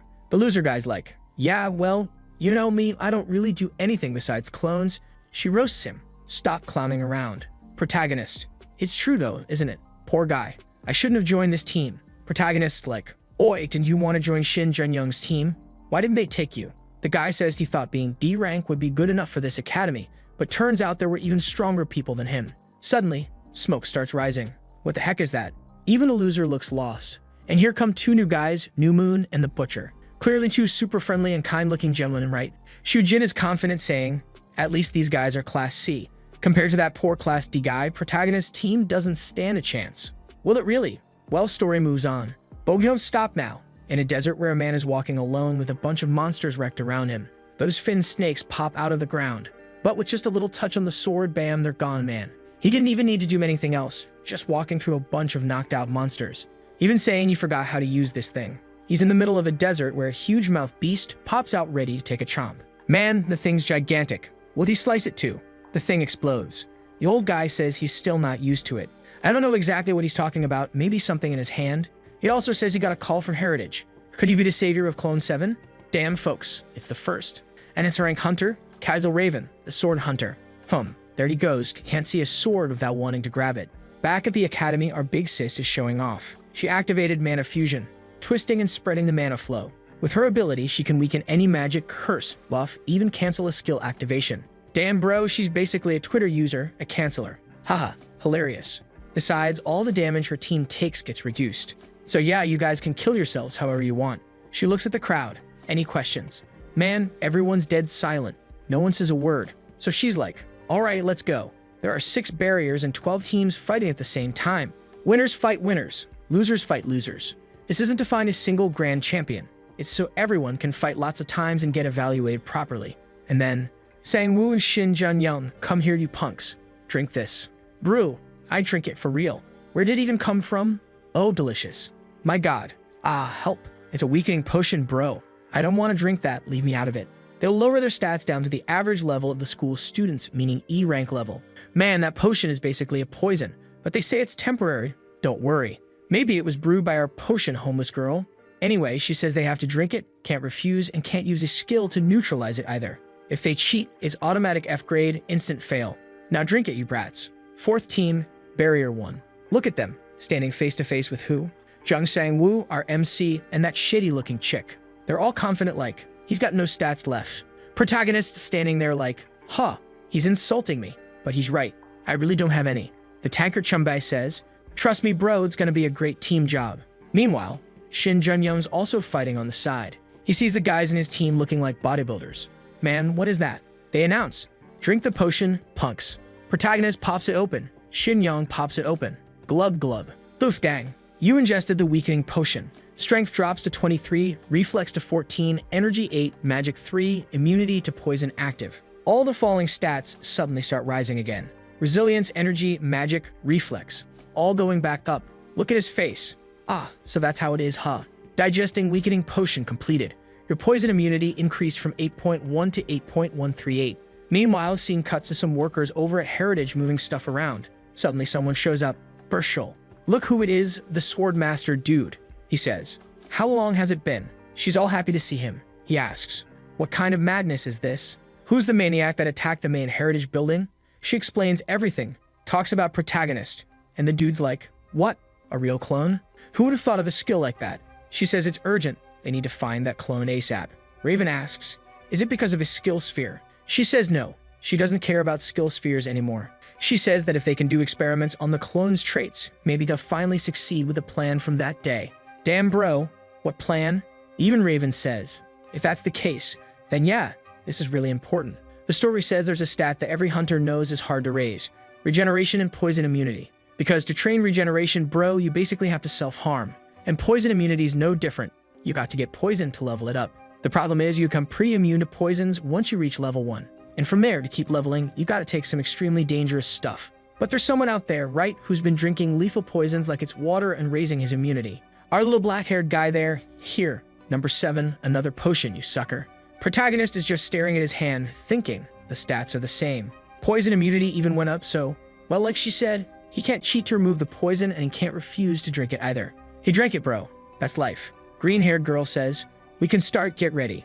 Big guy with the shield already activates his buff. The extras are locked in. Battle start. Everyone charging at each other, but Protagonist already right in front of the guy before he can even lift his sword. And Protagonist sees the guy's swing, almost in slow motion. So he can dodge just like the clones do, disappeared midair, already at the guy's back, one down. But then he realizes, if I dominate too hard, it's gonna look like the potion didn't work. And then they'll probably make him drink something even worse. So he takes a clean hit right in the chest. Boom, gets sent flying like a ragdoll. His teammates are in shock, and he's there lying like, perfect. My acting was top tier. Everyone will think I'm just weak trash now. Big Night Guy even says, man, that's weird. I buffed his defense. Stats dropped, but no way you should fly that far. Protagonist, yeah, true, but your buff is really effective, thanks man. The guys are confused. He took a sword to the chest. Looks weak, but got up too easy. Looks strong. Meanwhile, Chumbai comes swinging down to smash him, but Protagonist blocks it with his sword. Our girl pulls out her 3 mana balls. Big old little explosions. The guy tanks it, saying, man, it's bearable. And already shouts, focus the tanker first. Dude, clearly never played RPGs, huh, bro? Protagonist standing there like, how do I help without making it obvious that I'm still strong? Then he pulls a move. I won't lose to you guys. The enemy girl's like, get lost, sucker. Fires some kind of stone barrage. Hits him in the chest. Would he tank it? Would he fake it? He does a fake flying tumble. Rolls away all dramatic. Even headbutted himself into the ground like a clown. Man, he's full on acting. Whoa, I'm really tanking. This defense buff is insane. The mage girl's like, no way, my stones aren't that strong. You are impressive, girl, congrats. She gets mad, fires a rain of magic at him. But the big shield guy tanks it all. And in a flash, our boys win round 2. Protagonist peeks over. What's Shin Junyoung doing? He sees a C-rank dude Shin hired driving a bloody magic circle across the ground. What the hell? The guy's got another dude in his hand, bro. Victim's crying, begging him to stop. The other students are like, damn bro. They're even begging for mercy. Stop, he already lost, man. One of the girls yells, break the 5th barrier before he kills the dude. But right then, she shows up. Didn't you hear her? Freeze.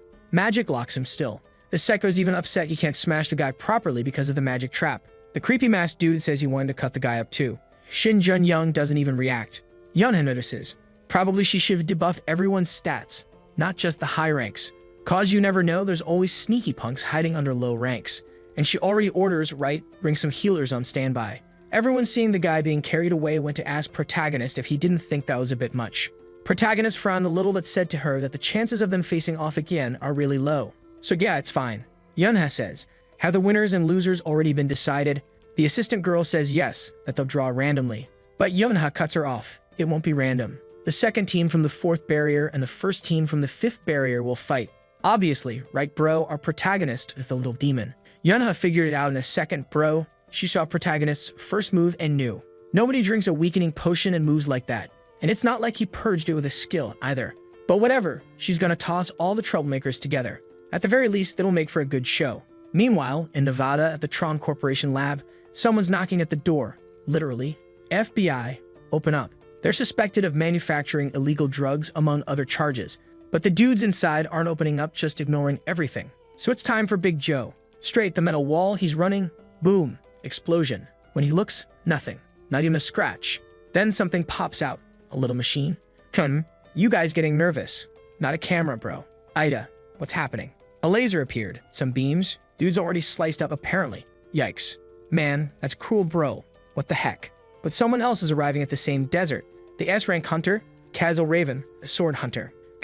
This guy can't resist picking up a sword wherever he sees one, huh? Up ahead, he's already smelling burning flesh. Look at the big robots cleaning up. Brazenly, he asks, what are you burning there, robot? These damn robots don't answer, dude.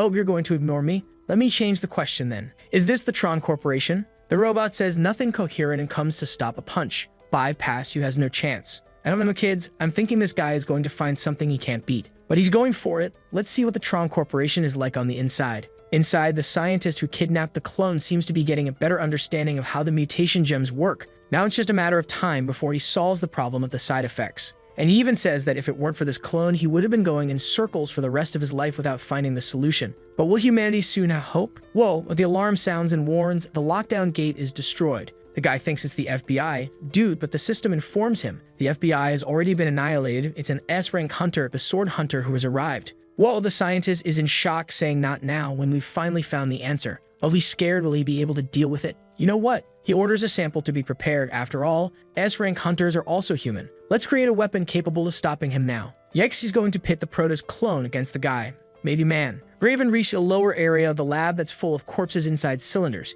He's wanting to know right where the clone is. Until someone says, stop right there, sword hunter. Not someone, actually, it's the artificial intelligence system of this place, which warns him that this is the Tron Company's base. He can't be there. He says he knows that, but Tron attacked Heritage and he's here to rescue an important friend. The artificial intelligence slyly says it knows nothing about that, yet out. He thinks the same thing. Whoa, you can't even trust ChatGPT. The intelligence says it's not a request. Dude unleashing the horde of robots that are already falling from the sky. Damn, there are so many. What is this? However, he's not in the mood for jokes. It's just a little cut. What I see are just tin cans. Back with our little Proto and company, our girl pal is like, Jung Sang-woo, didn't you say the chance was 20%? They're already face-to-face with Shin's team. The three of them are like, man, they're all screwed. Our boy to calm them down, relax. Junbei's buffs are the best, man. The guy is biting his lip, dude. He doesn't believe the Proto is a B-rank hunter. It's impossible for such a fool to be won. Shin Jun-young says not to lower their guard. He wants an overwhelming victory.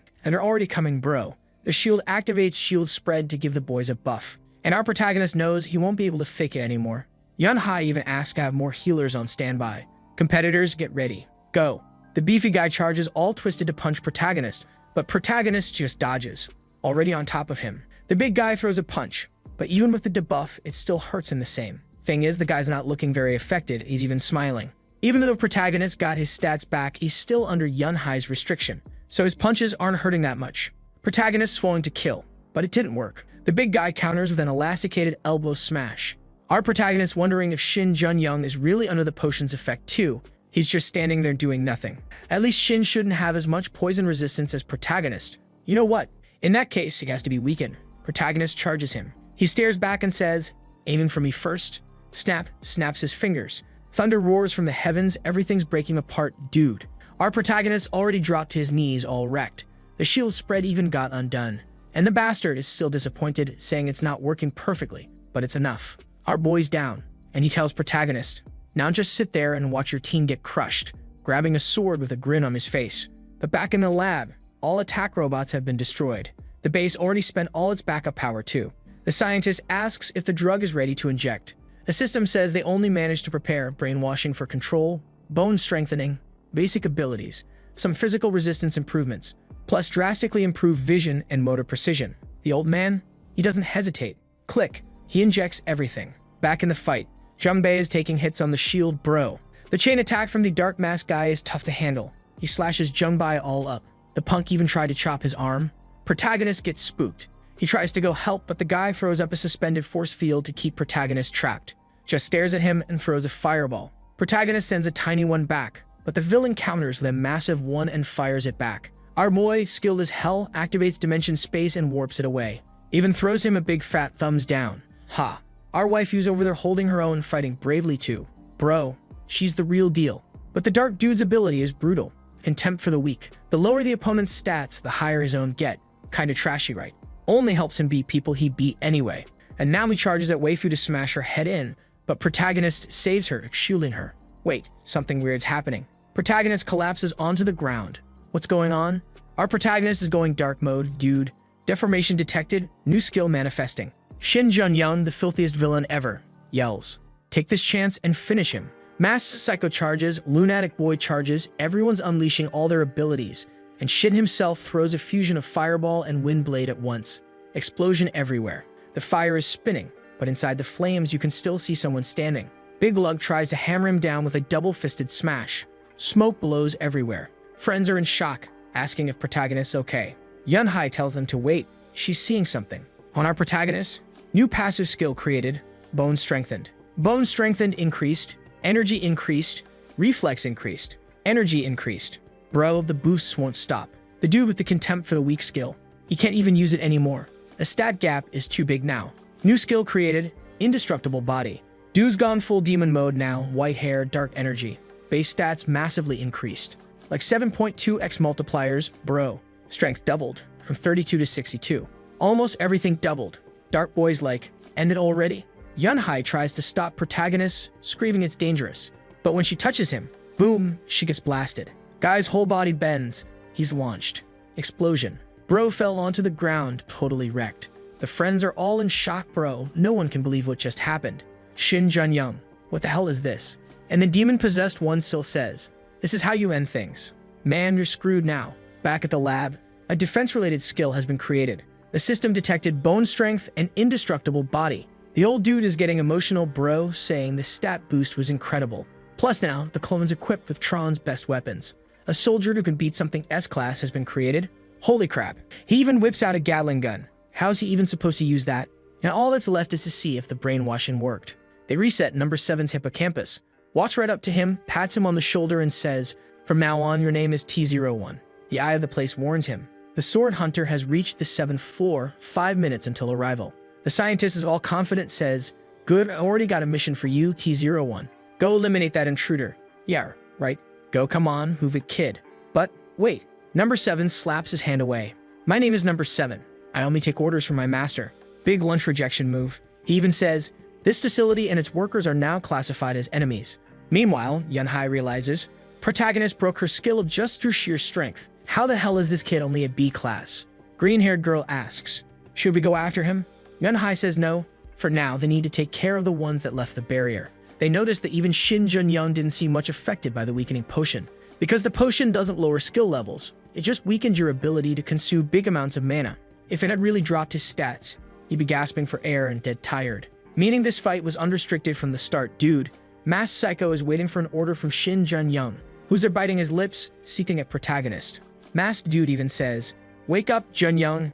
You not seeing this. The demon's standing right in front of you. He finally wakes up. What am I thinking? Remembering what his dad said, get the elixir. It's your chance to prove yourself. All Rock Lee style, there's no option but to win, and he refuses to back down. Man, he even buffs his buddy, boosts his speed. Now his friend's all confident. With this buff, I can beat that monster. Buddy charges in, but gets wrecked immediately. His weapon shatters with one touch, and the speed buff, gone instantly. He tries to pull out another weapon, but protagonist is already right there to smash him. A wall of ice pops up, locking the hit just in time. At least Shin Jun-young knows teamwork, huh? I thought he'd be more of a douche. Our boy's still going strong though. Every fight, he just gets stronger. Resistance to cold increased. Snatches the dude by the neck. Jun-young quickly draws 3 circles, charges up a spell, and throws it at protagonist. Did it hit? Bro, nothing happened. Protagonist still beating the other dude up. Shin's sweating bullets, doesn't know what's going on. His buddy's almost dead. Little spoiled rich kid's even crying. Why do you have everything? Yeah, now you're really gonna get wrecked, bro. Shin Jun-young activates a stone thruster and blasts a barrage of explosions at protagonist. The 2 sidekicks are standing there doing nothing, but doesn't matter. Protagonist tanks it all like a war machine, walking straight through the explosions. The little rich kid's falling apart without even getting punched. Explosion again, praying protagonist's been vaporized. Nope. Look, he's standing right in front of you, bro, and he's not looking very healthy, but you're definitely worse off. He just says, don't blame others for what you don't have. He winds up a punch, and Yunhai jumps in, stop. Come on, just because you're hot doesn't mean you can get in the way like that. She declares the evaluation is over. Damn it, he was about to land that beautiful punch on the punk. Little rich boy falls down, soaking wet, terrified. Still gasping, he says, have protagonist call his clones and clean this mess up. This wasn't my fault. It was that psycho using my skills. Lucky for her that our boy was in a good mood, otherwise things would have gotten real ugly. The boys are all there, cleaning up like maids. Sometime later, she says it's enough. Then she asks protagonist to follow her. Could it be something good coming? She stares him down and asks, of course not. Something good wasn't coming. How did you get rid of the weakening effect? Protagonist's all shocked. Bro, what did you think? You thought she believed you were actually weakening like that. He says the obvious. I just drank it and the effect disappeared. She's like, baha, what's your poison immunity stat? Protagonist, around 8.138. Remember, after level 1, gaining even 1 point is super hard, she says. You'd have to eat extremely poisonous stuff every single day to get that high. How'd you do it? Ah, just trained a lot. Obviously, right? It was all the clones doing it sneaky. She lights up the prison field and says, well, it's not technically cheating, so I won't say anything. Other students will probably whine about it, but I can deal with that. Now get out of here. Our little protagonist just walks away all goofy. At least he escaped that one, right? Could have been worse. Because the most important thing right now is staying in this school and getting the elixir. But he's still confused about how he got that skill. Unbreakable body. You harden like a stone. Physical defense and magic resistance increase by 50%, and it reduces any pain. He figures it has something to do with number 7, and he's wondering, Mestre, you managed to use that skill. Then he freezes. Are they experimenting on number 7 after he got kidnapped? Maybe he should check it out. But then he remembers the skill protection protocol. Better leave it for now. Meanwhile, number 7 is there. Oh, Mestre, want to take a look at this. So confident. Protagonist thinks. Well, Heritage said they'll rescue him and must know what they're doing. Back at Heritage, number 7 is breaking everything. They're shouting, stop T01, and he's there like, I'm number 7. The guy is warning, you're destroying priceless equipment. Number 7, don't care. Crashing everything. Suddenly Raven shows up. Whoa, you're number 7? He's like, yeah. Seems like everything's already been taken care of before he even got there. All right, let's get you out of here, buddy. Clone's like, where you from, old man? Raven says he's from Heritage and that number 7 has to cooperate for 3 months. But number 7 hesitates. Heritage, never heard of that. Oh, the eye is already celebrating, thinking the brainwashing finally kicked in. Nope. Number 7 says, I only follow orders from my master. Raven's sweating now. Seems like the brainwashing didn't work, but they did wipe the memory of orders. Raven grips his sword, thinking, can't reach the master right now. Guess I'll have to take him by force. Number 7 warns him, you'll be treated as an enemy. Meanwhile, back at the Academy Hospital, the punk who got beaten by protagonist wakes up, still remembering the beating he got. Hand on his face. I lost, about to cry like a loser. Still hurting all over. I'd even used dirty tricks and still lost. All emo, walking in the courtyard, when suddenly a big old hand grabs him by the neck. Hi, you for real, dude. I heard you passed out before even getting hit, you piece of trash.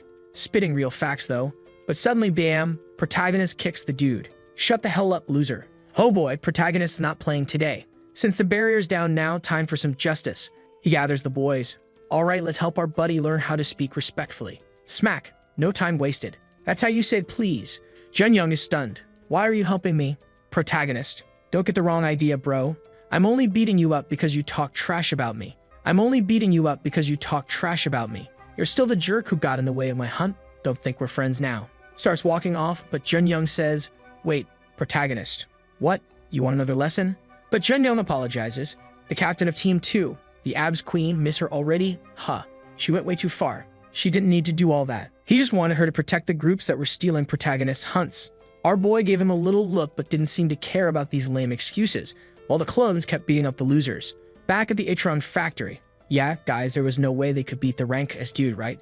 But even so, the guy was impressed, saying the ranking system must be wrong to call this a Class B. He had to starve himself to beat the kid. Even at the end of the attack, the clone could still see the trajectory of his hits. Not to mention, because of the stat difference between them, the clone only blocked when he could counterattack. And the master of this guy has several of these. I mean, this doesn't fit me, but maybe I should think about taking an apprentice. Dude's thinking, is this guy the sword collector? It's him. Meanwhile, the poor scientist's still lying there like a melted slime. But he speaks up. I know you're awake. Whoa, hold up. What do you want, man? Talk to us? Raven already says, I'm the one asking questions and you better not lie. Did you create the Tron Eye? I did. The Eye's voice, was it Elisa's? Do you know her? Whoa, man, seems like a plot twist coming. The old guy's in shock. How does he know that name? Raven just asks straight, is she alive or not? The scientist stalls, tries to bargain. I'll give you a department, a bunch of items, just don't. Raven, shut up or I'll slap you. I'm the one asking questions. All right then, the joking stops. He demands, tell me everything you know about her and Lieber Zinstein, her so-called lover. The old guy looks all awkward, says it's been a long time since he heard that name. Says he never saw Lieber as a colleague. Apparently, they didn't get along. Raven's like, good, cause I'm planning to kill him. The old guy freaks a bit, but admits he knows something. There's a workshop Lieber used to use. But he's not sure if the guy's still there. It's been 50 years since he last checked. Raven says, that's good enough. The old man says he'll send the location to his bracelet. But Raven's like, nah, forget that tech stuff. Write it down on paper, fool. Ah, all right. He scribbles it out and hands it over. Then the old man asks, do you know anything about Elisa? please tell me where she is. Raven just says coldly, I'm the only one asking questions here. Cut to protagonist getting the news that number 7 was successfully rescued. Only thing is, he underwent brainwashing and memory resetting. Could protagonist ask him to cooperate with Heritage again? Protagonist just agrees casually. But he's thinking, experiments, huh? Maybe that's why I got so strong back then. With all the stat boosts and new skills, he's pretty sure he's now Class A. And he jokes, maybe they should kidnap me too. Huh, wait, what the hell am I thinking, idiot? I can't treat my boys like robots. In the end, everything worked out. He resolved the mess with the thieves, won the hunts, won the PvP, and got stronger. Everything's going pretty damn good.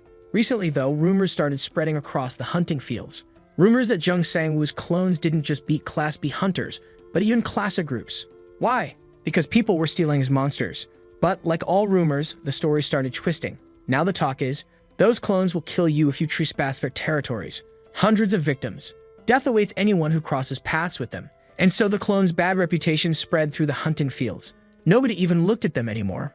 Everyone's like, ah, sorry, Sir Clone, who won't come near, okay. And the clones are just standing there, all confused. And this went on for days.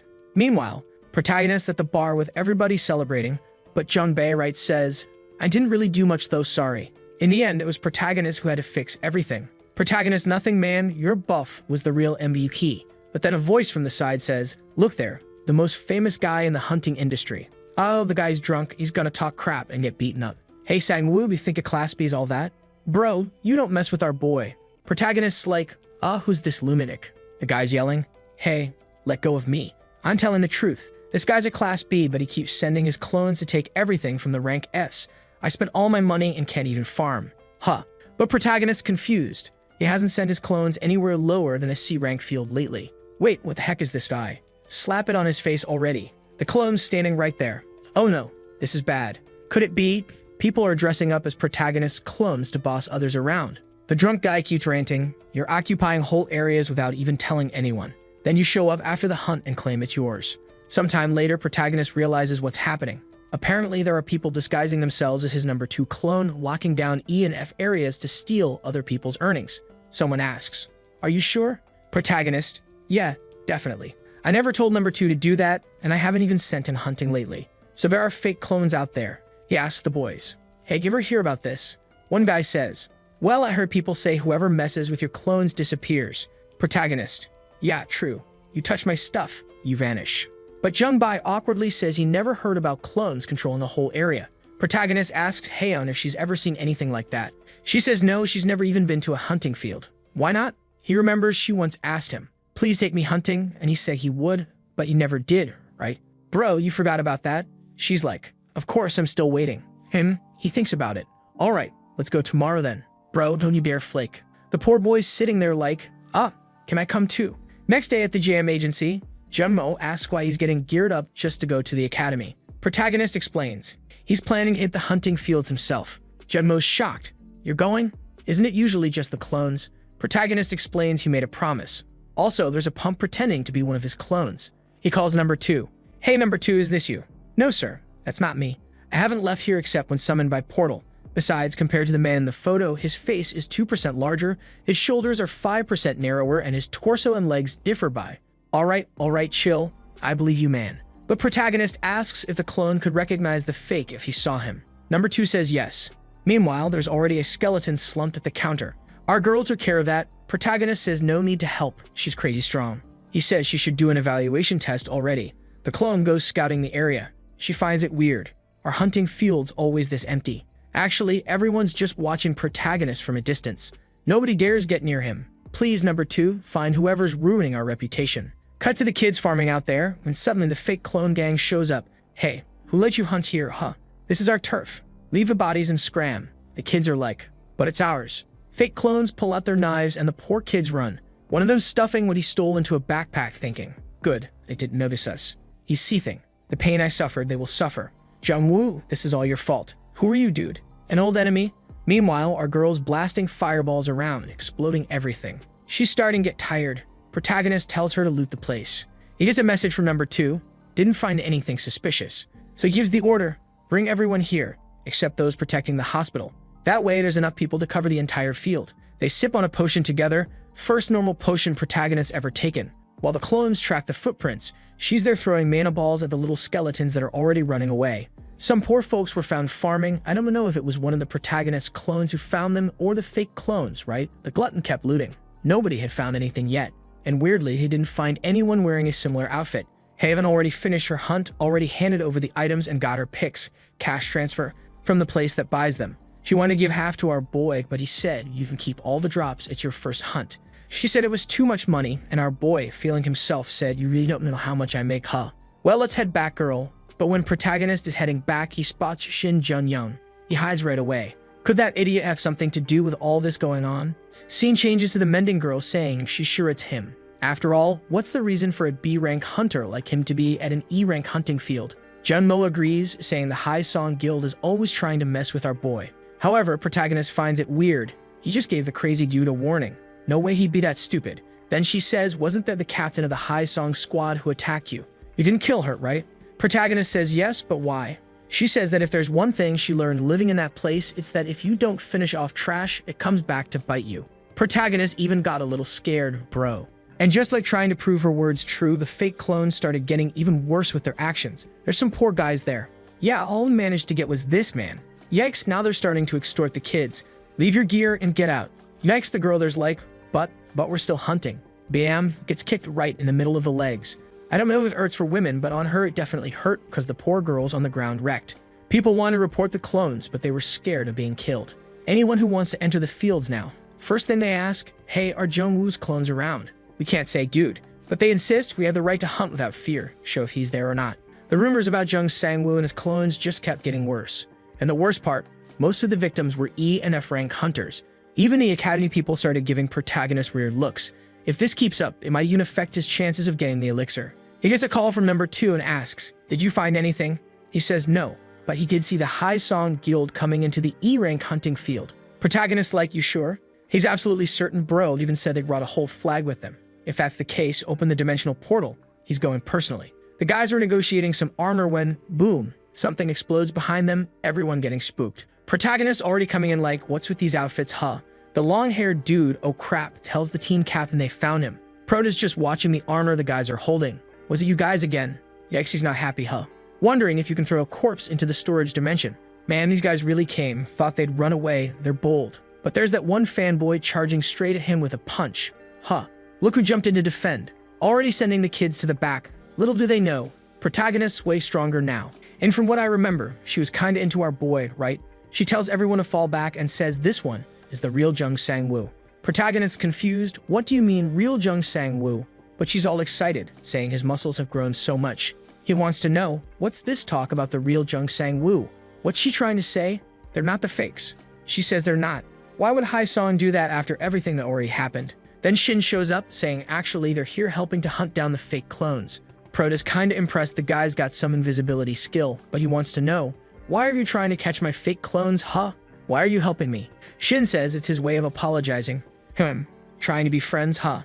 And he says that they still haven't figured out whether it's one guy or several. They have no idea who it is, but they prepared bait. There are some fish-headed monsters getting wrecked until a clone shows up. Hey, you said you could hunt here? Dude, we have permission from the guards. The clone asks, what's your rank? The guy says, this is an F-rank area, so I'm F-rank. Now mind your own business, I'm busy. The clone didn't like that at all. Are you crazy? Don't you know who I am?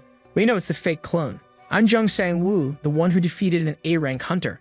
Little bro, it's the shadow guy that protagonist beat the crap out of, and he already says, I know Sang-woo very well, but you're fake. That guy really knows him, bro. He got properly beaten. Next panel, the poor guys are already wrecked. The fake clone is saying, you're gonna regret this. But he warns, you really don't know the real Sang-woo.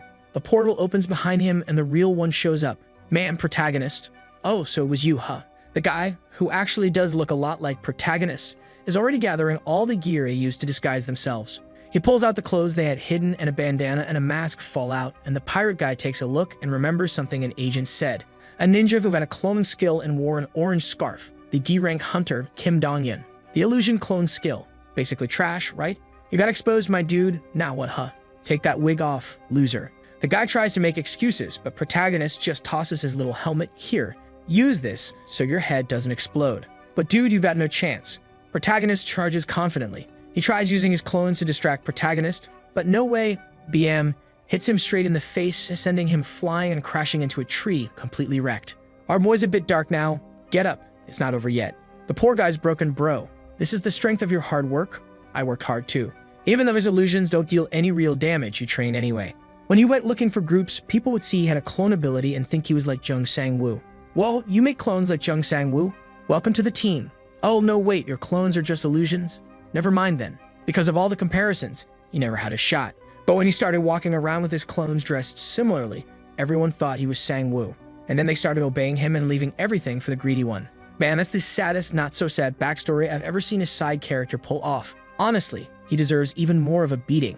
He tries doing the Naruto clone thing, whole bunch charging at protagonist. But our boy's tired of this already. He just grabs the guy's sword. There he goes. It's over. Another blow right in the mouth. Knee to the gut, man. He knocked out all the coconut water he drank. And protagonist keeps going, wham. Another one to the face and another. A JoJo missile barrage. The poor dude's down. There's nothing left. And still protagonist not done. Finally starting to feel better, our boy's getting his revenge. Shin Jun-young walks over to the wrecked guy's body, looks at him and tells protagonist that he made the same mistake as that guy and apologizes properly. Our protagonist kind of accepts it. Well, the boys don't really like teaming up with enemies.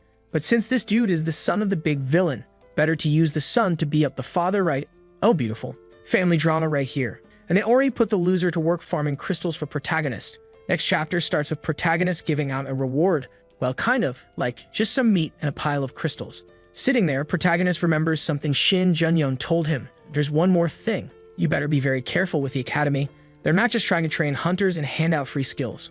Protagonist, what do you mean? Jun-young says he's not sure yet, but he'll tell him once he's got more accurate info. But for now, stay away from the prayer room no matter what. What's going on here? Villains everywhere, nobody honest in this world. The abs warrior should have at least thrown herself at our boy a little bit. Didn't even flirt. Come on. Scene shifts to Prota's evaluation form. He got an A+. Someone asks, what's this? Our big sis says it's the evaluation. The director slams the table in anger. He didn't like that protagonist got an A+, huh? Man, what's going on here? She says she did everything properly. He received the weakening potions. He was banned from using clones, and even so, he won, right? So the evaluation is correct. The director, angry, says that he purified the potion, so it's not fair. But she says that was with his skills. What's she supposed to do if the potions don't work? The guy's furious, but she slaps him down hard, man, playing with a badass. She says enough already. You only have a bunch of F-rank teachers. You accepted a student like Sang-woo who's way stronger, and now you're mad because you can't control him with the elixir. The director, all twisted, says this might disrupt the class. She tells him, deal with it yourself. Go tell him directly. I'll just follow the curriculum, nothing else. Man, she explodes in the room saying that if they called her again to talk nonsense, they're gonna die. Damn, how cruel. Oh, the guy made a call in order to place instructor Hwang-yeon High as the teacher of the prayer room. Oh, there's definitely some shady stuff going on with that room. Next scene, they're being introduced to the hunting techniques teacher of the academy, a C-rank hunter, Jang Sung-won. He was asking them what they thought was the most important thing in monster hunting. Status, team, teamwork, good equipment. All of that's important, but the main thing is strategy. And he tells them to look in the book for strategies to beat each monster. Haeun's all excited there, saying she even sees a little skeleton. But protagonist finds things weird. Like in the rat section, for example, it says, you can attack them effectively with close-range attacks. Their weak spot is their skull. Protagonist questions why their strategies are so wrong compared to what real hunters use. He's no genius at hunting, but his clones studied everything and tested it out, so this info is wrong. What's the academy trying to do? Bro, this academy is super suspicious, guys. But the teacher announces they're moving on to the practical part in the monster hunting training room. A furry pig shows up, man, already getting sliced, and he says, so, pretty realistic, right? All of this was made using a hunter's ability. This is where they'll learn how to fight without risking their lives.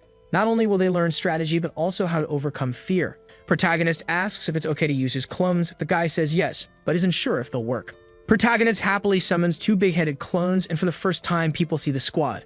The teacher tells everyone to get ready because they'll all be sent to different places. Everyone starts glowing red. Poof, they vanish and appear somewhere else. In protagonist's case, a kind of dry forest. Protagonist hears a voice behind a little tree, a warrior girl asking for help. But it doesn't seem very nice. A bunch of deformed humans asking for help. Man, terrifying for our boy. Protagonist says the teacher told them the monsters were supposed to match their rank. So what's this? Man, they already turned into giant ants like Hunter x Hunter, charging at him. The teacher's walking among the cylinders, taking a peek at protagonist. What you gonna do, buddy? Heck, what's that, bro? Pulled a sword, what you gonna do? Damn, but right next to him, do you need help? Oh, girl, now it's getting crazy. She screamed, scared, and fell to the ground and asking, who are you? He says, I'm number 3, dude. Mr. told me to protect the portal against disasters and threats. The teacher, I understand. He gets up saying he was also keeping an eye here, just patrolling the students. The clone simply agrees, saying it's awesome of him. But he was thinking about pulling something shady. Man, looks like he wanted to defeat the clone and mess up protagonist. But after getting that stare down, he just left. Alright, thanks bro. See you, buddy. Meanwhile, inside the illusion, protagonist is fighting the giant amps. Bro, it's one dodge and then he slashes them right in the face. Takes fireballs too. Stone skin is happening as well. Man, he's actually getting kinda skilled now, huh? He's got tons of abilities, the sneaky little guy slicing through everything. Protagonist just found something strange though. If the summoned monster was supposed to be a creature 1 rank below the hunter, why did he get 5 screaming dragonflies rank B? Like, dude, are they trying to kill me? What's going on here? He comes back to the capsule, bro steps out, everyone's there all sweating and beat up. Most people look like they failed. Protagonist asks Heian what she fought and she says it was these giant turtles where her attacks just bounced off. The professor shows up again giving a little speech. Some of you failed, some succeeded, but strategy is the most important thing. With that, class is over. Our boy's finding all this a little confusing. Number 3 comes to tell him something. Outside, the professor approached secretly while they were hunting. The clone says yes. Protagonist thanks him, bro. Good thing that Shinju young guy told him to keep an eye on the academy. You can't trust anyone here. Way too suspicious. First, a 3v3 fight, which isn't something that usually happens in the hunting fields. Then a solo hunt against a monster, when everyone normally hunts in groups. What's happening at this place? Yen asks what they're talking about and he says, odd, it's nothing much. Tell us what's the next class. She says the next class is history and understanding of the system, at the prayer room. Oh, he immediately remembers the warning, don't enter the prayer room. He doesn't just not want to go, he wants to save her and tries to invite her. I don't want to deal with this today. How about we watch a movie instead? She wasn't really convinced, she just said it's a mandatory class, so they can't skip it. Plus, it's a class about the history of the system, and she's super curious. Protagonist's like, Heian, I'm serious. I'll send my clones to attend instead. But the warrior girl insists and saying, nope, we gotta go. You're not skipping this class. But bro, no time for that nonsense. Whack to the back of the neck, sleep baby. You're not making this disaster happen, no way. He apologizes, thinking maybe he went too far and maybe it's nothing too bad. But he's not willing to risk it again. This time, he's not going to hesitate for a second to protect the people who matter to him. Sometime later, she wakes up in a bed. Nah, not really a bed, just gets up and Mendigana, potion lady, introduces herself, saying that Sang-woo left her here. She asks, wait, why did Sang-woo bring me here? The king of lying said that she passed out because of the hunting class, got too exhausted. But she can relax, he covered for her. There's a clone with a wig over there, dude, but she wants to know where protagonist is, bro. However, Mendigana says Sang-woo will be back soon. Now take this vitality potion here, bro. It boosts your status for a certain amount of time. Meanwhile, our boy is at the academy, all stealthy and hiding around. There's no problem at all since number 2 is marking his attendance. But here's the thing, bro. He wants to flip this whole thing upside down. The problem is, he can't, right? He needs the elixir, and if he does that, he'll be expelled. However, he also can't just sit around waiting for Shin Jun-young to give him the info he's looking for. He'll have to run a little investigation of his own. As he's walking around, he sees what seems to be the room of someone important, and he notices some shards of glass outside. Not to mention the window is open. Who's that maniac over there? It's Shin Jun-young, bro, 2 shady dudes. Hey man, what are you? Hand over the mouth. Be quiet. I'm the one asking. What are you doing here? I said I was going to get that info. Protagonist says that Heian's been acting strange. He remembers that moment when she got a bit aggressive saying they had to go to the prayer class. Shin Jun-young asks, that girl who's always by your side? Protagonist says yeah, it seems like she's been to multiple of those prayer classes, and when he said he wouldn't go, she got kind of aggressive. Protagonist asks, isn't that why you're here too? You said that place was weird. Jun-young calls him over, bro. Pulls a little book down, reveals a secret room. For your information, I just found this today too. Alright? I haven't even looked yet. Who? They're about to discover things together. Dude, check out that gamer setup. Who's playing League of Legends? Protagonist sees cameras, microphone, it looks like a contact hub. Shin Jun-young. Wait, let's grab the data then. But then they hear some noise outside. Someone talking. President, are you in there? The two of them freak out. What are we gonna do, crazy dude? Protagonist says, I have teleportation and you have invisibility, man. Let's bail. But Shin Jun-young says that they heard the noise. If they disappear out of nowhere, they'll look suspicious. Whoever it is, they're already smashing the door in. Protagonist's like, I dunno. Use one of your abilities or something. You've got a bunch, right? Already popped a ton of orbs. Oh, the guy's like, unfortunately, I do have one ability, and activates the chameleon skill. Meanwhile, protagonist just hides, all chill. The door opens, bro, who's here? When the guy looks, oh, something happened. Our dear Shin Jun-young disguised himself as the president. Why'd you bust the door down? The guy, he looks like a priest. President? Protagonist opens a little dimensional crack just to hear what they're saying. Oh, president, didn't know you were in here. Yeah, I had to come here urgently. The guy asks, did the master call you by any chance? Now he's like, master. Who's that? He plays dumb. Yes, he did. Ah, just as I thought, huh? Must be because of that problematic duo, Sang-woo and Jun-young. You two little punks. The president. Yes, both of them are very problematic. The priest apologizes for barging in and says everything will be handled in the meeting 3 days from now. Oh, the two of them are shook. As he's walking out, by the way, Professor Hizioki, you didn't forget the time of the meeting, right? The guy replies, of course not. It's at 11. Got the info. A while later, protagonist steps out of there like, yo, what's going on with this whole master and meeting talk? We're the problematic kids? Shin Jun-young in shock, sipping on a mana potion. Shut up, I almost got caught just now. Then protagonist asks, why did you say the prayer room was strange to begin with? Come to think of it, you were there during the first class too. He simply says as alerts went off. He originally tried to attend the prayer class because it was mandatory, but the second, he stepped inside. Alert, mental protection activated. Mental protection activated. There seemed to be something trying to affect him. He was just looking around like, what the heck? Who's using mental skills on me? He tried moving to a different place, even to the bathroom, but no matter where he went, the warnings wouldn't stop. There was no vibration or mana flow. That means the entire room was full of mental skills. Protagonist's like, why didn't you warn everyone then, you punk? He replies, for the same reason you're not doing anything either. You could have just destroyed the academy. But you know you can't do that because the elixir is at stake. In the end, they need the information. They need to put a leash on these people. Protagonist agrees, right? They're gonna have to find some kind of weakness. They try getting into the computer, which obviously has a password, right? But turns out they're real dumb because there's a little sticky note on the wall with the password written on it. Look at protagonist's face. Here it is, the password's right here. And the two start swooping for the files. Scene shifts to Heian, receiving a vitality potion from our potion hag. She asks, what's this? Potion lady's like, drink it. Come on, your fatigue will go away. Heian thanks her but says she's all sweaty from everything. Can she take a shower? Potion lady's like, fine, I'll take you. She starts removing her clothes and our potion lady gets all shy. What is this plot twist? And she asks, excuse me, what's your relationship with Sang-woo? Heian says, nothing much, we're just co-workers, not a big deal. But hold up, what the hell? She pulled out a massive scar on her back. Back to the church, where the boys are reading through the files. Shin Jun-young. So this is the academy's goal? Brainwashing all the students. And it's in the prayer room that this happens. Everyone becomes a puppet of this guy called Master. Protagonist's like, how many students are there already? Jun-young replies, close to 10,000. And if you count all the Korean branches, over 30,000. Protagonist starts to worry. Imagine a person controlling 30,000 awakened people and sending them into the streets. Then Shin Jun-young sees something on the screen. Take a look at this list. Hunters who haven't been brainwashed. Dangerous people. Rank B hunter. Jung Sang-woo. Must be removed. People to be observed. Shin Jun-young. Rank B hunter. Removal of guild leader postponed for now. Shin Jun-young warns him. He and everyone around him are now in danger. But protagonist is more curious why Shin Jun-young isn't a target now. Why are they postponing him? He says it's probably because they don't want to mess with his father's guild, and also because protagonist is currently more dangerous than he is. Then he switches expression and says not to worry about the agency. He had already warned that Heian seemed off. And look at her now, pinned to the ground by the clone. She's all sweaty on the floor, a clone holding her down. But she says this situation isn't that bad, and even adds that if someone's gonna be on top of her, it better be Sang-woo.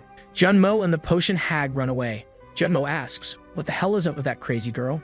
She says she'll explain. On the phone, someone tells him just not to leave the agency. It's protagonist, and he already explains that's why he left number 2 there. She thinks he's gonna subdue her. Honestly, she seems like she's enjoying the subjugation. Protagonist says things are even more serious than he thought. Population awakening progress, 89.8%. Our boy gets it. This isn't something they'll be able to solve with just the 3 of them. They're going to need help from other guilds. The thick-thighed one is coming. Scene shifts to a man working on a sword. Someone's calling. Hubert. He's like, oh, what is it? This is the leader of the Heritage Equipment Development Team. And look, our friendly girl just brought 2 sewer rats with her. Oh, what is it? Is it the clones? You were totally focused on that, huh? Looks like you managed to analyze the skill. She's all excited, observing attentively. The total clone, kind of digital. It's a complete failure. Nothing but an illusion. He didn't manage it, huh? Loser. Meanwhile, Big Mouth is just living the good life at Heritage, and she's thinking she wasted 13 billion giving that sphere to Protagonist. Kumbert's like, you made such a fuss last time over that cape, and now you're calling me to show this fake rat? She's like, huh. No, of course not. We actually made some progress. Ta-da. We managed to copy a piece of equipment. That alone is already a big help for our plan, right?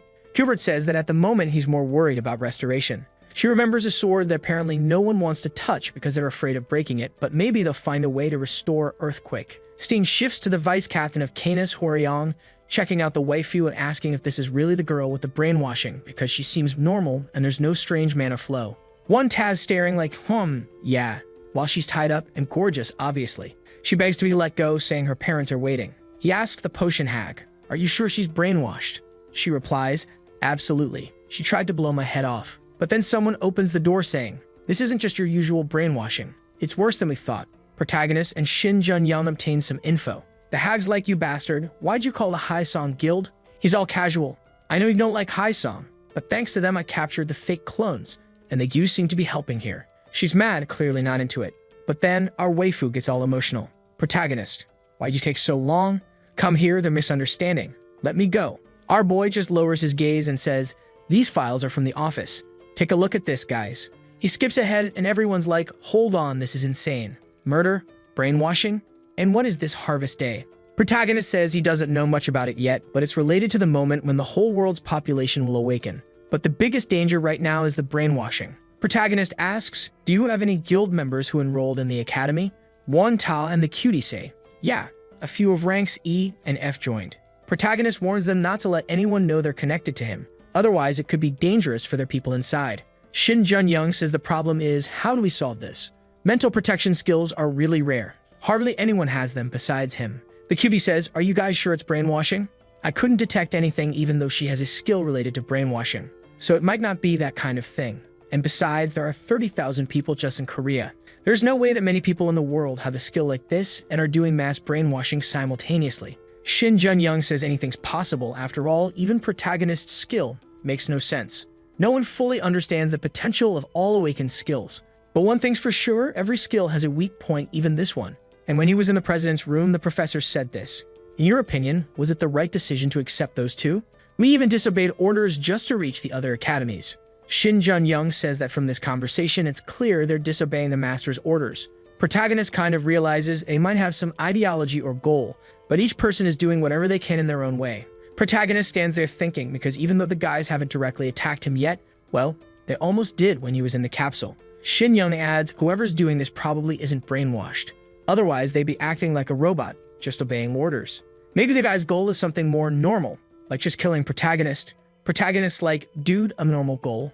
Really? Then Junmo says this is really bad news because they can't even detect the brainwashing. That puts them at a huge disadvantage. Shin Jun-young says at least now they know the enemy's biggest weakness. The fear isn't of failing the mission, it's of being abandoned by their master. They're gonna have to exploit that. In 3 days, during the meeting that's going to happen, they might change everything. A bit later, Shin Young and Protagonist are talking. He tells Protagonist that if he stops going to class, people are going to get suspicious. So yeah, Protagonist says he's thinking about going. Shin tells him to just send the clones, it shouldn't be a problem. But our boy knows. He's been going every day. If out of nowhere he starts only sending clones, it'll look suspicious, and that could put everyone at the agency at risk. Besides, he wants to experience for himself how people behave under the effects of brainwashing. But the important thing now is what they're going to do with Haeun. Does Shin have a plan? He says he's got an idea, but it's more like a gamble. He knows someone who got transferred to manage the prayer room. Our teacher gets a message left on her desk. When she opens it, use mana on your head. So the 3 days that followed, Protagonist went back to attending the academy normally. He knows the order to eliminate him has already been given. They probably already noticed that sometimes he sends clones to class. And the scariest thing is that there might even be students going after him. He's curious to know how long someone has to stay in the prayer room for the brainwashing to start working. But watching his classmates, everything seems normal. Well, until, bam, a stab comes from behind. Dude's made of steel. It hit him and the guy collapsed onto the desk like it was nothing. Protagonist turns around to see who threw it. Everyone's like, not us. The demon teacher. Mr. Sangwoo, is there a problem? Protagonist just stares at him, thinking, so this is how you want to play it.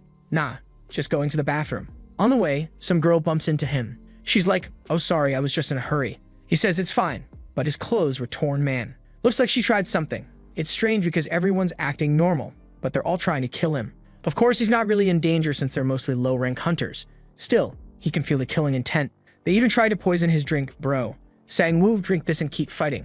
I'm rooting for you." Trying to poison the Poison King? Well, hey, at least it gave him some XP. And like that, 3 days passed.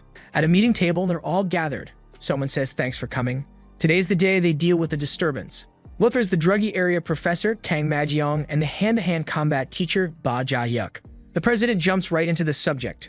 "We're here to talk about Jang Sang-woo and Shin Jun-yum, those two." Scarface slams the table. "We never should have accepted those two, especially Shin Jun-yum. How are we going to act against someone backed by the Haisong Guild?" But another teacher jabs back, "You also agreed, saying we gain influence with Haisong. He's all crooked now. I said that if things went right. Chill out, everyone." They're all bickering. One teacher says, "Obviously no student here is going to put a scratch on them." Musclehead asks, "They're that strong?" Someone says, "Even if all of them attack together, they wouldn't beat protagonist. You should have seen those clones fight." The president says not to worry. The master hasn't abandoned them. Soon, 2 Class A assassins from Scorpion 13, the Assassin Association, will arrive. They're feeling all happy like, "Yeah, Class A. But bro, y'all gonna need at least a Class S to take out protagonists. I'm just saying." Still, they're confident. Apparently this Scorpion 13 is real tough. They're just not noticing that someone's coming through the door. Bam. Someone's already flying across the room. Who is it? He's here. Didn't y'all just get beat up? Well, thanks to all of you. I had a hard time these last 3 days. Let's use this meeting to decide your punishment. Damn, he's gonna beat up the whole staff now. Protagonist going full beast mode. Starfish Professor. Jajajang Sang-woo he. "So, Professor, what's up? Why you look so confused? You were staring at me the whole class." The president tries to play dumb. Jung Sang-woo, "Why are you here? Let's talk." Protagonist ain't got time, bro. Ignores it and says, "There's 5 of you and 1 of me, right? Let's balance this out." Boom. Everyone's got a clone on their back. Now we can talk. He starts going off. "It's been amazing these last 3 days. Everyone trying to kill me, each time more daring. Poison, ambushes, hunting rifles. On top of that, I had to protect the whole agency building." The president tries to play dumb. "Mr. Jung Sang-woo, what do you mean kill you?" "Ah man, the professor already paid the price." Snap, finger broken. "Don't talk nonsense. Whoever thinks they've got strong fingers can lie." Muscle guy gets up and takes a hit in the face too. Protagonist says he's losing patience and the president asks, "What do you want, Mike? Say it. You know that if they disappear, it's not just him who'll be affected." Protagonist gets it. "You're threatening me with the elixir." "I'm just stating facts," he says. Then protagonist gives them 3 conditions. And all the brainwashing. He's the one who goes to the World Academy competition for the elixir. They don't report any of this to their master. Everyone's silent. The president, king of the bluff, thinks protagonist doesn't know. "Sorry, I don't know what." Snap another finger down, bro. The guy doesn't back down. He says protagonist's judgment is wrong. "If you think this is the way, kill us now. That threat won't work. Also, he should give up on the elixir." Protagonist stays calm, saying he knows exactly how he's doing the math. We flash back to Shin Jun-young, who warned him not to show weakness. He noticed protagonist tends to go soft. "Protagonist, what you talking about, man? I'm tough." But he told him, for you to get those terms, you've got to be violent and reckless. Otherwise, it won't work. You gotta show your will. Back to the scene, protagonist pulls out a card. "You think I don't know about your master's existence? You want these documents here spread worldwide?" Oh man, he throws everything on the table. "If I reveal this, it won't be just Korea's branches. All the academies in the whole world will be investigated. I don't know what your master is planning, but this'll definitely mess it up, right? Someone's already freaking out seeing that sword. Let's stop wasting time and wrap this up. Toss everybody's corpses into the portal." "Bro, is he really gonna do it?" The president asks for a minute. "Why do you want time?" Protagonist asks. "You were sending those text messages, right? Waiting for the Scorpion 13 people or something." "But yeah, looks like they've arrived, huh? Something's coming through the window." They already shown up all bloody and haven't even fought yet." President's getting excited, but it's already clear why they're covered in blood. "They got wrecked too. Tossed on the ground." Protagonist, done. Now it's easy, because you got nobody left to wait for, right? 3 seconds to answer, let's go. 3, 2. The guy runs for it. His ability is permeation. He can go through any material for a short time. As long as he crosses this wall, he can escape. Skill got cancelled. Faceplant like a clown. "Of course it's your waifu on your back, bro. Didn't expect her to do something like this, huh?" She turns and smirks. "So what were those conditions again? Go ahead and say them." And so eventually President 1 Haxo and the others accepted protagonist's conditions, and the academy went back to running normally. That day, there was a conversation between Won Ta and the leader of Guild Yahello. They were the ones who helped stop the Scorpion 13. Only they also got help from protagonist, and she's like, "How is he still rank B? Doesn't make any sense." Since it'd be way too suspicious to shut down the prayer and system study class completely, they just destroyed the object that caused the brainwashing. And with that, it turned into a regular class. Yunhai, with her ability that cancels any effect, cleared the brainwashing from the students. Of course, our professor didn't have any brainwashing. He was just straight up crazy. And so Heian was cleansed too, bro. Protagonist asks her if she's okay, but she's crying, apologizing, saying she must have gone crazy. But protagonist says it's all fine. And with that, the 3 days of chaos came to an end. We see protagonist now, bro, he's basically running the entire academy. President, what's my grade? A plus, of course. Great, kicks the desk. No more fireball training. Okay, we'll do freezing magic instead. Yeah, bro, or else them fingers are gone. But somewhere else, someone notices something off. The Korean branch said, issue resolved. But Scorpion 13 reported that they failed the mission. The guy with the ring asks the kid with the star on his chest what he thinks of it. He replies, whatever you think, you're right. I just follow orders. The human sitting on the throne responds, your answer is lazy and boring. If I lost is dying for you the correct answer? The guy replies, yes, I gladly do it. And boom, he's gone, bro. Dude got blasted, just telling a joke, he says. All right then, clean this up. Whoa, everything's hidden. We don't even know his name, his rank, nothing. We just know this is the master. And now he's ordering someone to investigate a certain Jung Sang-woo. Hello. Back at school, students reacted 2 ways. The girl who tried to stab him, I'm sorry.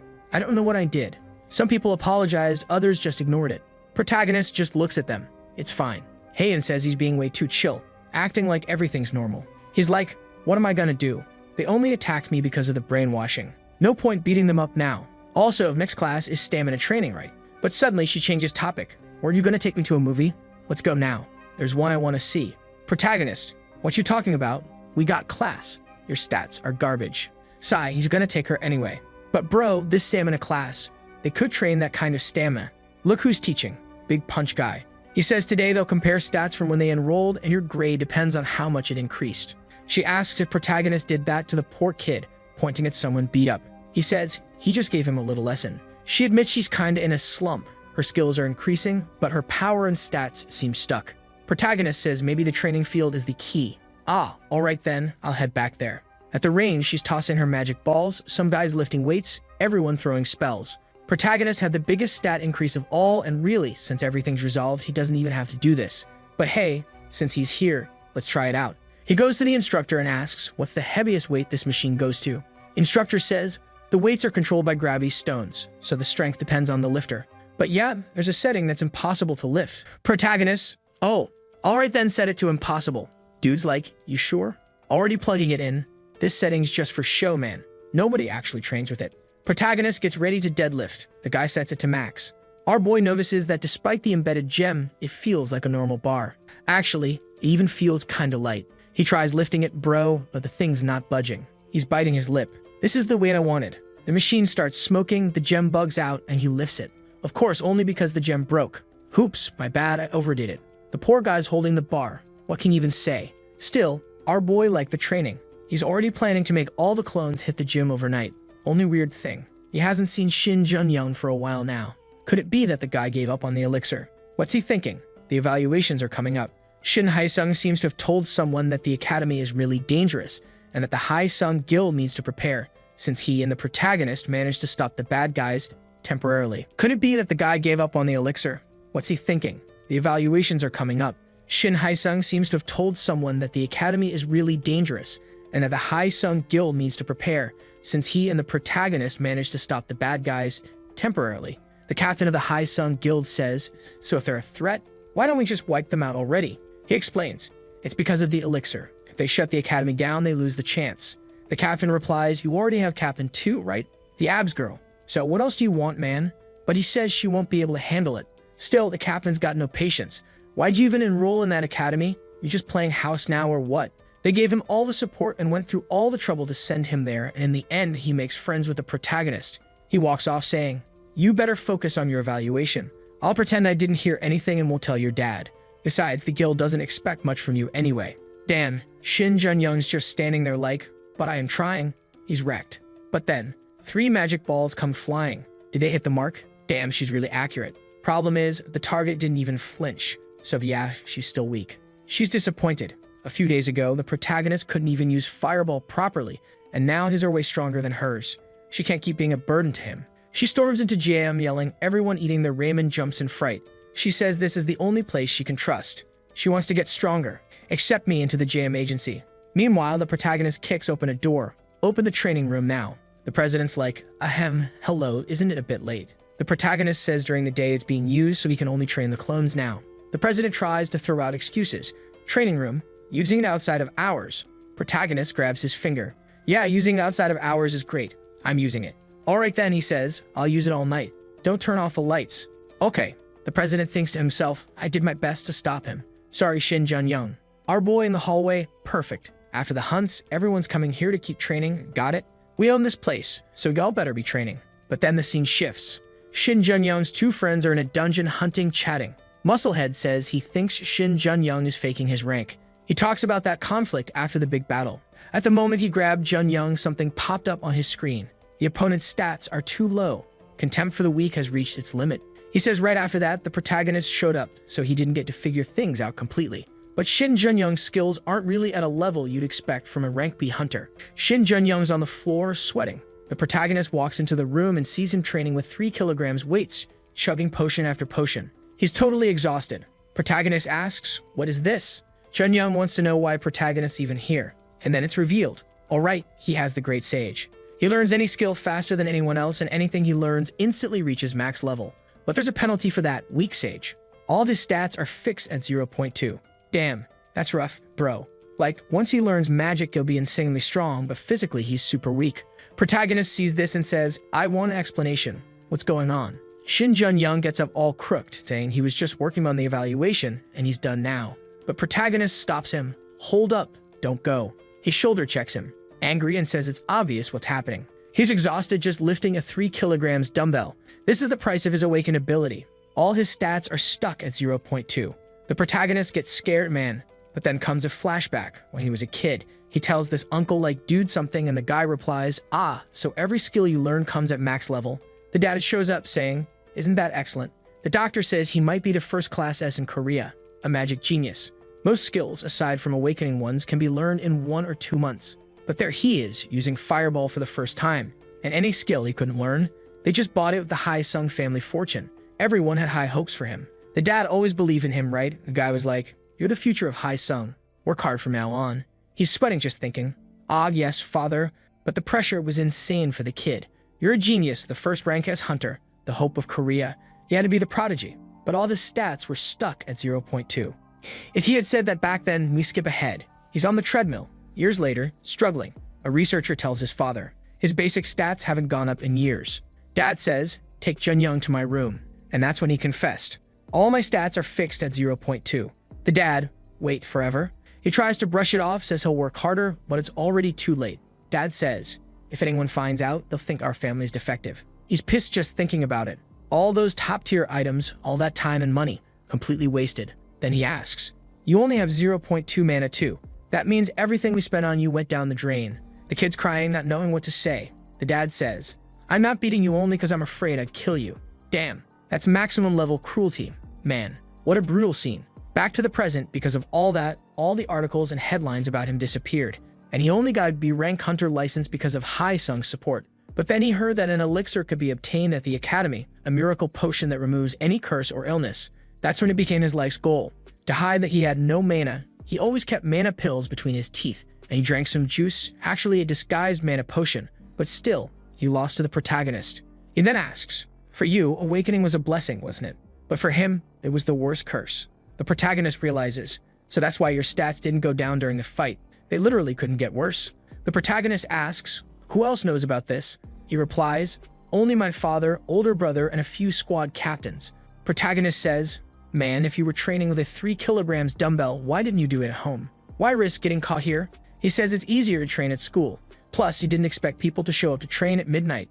Also, there was that training equipment with the gravity stone that adjusts to the user's strength. But when he got there, it was broken. The protagonist pretends to know nothing. So when you enrolled, what stat number did you enter? He says, 40. The protagonist, you bastard, you multiplied your stats by 200. He's like, I didn't know they'd check again, man. This sucks. I don't even know what I'm doing anymore. I'm out of here. But while leaving, he asks protagonist, don't tell anyone about my penalty, please. Our boy doesn't really know what to say, just scratches his head. Walking back, he remembers something. His dad with some chick says, you what? You want a candidate for the ranking test. Then he asks his son, you know this Jang Sang-woo guy? Shin Jun-young replies, wait, you mean that clone guy? The old man says, that's the one. I saw him back when he was class F. I laughed in his face when Junmo took him in. The kid was pathetic, especially with someone like that managing him. But just a few days ago, this same Sang-woo jumped to class B without lifting a finger. Man, and the dad still mocks the son, saying that he laughed at Junmo for picking up a rock from the road while he had a diamond at home. Who would have thought that his so-called diamond wasn't worth anything? Damn man, this dad doesn't stop roasting his son. The poor guy is all sad boy mode if there's a hand behind him. He got caught. What's going on here? You've been captured, kid. He asks, who are you? And the person goes, sha, quiet if you want to stay alive. Then the story jumps to Jam, where our Haeum is telling Junmo that she can't deal more damage, no matter how much her skill increases. Junmo says maybe it's a lack of mana. She's not putting enough power into her hits. But Haeun says mana is actually her strong point. Junmo asks if the Academy's evaluation is still going to take a while. She says, why? Then he goes, well, you said you wanted help and to join the agency, right? I do know a specialist in mana control, but her training's really tough, you know? That's our cat girl friend who's about to train our waifu. What madness, man. Damn. Sometime later, we arrive at the day of the base stat evaluation. There are 5 parts to the test: strength, reflex, stamina, mana, and resistance. Once you finish one part, move straight to the next. Now then, let's begin. Who's feeling confident? Step right up. Whoa, Shin Jun-young steps up first. Confident much? Must have pulled some tricks, huh, you sneaky dog? The guy nearby says, hit with everything you've got. Shin goes, all right. This guy knows his stats are trash, so he says, watch this garbage punch I'm about to throw. But the protagonist, watching, says, his interference is a problem. Wait, did the protagonist get involved here? The punch comes in, bam, hits the wall, bends it. Everyone's kind of stunned. Ah, look what he did, man. It's the protagonist's clone using the chameleon skill to match his stats. Well, the protagonist's clearly making friends with someone strong, huh? And it doesn't seem like Jun-young's going back to being a villain anytime soon, maybe. Who knows? We get a flashback of what happened when that person captured him. Guess who it is? Obviously, it's the dummy. He came to talk about the evaluation. He asks, what are you doing, Sang-woo? The protagonist goes, just answer one thing. Can your chameleon skill change other people's appearance? He's like, what do you mean? The protagonist explains, can you change my clone's appearance to look like you? That way you can pass during the test. The protagonist adds, don't get the wrong idea. I'm also after the elixir, so I won't always help. But this way I can clear my suspicions. And since the dude's got chameleon at max level, of course, he can transform into anyone. Everything worked out. 40 in the strength test. Then reflex, stamina, mana, resistance, all perfectly 40. Everyone watching is like, damn, but isn't this guy a long-range damage type? How the heck does he have 40 resistance too? The musclehead's in disbelief. His buddy tells him, dude, give it a rest, just do your evaluation already. But remember when Jun-young gave him that speed buff, and he only managed to jump once? We know it's because his mana ran out, but that guy there is still like, maybe I'm overthinking this, whatever. The professor reviewing Shin Jun-young's record and current power says, strength from 38 to 40, the only weird thing is that everything hit 40. So the average increase was just 0.2. It's kind of disappointing, but not terrible. Jun-young's mad in the back, fuming, that idiot. I told him to input 40, but didn't think it'd land exactly on 40. How do those clones have such perfect control? The guys are arguing, did he do something shady? No, man, didn't you see the wall bend? Jun-young's like, himph, it passed, but it wasn't impressive. Thanks, Sang-woo. The poor guy's got a stomachache from all the mana potions he had to chug just to keep chameleon active. Then the protagonist goes, well, there's something I want to check too. All right, I'll go on with the evaluation. The guy goes, all right, you can hit the pad. But the protagonist's not here to waste time. Boom, he already throws that punch, the thing gets all bent out of shape in the back. Wall, is it gonna break? It flew, damn, the wall went flying. Didn't break, but still flew. The protagonist noticed something. His stats stopped increasing with just the crystals a while ago. The poor guy who's been eating crystals 24/7 doesn't do anything else in life. The protagonist, he eats them all at once, just grabs and gulps. But the stats aren't going up anymore ever since number 7 was kidnapped and had that sudden power surge. So yeah, what's he gonna do with that guy now? The poor guy who's been hunting crystals for him this whole time. It's time for our boy to visit Heritage one more time. When he gets there, look at the guy's smug face. So you couldn't even copy it, huh? Aw, poor thing, right? Laughing in their faces. She looks at him, are you sure you feel sorry? Our boy says, yeah, I feel so bad. Aw, that's really too bad, it's such a complex ability. But she smirks, saying she managed to use the cloning ability on equipment. The protagonist, hold up, how did you manage that? It's even weirder. She says it's impossible for an ability to surpass the original's potential, but maybe it discovered something the protagonist still doesn't know. That means his ability is going to evolve. She changes the subject, saying there are some people who want to meet our boy. He's like, huh, me? And then she introduces him to some guy named Hubert and Raven. Hubert thanks him. Thanks to the cloning of equipment, he's finally going to be able to evolve some stuff he's been wanting to for a long time. Protagonist goes, hey, glad I could help. And she goes, you already know Mr. Raven, right? Raven gives him a little look like, protagonist, do I? She's like, wait, you don't know him? He's the strongest swordsman in the world. Rank as sword hunter. Then yeah, the protagonist's like, wait, what? Rank as hunter? As far as he knew, there weren't any rank as hunters in Korea. So, who the hell is this guy? Raven just turns his back. It's fine.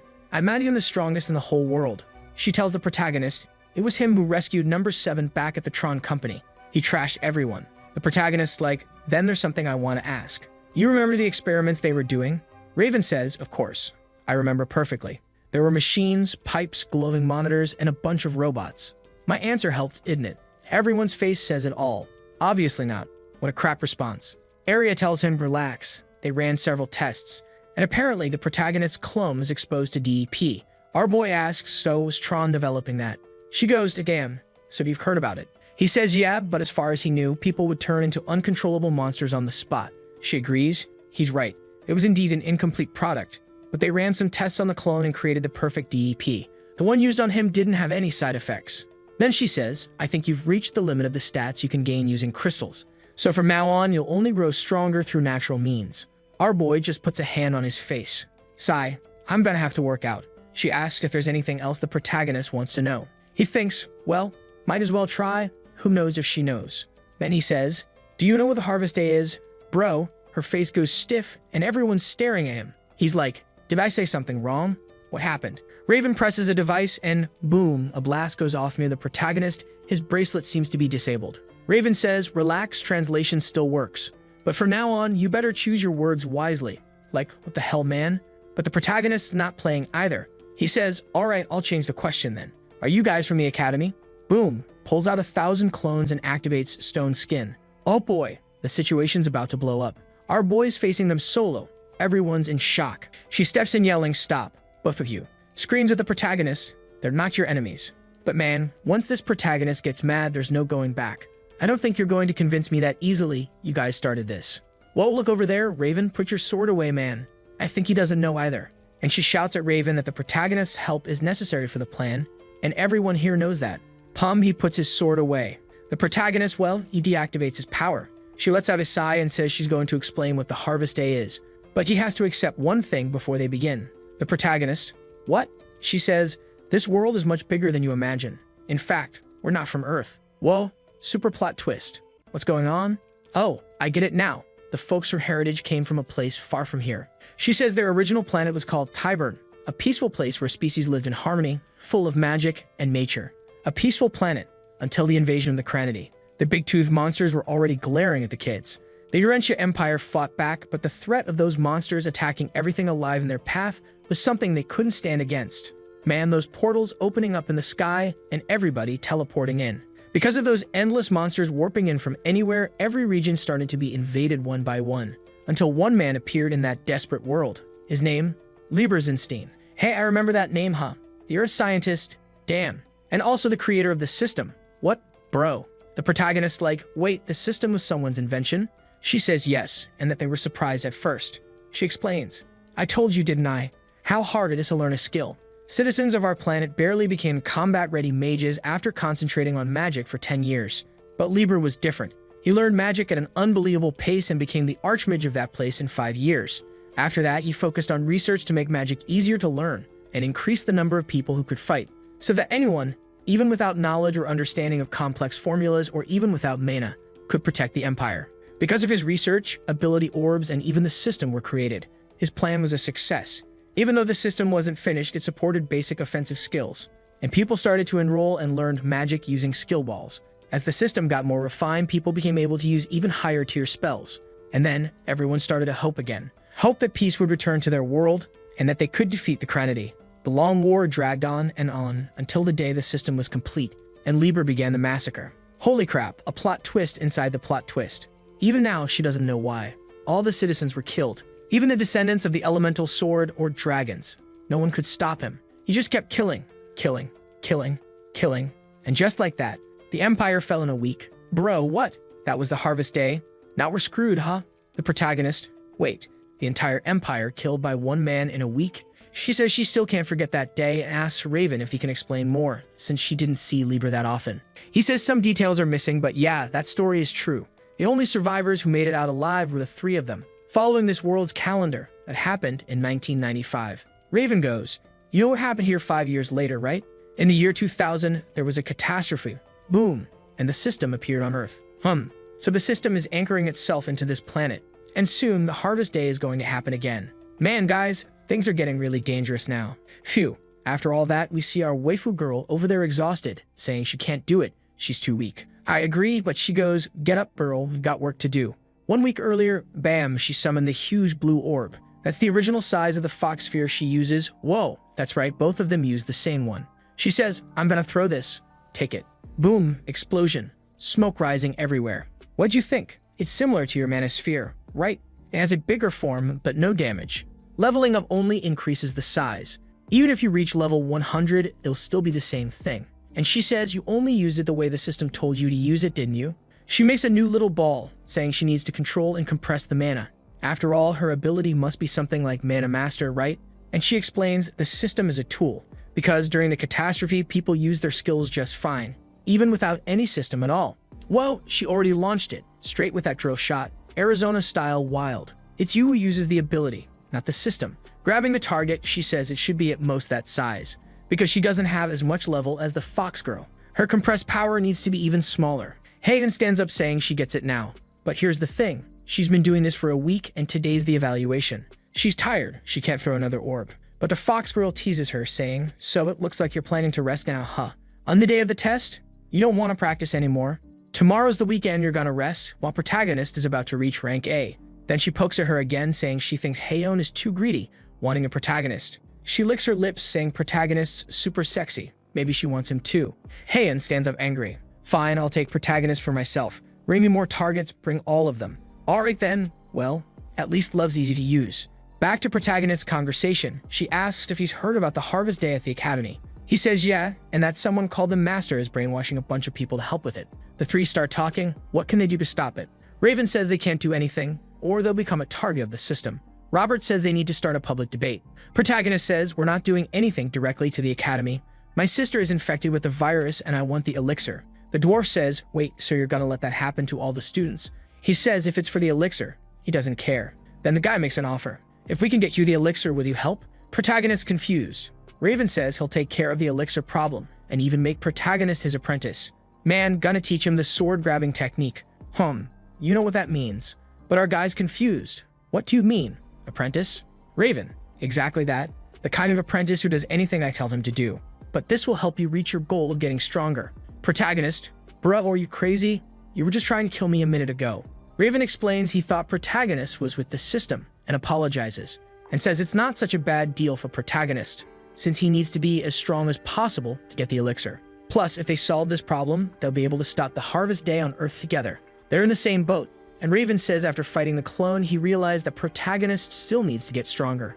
What does our boy think? He just stands there thinking, imagining his little sister, bedridden and messed up. Okay, nothing to think about really. If you get me an elixir, I'll be your dog. Raven, don't want a dog, just an apprentice. Alright, fine. Scene switches to an old man panting and a lady saying, don't let him get away. Trap him in the escape route. It's the fool, the old guy from Tron, saying that damn sword hunter said he let him go, but then he contacted the FBI. At least he managed to save the important documents about the DRP and Elisa. Talking to the bracelet, he asks, Elisa, how many people around me? She, 10. No, wait, 5, 20? I don't know. The old man realizes the bracelet is busted and Elisa's acting dumb. The soldier says it's the last building. The girl says if you see the old man, shoot to kill. He's hiding, panicking. Elisa on the bracelet says she senses another person approaching, or maybe she's just wrong, who knows. But the poor guy collapses against a wall, exhausted from all the running. But then the ground starts trembling. What's going on? They look up. A meteor shower is raining down on the building. We know who has that power. Look, there's already a soldier buddy of hers dragging himself through the fireman. She pulls out the walkie-talkie, calls for backup, but then something pierces through her. A guy shows up saying, Trevor, I heard you were here. The old man's in shock, but he already knew. It's him, the master of High Song. I'm here to save you, don't be surprised. Let's get out of here and handle business. Scene shifts to someone talking to the Oracle, saying they gave Shin Hae-sun the location exactly as she asked. The Oracle says you must have just gotten there now. The blue-haired guy says the sacrifice was necessary. The Oracle asks, don't you want to know why you were ordered to give Trevor's location to Shin Hae-sun, and why the FBI agents had to die? He just replies, I'm not curious about anything. I obey the Oracle. And now he's off to the next location. The Oracle warns him, be careful. The catacomb is a dangerous place. Man, I'm starting to think this Oracle is connected to that curse system and Harvest Day and all that mess. Scene shifts. Raven's beginning protagonist training. What he's going to learn is the basic fast sword technique. Next time, they'll need a mana circuit, but that's for later. First, relax your arm. Protagonist, all right, chill man. And what about the elixir? I'm only becoming your apprentice after you give me that, remember?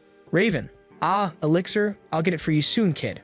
But isn't it better for you to level up first and gain some experience for when you get it? Protagonist, nah man, that's not what we agreed on. Raven's like, come on, I'm a rank S hunter. Not just anyone gets to learn from me. Protagonist, I'm a clone user. Hold up, let me bring you the best student in the world. Behold the perfect apprentice, ta-da. Go ahead. Number 7, enjoy your lesson.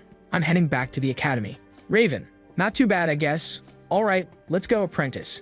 First class, fast sword, listen closely. Back at the academy, the professor is bringing in the skill orbs that protagonist told him to bring. Today, everyone's going to learn a new ability. Our guy's going to pick up his, but his mind's somewhere else. So Arya, Raven, and Hubert aren't even from Earth. They're aliens. Their planet was destroyed by that Harvest Day. Liebersenstein, the guy who created the system. But why? What does he want? While activating the orb, freeze skill was created. Protagonist's thinking something. If the system controls the skills, then what happens if on Harvest Day the system stops working? Looking at his hand, he thinks, I learned basic mana movement and meditation. So what's really inside these orbs? Are they changing properties? Or how do they teach magic? Can I use my abilities without the system? And then he sits there. Go fire. Ice. Nothing. I said fire, you damn fireball. Still nothing. Did the system say stop? Suddenly, a green interface appears out of nowhere. Jung Sang-woo go to the catacomb. Whoa, Prota. Man, the world's really ending. What the hell is that? He's sitting down like, where the hell is this catacomb? The system. Confirm if you understood. He's confused, doesn't know what that was. The professor keeps teaching like nothing happened. Says until now they practice in the training room, but this time it'll be different. They'll have a fieldwork mission against dungeon monsters. It's an international event and the designated dungeon is the catacomb. Yikes, a huge open field and underground dungeon. But wait, why did the system warn him first? Now I'm confused. The director's in his office all chill. Knock on the door, bam, kicked open. I'm back. Grab this guy. It was you again, wasn't it? You trying to die? President, what are you talking about, man? I'm talking about this catacomb mission. You made this happen, didn't you? The guy says, wait, I don't even know what you're talking about. Fieldwork dungeons are randomly selected around the world. There's no way he could have messed with that. Protagonist, wait, so you didn't mess with my status window? The president's like, what? What happened to your system? Protagonist, wasn't it the academy? When he checks, the system says, I want to stop Harvest Day. Help me. Bro, that's way too much plot twist at once. Now there's a good system and a bad system. Next chapter starts with our girl practicing her power. She asks the QB, so, what do you think, girl? She replies, looks good. You passed.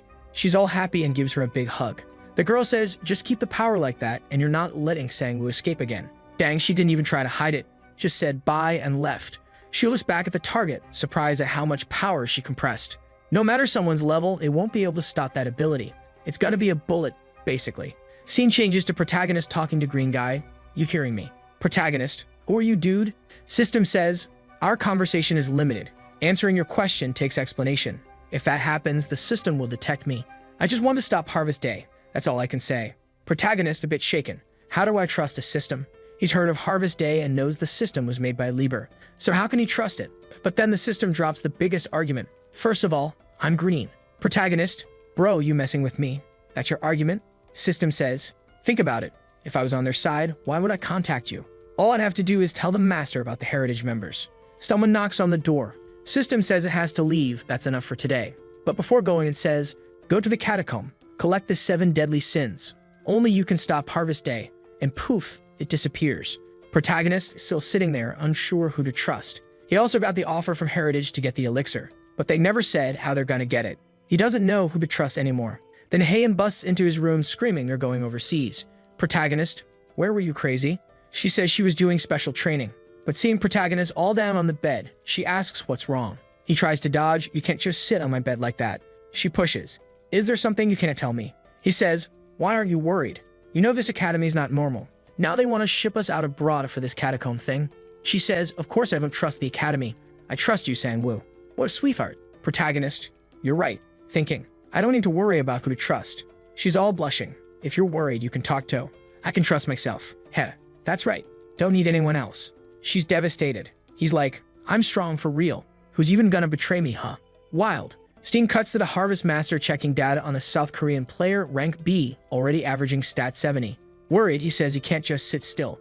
A crazy woman appears. What you're thinking is correct. But then a cross appears in the room. Ho ho, who do we have here? Wait, George Lucas, a jumper? Dude's involved in this whole thing now? He walks in. I heard you've been causing trouble. The other guy activates his power. You here to kill me? George says, depends on your answer. Dude's like, it's about the catacomb, isn't it? He claims he didn't pick it. Didn't even know catacomb was an option. But George doesn't buy it. Says there's no way he didn't know. Guy explains that dungeon experiences at academies are mid-level events. Other people handle that stuff. George Lucas just giving that little stare. He says he understands the guy is worried, but he better not look at him like that. And relax. The 7 sins will remain safe. Oh, now I think George Lucas is up to something bad. The other guy says no one's getting anything from there because the maze builder is in that place. But hey, you guys don't know there's a clone dude, on the way to get it all. Scene shifts to the catacomb deep underground. There's a flesh head munching bones to cast fireball. The academy squad arrives to hunt. The background NPCs, poor guys, they've never even hunted. They're like, oh my god, this is my first time that monster is huge. Heian, that monster is disgusting and horrifying. Protagonist, it's a replica of a golem. And now he's thinking they won't let him hunt. What's he getting at? Oh no, another angry girl, another one from Guild YOLO. Bro, I want to join Guild YOLO too. This one's the manager, Kim Suna. Protagonist gives her a wave and asks, what are you doing here, woman? She says it's a part-time gig. The academy's huge and there weren't enough teachers, so they hired some hunters above rank C. Then she asks, and you? Protagonist, I'm a student, so protect me, please. She laughs in his face. There's no way I'm protecting you, bro. This place doesn't even need a guide. But protagonist presses a bit. These guys in front fighting. They're all hired hunters. The students are just watching. So he asks, why's that? Kim Suna, the academy requested it that way. She doesn't really know the reason. Maybe because there are too many students, so it's hard to protect them all. Anyway, if protagonist wants to sneak off, she'll pretend she didn't see anything. Oh, and she'll help protect the students. Protagonist, only if you split the paycheck, girl. Heian, who is she? Why are you grinning so much while talking to her? Protagonist, don't give me that face. She's just the YOLO manager, nothing major. While they're having their little rom-com moment, somewhere else in the dungeon, someone is staring at a big orb saying, there are too many people here, and they're too grouped together. This can't continue. I can't avoid this anymore. This is the owner of the catacomb, the labyrinth builder. Protagonist feels something, spidey sense tingling. He grabs Heian's waist. Ground starts shaking, and the hunters yell for everyone to regroup. But the ground blows up right next to them. A massive pit opens. Kim Suna, everyone fall back now. Protagonist picks up Arigato saying, don't worry, it's nothing. Then Green System appears and says, down there, protagonist, I already knew. He shoves Heian aside. You go ahead, jumps in. But he warns Green System, if this is a trap, I'll kill you. System, understood. Protagonist, then I'll do what you say. But after this, you're gonna explain everything to me. Midair, it stops feeling like a fall. Almost like the world is holding him up. He feels warm and soft, like a comfy hug. System says, you idiot. You're buried. All right. Beneath a pile of bodies and rubble, protagonist doesn't even know which way is up. He manages to move, maybe down, maybe sideways. But the stuff covering him begins to lift. And who's under there? Shin Jun-young. Protagonist, what the hell? Why are you here? Jun-young, isn't it obvious? I'm not giving up on the elixir. Protagonist, but why down here? Jun-young, I couldn't run. My stamina is trash. Prota's face. Okay, fair. But Jun-young warns. Other students fell down here too. Protagonist realizes this destruction must have happened in multiple areas, and this place has a lot of paths. Shin Jun-young says that from what he's seen, it seems to be some kind of labyrinth, and since they fell into the deepest part, nobody really knows where this place leads. Protagonist asks about Shin's teleport ability, but he says unfortunately it's still on cooldown. He notices protagonist is clearly thinking of exploring and warns him not to go alone. He has no idea what kinds of monsters show up in this place. And he's right without even noticing. A giant cockroach-faced beast pops up next to them and gets stomped with the king of the stomps straight to the face and goes flying. Our guy says he will be exploring this place and he doesn't have time to be babysitting people. But if Yu Young's feeling confident, he can come along. Ju-young's like, nah, I'm good. I'll head back. Protagonist, okay then, good decision. But he enters one portal and comes out of another right next to it. What the hell? What's he doing? Shin's confused. I don't know, man. Something in here is messing with my teleport. Protagonist, didn't even know that was possible. Shin explains some locations have anti-teleport enchantments as a security measure. Protagonist says that at least his dimensional portal works normally. Shin replies it's because Protagonist's portal uses fixed coordinates. Protagonist brings out his clones, tells Shin to be careful now that he's stuck without teleport.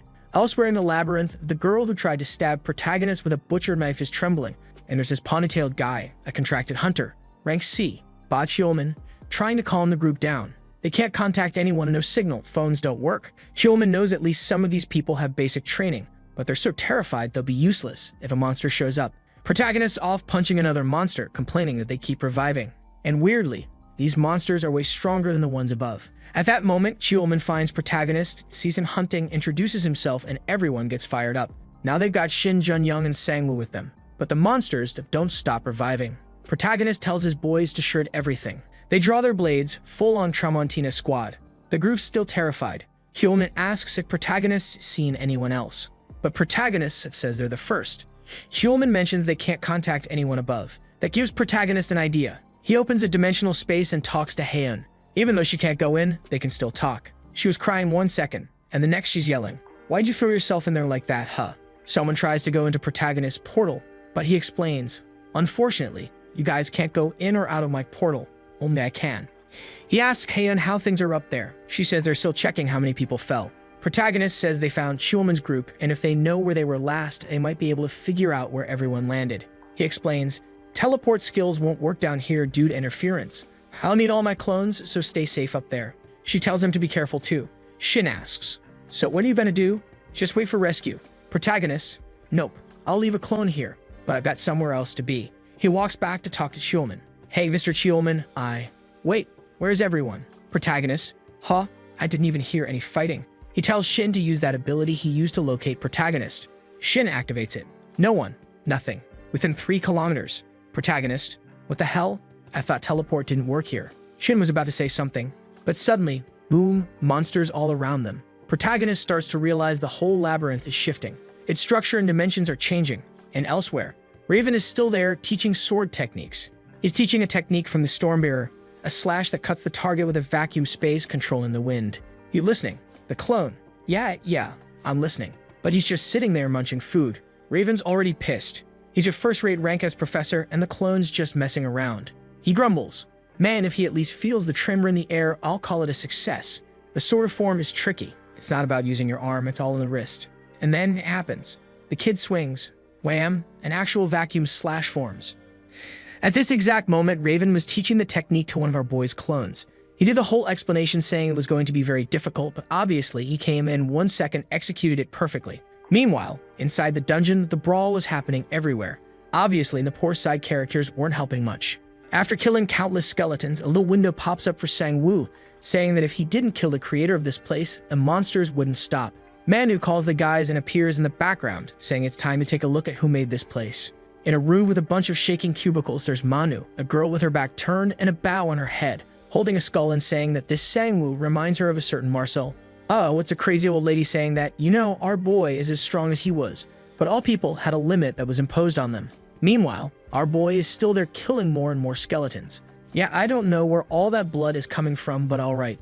The problem is obviously that he's already been there for 3 hours, and it's going to take a lot longer to get rid of all of that and be able to advance to the next room. He's trying to think of some possible solution when a friend behind him says that if they had sacred power, they could burn the skeletons and maybe they wouldn't come back. The friend asks if he wants a prayer, and our boy wonders if he's actually trying to go straight to heaven instead. But looking at his sword, he wonders about this burning business. He asks if the clones can make fire right, and one of them nods with a little flame. So he then asks for his sword to be bathed in that same flame. Back with Raven, he's wanting to know how the student did that. The student answers that he just copied what he did. However, his fist was wrecked. Raven is impressed. At this pace, he would soon advance to level 3 of the technique. He knew the boy's vision was good, but just the fact that he could execute it already showed that he had excellent physical control. If he could train the boy, he would become the blade that would bring down liver. And so he tells the boy to sit down because he's going to teach him about the mana mechanism. Back in the dungeon, our boy is there celebrating with his sword, saying that this is what he calls a sacred blade. The friend, on the other hand, is devastated, saying that soon our boy is going to be throwing fire everywhere because it seems like he can do everything. However, Sang-woo just turns around, tells him to be careful, and slashes the chest of one of the golems. The creature starts agonizing and melting while the other clones kind of intensify the fire. With that, the entire monster is burned in flames, and Sang-woo, with his potato face, says to call it whatever you want, but it was working as well as a sacred fire. Suddenly, someone approaches from behind and asks if by chance they are hunters. They answer yes, and the guy says he was doing some sightseeing and needs help to get out of there. Clearly, the guy didn't even try to lie properly. And Sang-woo, not being kind at all, also didn't care. He just told him to follow that path there and he would find the exit. But man, I think the guy is going to try the dumbest trick in the world. He pretended to tie the boy's shoelace. Or actually, he really tied it, saying it's good to be cautious. He says the boy is doing a great job and that there's not much left until the truth is revealed. And with that, he gets up and tells him to be careful, while walking away murmuring that everything is going according to the oracle's will. Nothing peculiar, right? Obviously, that's what Sang-woo is thinking. Suddenly, Sang-woo hears the voice of the rest of the group. Looks like the telepathy guy arrived and now they are able to communicate. He immediately explains that he's in a place that seems to be periodically modified and people are transported to a random area. Besides that, they had no idea where Cheolmin's group was. Obviously, people want to know what they are going to do if the area is changing, how they are going to be rescued. Sang-woo just says that they would start making a map of that place. In Vera's room, she's seeing that the group is starting to split up, and she says that it's normal for people to act like that. When things start going wrong, they separate to try to find a way out. However, it was useless, since the place constantly changed. Any sense of direction would be worthless there. Watching the clones, she says it's going to be ironic seeing how much they are going to fail. But suddenly, the scope is rising there and her expression changes. One of the clones enters a room with some bars and walls, saying that it's the first time he's gotten there and that the name will be a 3. It was about 500 meters from the first place where they appeared, and they had already passed through there. Another clone gives the name B3 to the place and says it's near I2 and far from a 2. Basically, the clones keep getting teleported, and each one keeps creating a map and giving information about how the place is constructed. The friend wants to know what they are going to do with that, because he explains that eventually, when they have all the information, they'll be able to reach each other much faster and maybe find the exit from that.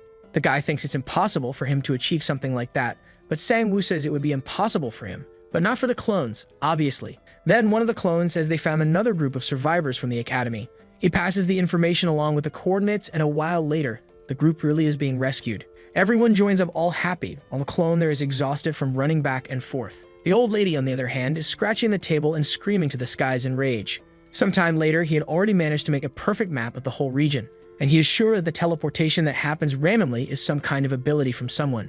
And considering the design of that place, whoever it is was probably right at the center. And if he tells everyone to group up, it's because now it's time to finally resolve this. However, the friend there man is asking to first save him and then go have all the fun. Meanwhile, the old lady is there in the middle of the room looking up and apologizing for not being able to save everyone. She grabs her cloak and says it's okay. There was still a way to fix this, and maybe this item was created for this exact moment. Suddenly, she strikes the thing onto her neck, saying that with this, she can go back to the past, to the moment when everyone was happy. We then apparently are going to see her story from the past. An entire group was lost in that place without being able to find the way out. In one of the boxes that were there, someone was talking about the accident of monsters appearing all over the world. The situation, called the Cataclysm, was a national crisis. Any person who came into contact with an unknown creature, it was better to flee to a safe place. While the message was being transmitted, suddenly, a skeleton beside them rises with a sword in its hand. Right away, they are sure that's what the message was talking about and they start running, but a poor girl falls on the ground. A skeleton comes to strike her in the back, but in 1 second, someone stretches out their hand and tells them not to run. If they stayed there, he could protect everyone. Hold on a second, so it was never an old woman. It's a guy called Labyrinthus, right, who has the spatial distortion ability. And back in the present, he's screaming up at the sky like a madman, saying that all he has to do is protect them there. He vanishes from 1 second to the next, shouting that he doesn't understand why no one comprehends him. I don't know what's going on with this crazy guy, but our boy's friend is being saved there by the rescue team. He was complaining that our boy just told him to go, but suddenly the ground got kind of distorted. Or rather, the ground that's on top is his ceiling. Our boy tried to attack, but it was too late. They were blocked. And strangely, the spatial passages were also blocked. The only option now was to keep walking toward the center. And the fool of a friend is saying that from the beginning he wanted to help our boy, like he was really going to climb that rope and leave him alone. Up top, however, obviously the group is wondering how they're going to save the boys, when suddenly someone shouts for them to get out of the way and blows a hole in the ground with an explosion. Apparently, it was the crazy Ari from League of Legends who's happy that at least Hye-yeon is okay. She explains that our dear Sang-woo was trapped with a fool called Jun-yeon. Ari answers that she has no idea what's going on, that they have to quickly get rid of the person who has this ability before too much time passes. The problem is that she doesn't have the ability to open a spatial rift like that. When Haeyeon asks what she's going to do, suddenly Ari gets real close and says that she's going to take care of it. Man, I had forgotten that Haeyeon is wide-hipped. While they're having that little chat, our boy is advancing with the clones and beating up the skeletons. At least he has a map to know exactly the path he needs to follow. This way he's gathering the clones who are passing the connections to see if they can slowly join together. The problem now is that the teleportation seems different. Instead of being something random, it's clearly spreading them out intentionally. Suddenly, Haeyeon speaks telepathically to him, saying that he just needs to say where the person causing this is and she will send an attack in that direction. He's a little confused, but she just tells him to hurry because she receives special training. Then he asks if number 6, who's right next to her, knows the map perfectly. He says yes. He then tells the clone to make a perfect calculation of the direction he is in, to the deepest point and then to the center. The clone with perfect math just replies that it's okay. Meanwhile, the old man is there in the middle of the room going crazy, saying that his ability had never failed before. Back in the past, this guy is smiling, saying that it's perfect. They have a labyrinth controller right next to them. They would never get lost like that. A little boy is kind of trying to leave the room, goes out at the same moment and gets thrown back in. And the old man is going crazy, crying and saying that he had to protect everyone. He appeared in the middle of the group saying that he brought the survival items for the week. They wanted to know how it was outside, and he says that as always, it's very dangerous. Then the people thank him, saying that it's thanks to his ability that everyone there is surviving peacefully. The guy keeps going crazy. My God, this guy going back and forth through the future is messing up my narration. Stop it, man. Stick to one timeline and settle, then go to another. Some little girls in the past say they wanted some flowers. Meanwhile, the old man says that everyone there owes their lives to him. But here we are back again in the misery of the present. At least it's with the clone of our protagonist showing up, helping Haeyeon to send an attack somehow. Man, she seems to have fired a laser veil that goes through the skeletons, goes through the whole dungeon, and hits the guy's chest dead on. Man, seriously, who needs a sniper with that? What is that? Look there, even the old man is in disbelief with his hand on his chest. Obviously, we're back to the past once again, right? When you returned there and everyone was dead. Obviously, he who was trying to save them got confused, called for Hugo, for Lovey, for Chloe, but well, right man. With 16 swords stuck in them, I don't think they're going to answer. Actually, just because I said that, Marcel there with the 16 swords stuck was kind of responding. He sees on the wall a bunch of hand marks, as if they had tried to scratch their way out. He's walking back and forth, seeing the bodies and noticing that the structure of the place was changing on its own. It's when he reaches the center of the room, puts on the crown, and the skeleton goes to attack. He makes a crying face, saying that soon he would see all of them. And in the end, I barely understood this guy's story right. I don't know if they wanted to move me emotionally, but it didn't work. And finally, back to the future one last time, at least I hope. Our boy is looking around, wanting to know if the place was over. It seemed that the spatial distortion had suddenly stopped. As soon as the clones confirm it, he already runs toward the center. In another place with the guys there wearing necklaces with a star, someone asks if it isn't dangerous to let the 7th criminal be released like that. The old man tells the story of what happened with the labyrinth guy to those guys, right? About the thing of him trapping people, trying to save the people outside, but then they ended up being killed because monsters appeared, because it seems like the labyrinth kind of collapsed. Basically, he tells them everything they already heard, right? He thought it was impossible for the labyrinth to return to normal. However, the short-haired guy asks what would happen if he took that drug at UGRP and amplified his stats. Maybe, with enough strength, he could control the labyrinth once again and things would go back to normal. The crazy guy is staring at the star in his bloody hand, when suddenly, our boy appears behind him throwing a punch, saying that he finally arrived in the middle of this mess. Obviously, all the clones arrive together and he says that now they'll finally see the face of the bastard who caused all this. The guy stands up and looks back, sweating cold man. I thought he was going to turn around like a full-blown villain. However, when the guy says that he should have died, the people get a little confused. The guy with blood coming from his mouth says that it's his fault. He is the one to blame for making the monsters that were once trapped there be released into the world. And it's also his fault that all the people who were there before died. At that, Sang-woo understands that all the skeletons in that place aren't monsters, but people who died. And the crazy guy says that his greatest regret is that this distortion, which he had no idea about, activated that day. Back in the past, just when I had celebrated, when he put on the flower crown and the skeletons attacked. He was ready to die, saying he would soon see everyone. But suddenly, a strange blue aura surrounded his body. We're back to the present, with him saying that even though he killed everyone, his desire to survive was stronger, and his body ended up acting on its own, bringing him to the center. However, he now wants to return to that day. Since his ability has been restored to normal, maybe he will be able to do that. He's throwing his arms wide while everything around is collapsing, and he says he's hearing the voice of the master telling him to stop. But even so, he says he would accept it once again and asks for forgiveness. Just like our protagonist, I can only think that this guy isn't right in the head. And our boy warns that he won't let the guy release any more creatures like this. However, suddenly a magic circle appears under his boot and his foot is pulled backward.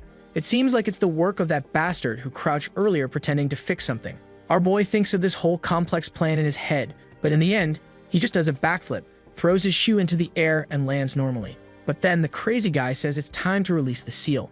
Before he could understand anything, an energy explodes, breaking the sky, and a while later, the guy is floating on top of the platform. Man, what is that? Did he turn into a melted skeleton?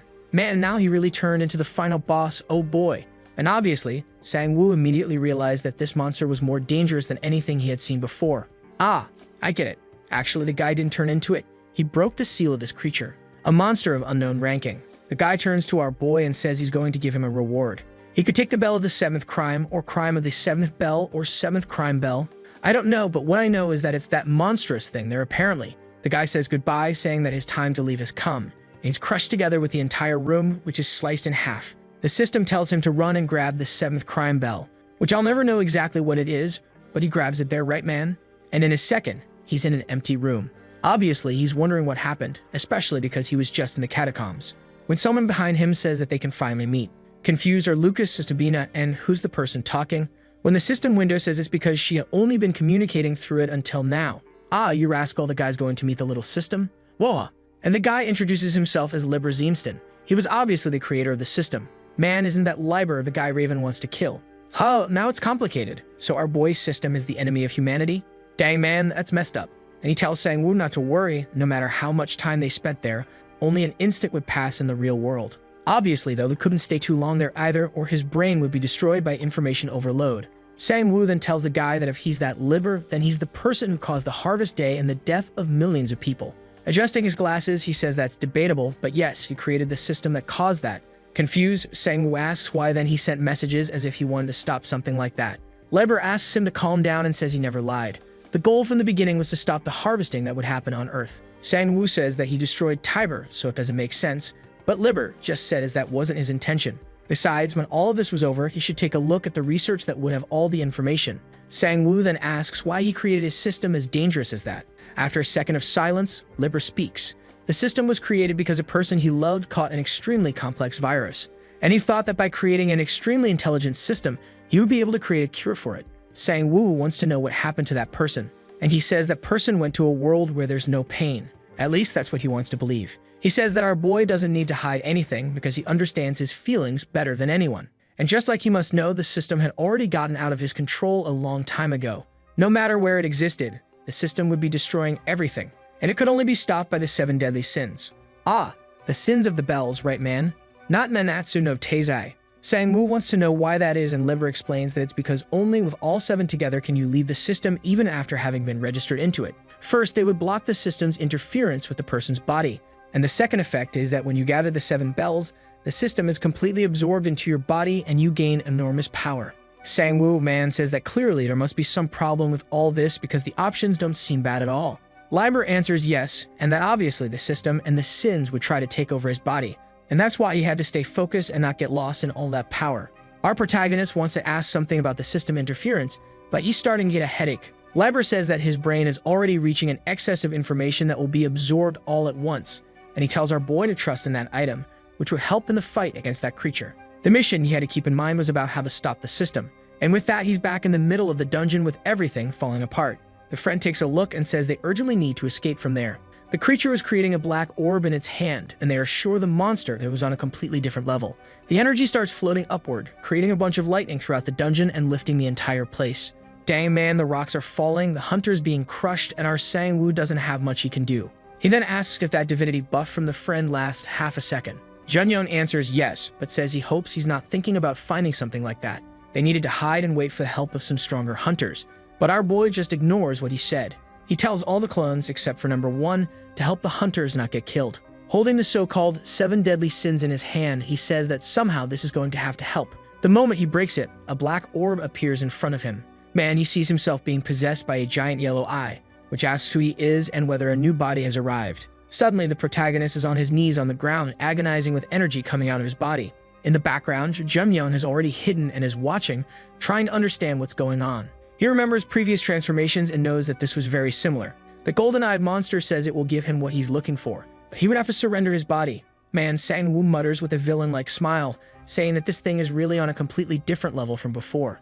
Now this was real power. He's almost going mad, saying that if he surrendered his body, maybe he would receive even more power, which would be amazing. But suddenly, he stops for a second, and remembers that Liber said he had to stay calm and not let himself be corrupted by the power that thing would give. His expression changes, and with a weird smile, he says he was too confident thinking this would be easy. Yae, however, wants to know why he stopped and warns that resistance is insignificant. Veins popping all over his face, Sang-woo tells the bastard to shut up and says he's not going to take his body. Remembering when he was in the hospital all messed up, he says he's had enough. He shoves the sin item into a clone's mouth, man, and says that he's not trusting himself anymore. He's going to let the clones handle this like always, man. Jun-young is in disbelief and asks how he has the nerve. But Sang-woo says the clones have way better mental resistance than him, so he'll let them deal with it. While the two are there arguing face to face, the boss is just watching from afar. Suddenly, he stretches his hand upward and a spear comes out of the orb. Right away, our boy knows, man, that power's coming. But what the heck? The clone got angry. The system window says it can't even identify it. The system couldn't confirm the identity. The billion errors pop up on our boy's screen. A force installation has started. Man, the clone is radiating a purple aura as the big skeleton launches the spear at him. Sang-woo knows there's no way to dodge and the explosion happens as always. But when the smoke clears, the buffed-up demon clone had caught the attack. And the demon says he has no idea how long it's been since he breathed fresh air, asking if Sang-woo is the challenger. Clearly, looks like number one lost the fight to the creature, but our boy didn't win. The buffed clone did. Now that I did the math right, 7 clones, 7 sins, maybe the story is developing in that direction. And clearly the clone looks insane, right? Like it's not the clone anymore, and it asks who this number one guy is. What the heck? It tried to punch Sang-woo. Actually, not tried. It did punch him and sent him flying. Sicko Sang-woo is now remembering what Liber said, right? That they would try to take control of the body.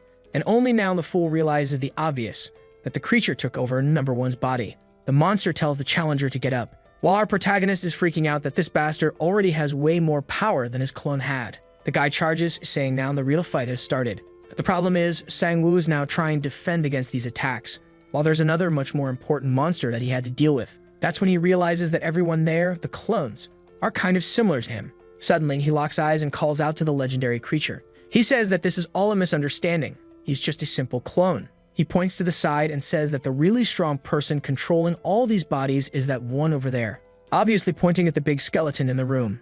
Number one, possessed by the demon, asks if that's true. He says yes, he's just a simple clone and wasn't even the one who threw that spear. In the background, Jun-young is thinking that this damn Sang-woo is always going to solve things in a dirty way. And number one completely fell for the trick, saying that it's fine then. He doesn't care who the real challenger is as long as he gets to test his strength. Our boy is there celebrating that somehow he escaped this fight. What he has no idea about is whether that guy will actually manage to beat the boss. Number one rushes toward the skeleton, dodging the attacks. He prepares a punch and lands it square on the skeleton's chin. Our boy celebrates until the skeleton slaps number one straight into the ground. That's when the boy's expression changes. But man, once the smoke clears, he's back on his feet. In a second, a purple flash smacks the skeleton's face. Number one says that it looks like this little game is going to be long. He charges again and the brawl starts once more. Meanwhile, the rest of the hunters are fleeing the dungeon. Haeyum is starting to blame herself, wondering if everything that's happening is her fault. But obviously no. She did her job incredibly well. Still, it was undeniable that things were way worse than she imagined. She tells Sinan to help the rest of the students and calls in more support from the hunters. Now that she no longer had to worry about everyone, it was time for her to go back to being a hunter. Meanwhile, number one and the big skeleton are still at it. Sang-woo is impressed that number one is so strong he can't even see the attacks they're exchanging. But that number one takes a hit to the arm and dislocates everything. He starts getting angry, saying that this damn body he received is way too weak. The skeleton was prepping more orbs, but he just slices them, saying this is getting too cliche already. Man, the skeleton took an explosion to the head. It was dear Ari, who pressed Q on the keyboard and wants to know where the rest of the clones are. Sang-woo senses her presence, but in the same second, tells her to get out before she gets attacked too. Man, she tries to say something, but number one is already behind her. Blood splatter everywhere. But of course the scene changes again. Never seen an author who likes jumping timelines this much. In a bar, a guy is saying that this dragon's breath stuff is way weaker than he imagined. He throws the bottle against the wall and asks for something stronger. Then a guy appears behind him asking if he still wants to drink, even looking that messed up. The blonde guy says it's hard to find a drink strong enough to get an S-rank drunk with the resistance they have. That guy is John Scully, and he wants to know what Jumper is doing there. The so-called jumper approaches and says he's gathering some S-rank people. Apparently, there's a creature about to show up in the catacombs, or maybe it already has, and they need to save the people there. John Scully tells him to handle it alone, but Jumper says that if he tries, there will be a bunch of casualties. Then he says that if John helps, he might finally get a drink that could actually get him drunk. Suddenly, the guy activates his aura and asks if he's sure. Back in the middle of the catacombs, man, the blood that spilled, strangely, was from the demon's arm. Looks like number one sort of took control of the other arm and blocked the attack with his own. The demon is screaming and telling him to stop resisting, that it's all useless. But suddenly, he slaps his own face with style and says no, he's number one and no one commands him except the master. Suddenly, Sang-woo reaches Yara and asks what's going on with number one. She says it's a long story while the guy is trying to resist the transformation. The demon in the right eye admits it. The loyalty he possessed was impressive, and for now, he would leave. But he wants to see how they're going to handle everything without him there. And that's it, man. Number one really did get taken over, but came back to his senses. He's the real deal. Sang-woo celebrates while wondering if he was being brainwashed or what. Before he could answer, the boss starts approaching from behind. And our boy says that if number one took control of the body, he better be ready to handle it. But, of course, the clone just replies that there's no way. The monster is attacking and they'll have to flee. Meanwhile, back at training, Raven is explaining that the explosion of the mana core is his secret ability, something that was only passed down to descendants of elemental blade users. He doesn't teach that to just anyone, but he didn't have many options left. The boy learned way too fast. First, he had to gather as much mana as possible into the center of his body. Then Raven would manipulate that mana to create a new circulatory system. He warned to be careful. If the mana was used incorrectly, it could damage his organs. Then the guy places his hand on his back and says they're going to start. Back in the cave, everyone is fleeing man. Meanwhile, R wants to know why the clone that was fighting just suddenly ran. Neither Sang-woo nor the clone answer. Our boy asked another clone how the rescue mission is going. As soon as the guy says they're finishing the evacuation, he orders everyone to regroup. And the clone squad is marching again toward the boss. At the same time, Ari is using her E, that charm thing, right? Basically hypnosis. In the skeleton's head, it looks like a skeletal bride dancing. Apparently, it's the distraction. Who said that even after death, we don't still have some desires? But his little fantasy is soon interrupted by a stab from the clone. Obviously, it doesn't do much, and another clone is coming from the side. But one of the clones used the freeze ability automatically. Seeing that, they use the order skill, so everyone does the same thing to stop the monster from moving. A bunch of ice blocks are starting to form on the skeleton. Even our boy is using the skill. But suddenly, the ability seems to bug out. He has no idea what's happening, and Ari goes to ask what's wrong. And then she gets slapped on the butt, I think. Man, even though if he did that, I'd say this boss prefers girls a bit skinnier, nearly skeletal. But we humans like meat, and poor Ari is getting beat up nearly to death. Don't do that. There aren't many of her in this series. Obviously, our Chad is going to step in to protect her, asking if the director is okay. That's when suddenly, he feels his heart beat stronger. The center of a storm wave was activating. Out of nowhere, all the clones are unleashing those cuts that slice through the void or sound or whatever it is Raven taught. The boss is starting to break apart completely and everyone is confused. Sang-woo wants to know how all the clones suddenly learned that. Obviously, it was Raven's doing, and the clone training with him says he feels like his mana center exploded on its own. Like his heart was freezing, cooling down, spinning. It's madness. It seems that's exactly what's happening, and Raven is impressed that his senses were really that sharp. He explains that the secret is transferring that energy into the blade. Of course, it's dangerous to go around doing that since it's a risky energy transfer. But before Raven can finish explaining, the clone just waves goodbye and jumps through the portal, saying he has something to handle. With that, the poor teacher falls to the ground, saying the boy deserves more than this man. Then a portal opens next to him and someone else appears. Back in the fight, the skeleton is getting wrecked and finally the blades are doing real damage. A clone from the training shows up apologizing, saying he was over at practice. When someone goes to ask if he had anything to do with this, he immediately explains that he learned a skill from Raven, and that's why everyone is able to deal damage now. Obviously, the problem is that they couldn't keep this technique active for long, and man, everyone's arms are already twisting, breaking, bones are snapping all over. And even worse is that the boss was regenerating from all the damage they caused. Seeing that regeneration, Sang-woo knows that if this doesn't end fast, it's never going to end. The clone explains that the secret is to speed up, right? Do the heart thing and at the same time transfer energy into the strike. Our boy just nods and already jumps into slash. He tries to land a clean hit on the skeleton's hand while apparently channeling the heart's energy. The problem is, he's not perfect like a clone and totally misses the timing of the explosion. And now the boss is once again summoning a bunch of orbs on his back. But another clone comes in from the side and smacks him in the chin, and another comes in from behind and hits the nape. Since the bastard had good regeneration, they had to hit faster than that. The creature, however, lets out a roar and Sang-woo looks frightened. From the black energy bubble, a strange blue eye appears, and Sang-woo is sure that the only way to block that is with subspace. Man, the orb starts exploding in all directions and the clones and our boy all get pierced through the middle. That's when suddenly, a flash of light appears in the sky. Ah, you rascal, Professor Raven has arrived. Not only did the guy teach the technique, and now he's come to save them too. What a beast. That's a true teacher right there. And who brought him was George Lucas. I mean the one nicknamed Jumper because he can create portals and jump through them, the guy in the white cloak. Also with them are John Scully and the mustached guy Charles Dian, all of them S-rank hunters. Seeing the creature forming the giant eye, they ask if this is the monster of the day. Jumper, seeing that it's an undead, says he understands now why he was called. Suddenly, Raven calls out to him and asks for help healing someone. The guy, however, replies that it doesn't seem to be fatal and wants to know if Raven, by any chance, knows who that kid is to be so worried.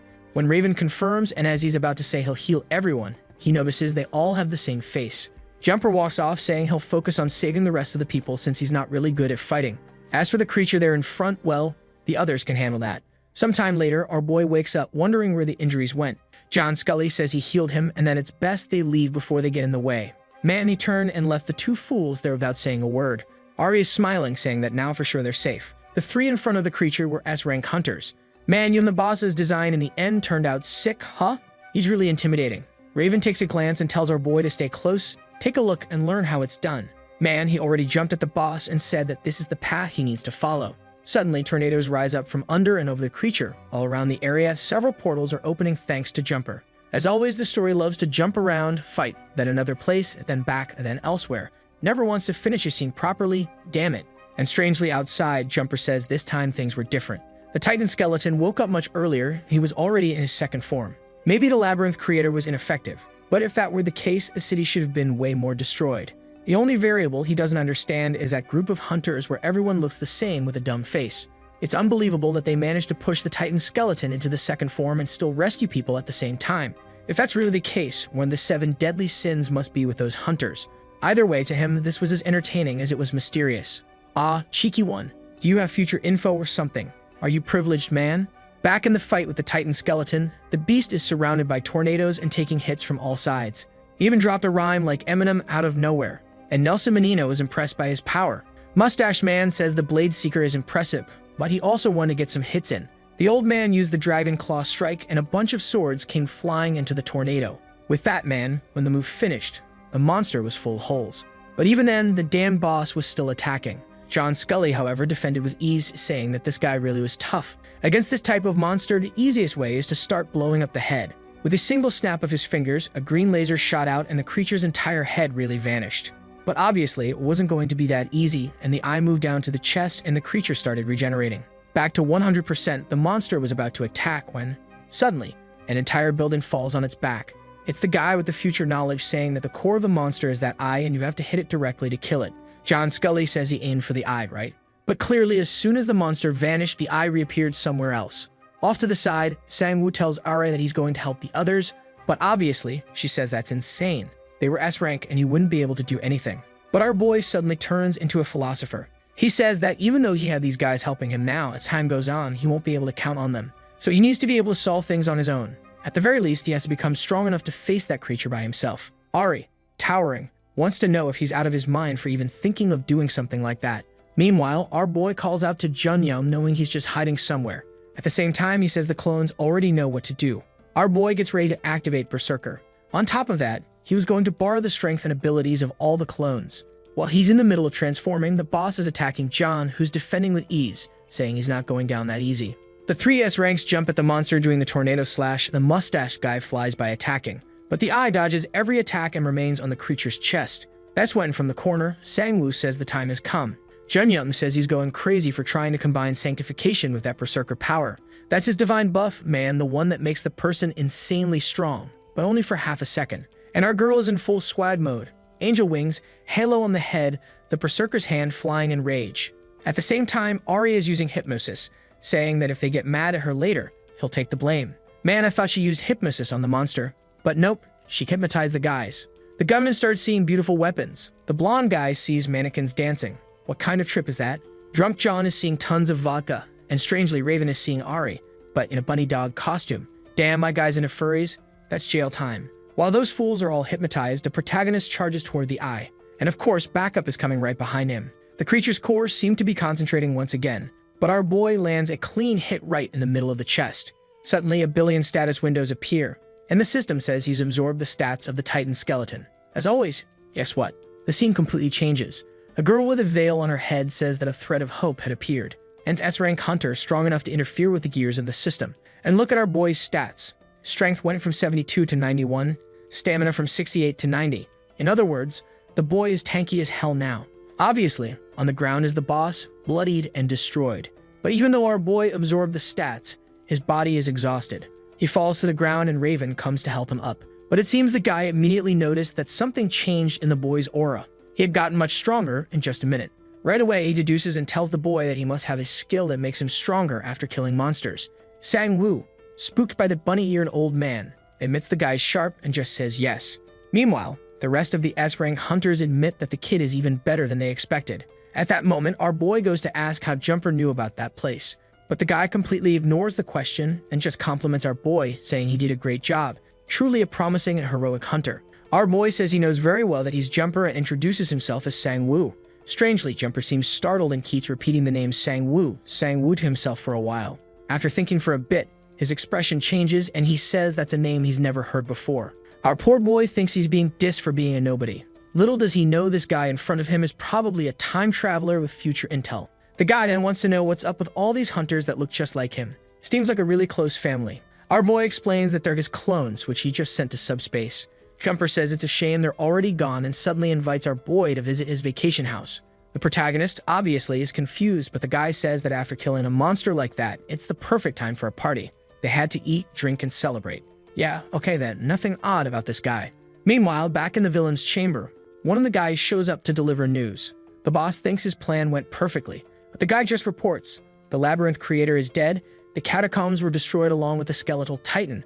A bunch of S-rank hunters showed up, and one of them even took the 7th deadly sin. The boss's heart skips a beat for a second. Scene changed to a fancy party where everyone is wearing suits and looking sharp. There are reporters and everything. And in the middle of it all, there's poor Sang-woo standing there. And obviously, with Ari nearby in her tight dress and bunny ears, the old man who likes animal girls is hanging around. Nothing peculiar about that guy. But just like there are things this guy likes, someone else approaches our boy Sang-woo. It's Hae-yen asking if her little dress looks okay. The guy man, he swallowed his breath, not knowing what to say. All awkward, he mutters that she doesn't look too bad. The poor girl, embarrassed, stumbles to say it's the first time she's worn something like that. Like a proper nerd, the first thing he wants to talk about is abilities. He wants to know how she pulled off that laser that smacked the boss. But before she can answer, the old man shows up, asking if he got along with the ability the clone learned. He had taught enough on the first stage for them to make good use of it. Sang-woo thanks him and says yes, the clones learned it well, and it helped a lot. Sang-woo then asks why he hid the clone's ability from Jumper. I hadn't seen it, but I went back and saw. Back when Jumper asked where the people who looked like the protagonist were, Raven pretended they were just some other similar-looking hunters who had already left. In other words, he hid the fact that our boy is the protagonist. Sang-woo asked why, and Raven says he has a weird feeling about Jumper. He's known the guy for a long time, but it's impossible to figure out his intentions. In theory, he seems to want the good of humanity. He's always leading rescue missions, killing monsters, and all that with minimal losses. But at the same time, he's the person who started the Awakening program for all of humanity. And he probably already knows what happens when they reach a certain point. Obviously, he's talking about the Harvest Day where everyone gets butchered. Raven says the guy will probably find out soon, but it's best to keep the clones hidden as long as possible. He was on a totally different level compared to hunters like Bless and Charles Dien. Bless being John Scully's nickname, the healer guy. At that moment, Bless is just looking for a decent drink. But unfortunately, he's already tried everything. While he's lost in his thoughts, a clone is just standing there staring at him out of nowhere. Obviously, the guy gets startled, asking if that's one of those dudes with a bunch of twin brothers. In the middle of all this chaos, suddenly Jumper appears, thanking everyone for coming and saying he hopes they enjoy the party. As they probably know, they're all there to celebrate the defeat of the Titan skeleton. Everyone is thanking Jumper for the low number of casualties. But Jumper says he has something to say about that. The person who reduced the catacomb casualties so drastically wasn't him. It was another hero. And then the guy says the name of the legend is Sang-woo Jong, the Korean hunter who was the most important person. He led the rescue team with his body clone ability and risked his life against the monsters.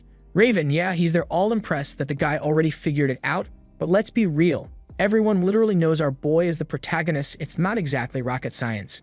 And man, Jumper is already saying that the boy is strong enough to become Korea's first S-rank hunter. The group would make a huge contribution for him. erect a statue in the catacombs, and a bunch of other stuff. Obviously, everyone wants to know, all restless, who this Sangwoo John guy is. But our boy is kind of missing. One of the reporters opens the doors to a warehouse, and inside there's our boy taking Bless to the portal, asking for help to heal his little sister, saying he even licked the sole of his shoe if it meant saving his little sis. The guy begs him not to do that, but look at him already going down toward the man's foot.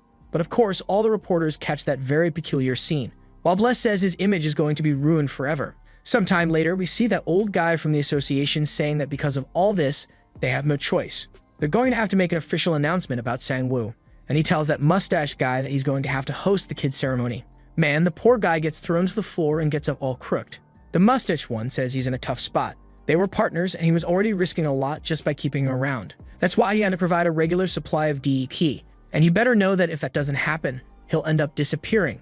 At that moment, his phone rings. When he picks up, it's the president of the association calling for him, saying that unfortunately, they're going to have to announce to the public that Sangwoo has reached S rank. The guy, however, replies that he won't accept it. He wouldn't let them announce that someone reached S rank in Korea before he did. The old man says he understands, but unfortunately, the catacombs were declared S rank, and Sangwoo was the one who landed the final blow, so there's no more hiding it. The guy, though, says they can just give the justification that he was assisted by a bunch of S ranks. All they had to do was push that narrative and not give the boy the title. Man, it seems like this guy really has power, because the old man is kind of going along with it and says, fine, but they have to come up with a backup plan. The nutjob says he has an idea. They should send the boy to Africa, the biggest disaster zone for hunters, a place with so many S-rank creatures that if he comes back alive, he'll be undeniable. The old man, however, says that if he really does come back, then yeah, there won't be anything they can do to stop him. Meanwhile, over at the World Hunter Association, the guys found out that the Korean Association isn't going to announce Sangwoo as S-rank. The bearded one on the right says it's weird. Most nations do the opposite. As soon as someone becomes a rank, they're already calling them S-rank out of nowhere. Jumper, however, says to let them do whatever they want. The Korean Association had been corrupt for a long time anyway. It wouldn't be a surprise if they exploded from the inside out any day now. The crazy guy is all red in the face, puffing, saying he's eager to see who survives, the association or Sangwoo. Go figure it out, he says. Tell someone to ask Korea what they want in order to recognize the boy as S-rank. Then walks off, saying he's got some villains to catch. In the newspapers, they're asking if the bootlicker is going to be Korea's first S-rank. His friends are cracking up while our boy is in a corner, completely devastated. Raven, though, is already offering up a big old boot for him to lick too. Ari then comments that even with that photo, it looks like things didn't go well with Bless. Our boy says of course not, that was his decision. With that, we see what actually happened when the reporters suddenly asked what the deal was between the two of them. Bless activated his divine body and went through the portal, dragged our boy with him, jumped out another window and told him to follow. Sangwoo says that's why he wanted to get out of that place full of reporters, but Bless immediately wants to know, what's this about the sister, and what's the illness? Strangely, Sangwoo sticks his tongue out and asks if the guy accepted the offer, but the man responds that he'll decide after he hears what the issue is. Our boy then reveals she has the so-called MA virus, and the doctor had said an elixir or an S-rank healing ability would be enough. Grabbing the cross, Bless says that doctor's lying and gets straight to the point. That virus is extremely hard to cure. Even he couldn't guarantee she'd recover. Our boy tries to cut in, but he tells him to just listen for now. That virus keeps multiplying as long as she has mana available. His ability wouldn't make any difference, because the virus would only die once it consumed all the mana she has. Obviously, Sangwoo knows that would mean she'd die too. And Bless says that's exactly why it's so hard to cure something like that. Trying to force a cure on a virus like that is just plain stupid. The only method was to cut off her mana, and then, before her body completely shut down, try healing her with his power. But based on his experience, the chance is 50-50, and he wants to know if our boy is willing to take that risk. Back in the present, our boy says that obviously, with those odds, he said no. After all, the elixir still exists, and if he can get one someday, it's way better than a coin flip. Raven says he understands and that he'll do his best too, see if he can find something to help our boy. Judyeon, who I don't even know what he's doing there, and Haeyeon ask what our boy's going to do. He replies that he has a few things to sort out, and man, he mentions he doesn't know why, but none of his abilities are working. Scenes shift to the crazy woman in the chair, and a guy in front of her says that the creation of a new S-rank hunter, the distribution of the 7 sins and the rest of the plan, everything was going perfectly. She says that's great news, but the weird shoe-tying guy says of course it is. The Korean Association was denying Jong's work, just as she had predicted, but that wouldn't be a problem once they took care of Heejong. He starts saying everything's going just as the Oracle foresaw when suddenly she interrupts, saying the plan has changed. They'd postponed the assassination of Heejong for a while, and he'd get a new mission. For the next 2 years, he'd be in Alaska on a discovery mission. The guy is confused. It's the first time the Oracle has changed a plan. Why now? He asks if she saw something in the future change, to which she simply replies, obey orders and leave this place now. Man, I don't know what's going on. There's people prepping powers, fireballs, and suddenly, one of them gets deleted. The other next, the woman dies too, and she's screaming in despair, begging for help. The Oracle says they don't have much time left. She had prepared this scroll, so he was to use it immediately. The guy asks, who's coming in such a hurry? Outside, people are being wiped out, and the Oracle says the pinnacle of humanity is arriving. One of the guys is banging on the door, asking them to open up. Just as he starts to talk about an S-rank hunter, the door warps backward. Someone's coming in with their hands, entering the room. The shoeless guy asks what he's doing there. Obviously, man, it's Jumper arriving to wipe them out.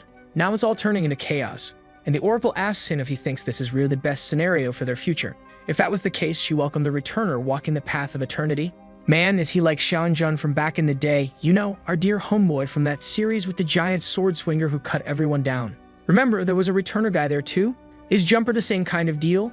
And I think he is, because he says no.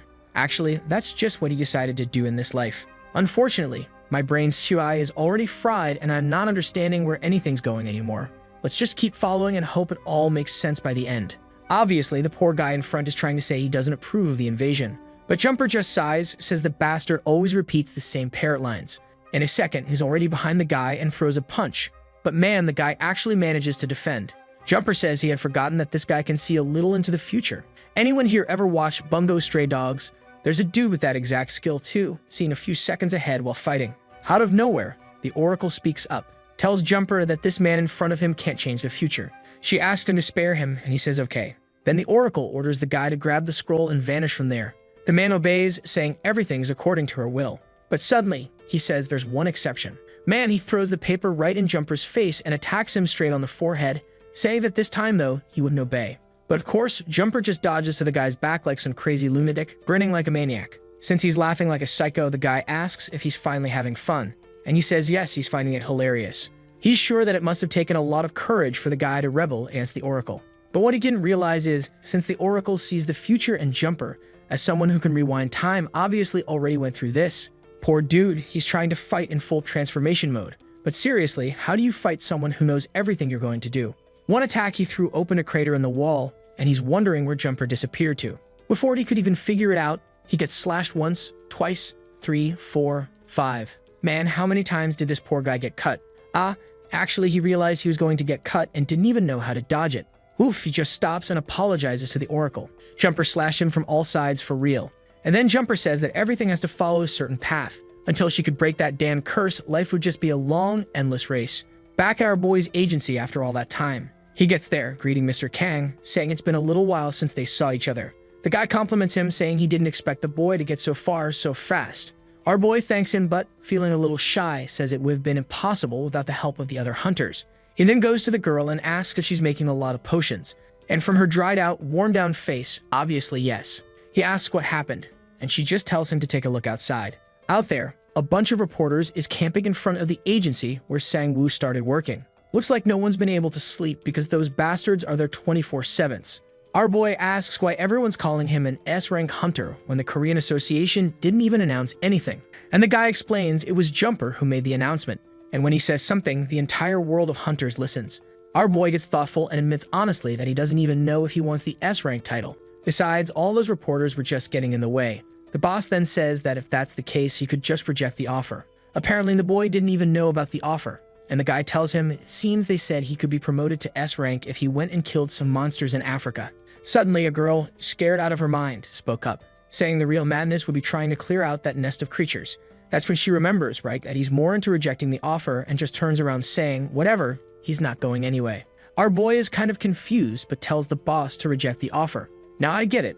The boss knew about the offer because since Sang-woo works at his agency, the offer obviously came to the boss first. This hunter world is way too modern, man. But next scene, Leber is talking, saying that the boy's next destination should be Africa. Look at our boy's face, man, asking himself what the heck he did to deserve this. He decides not to even bother explaining everything he went through to Leber and just wants to know why Africa. Leber explains it's because that's where he'll find the next of the 7 deadly sins. Not only that, but it's also the perfect place for him to start practicing a certain kind of training. The protagonist wants to know what he's talking about, and Liber comments that by now he must have noticed that the clones are being affected by the deadly sins.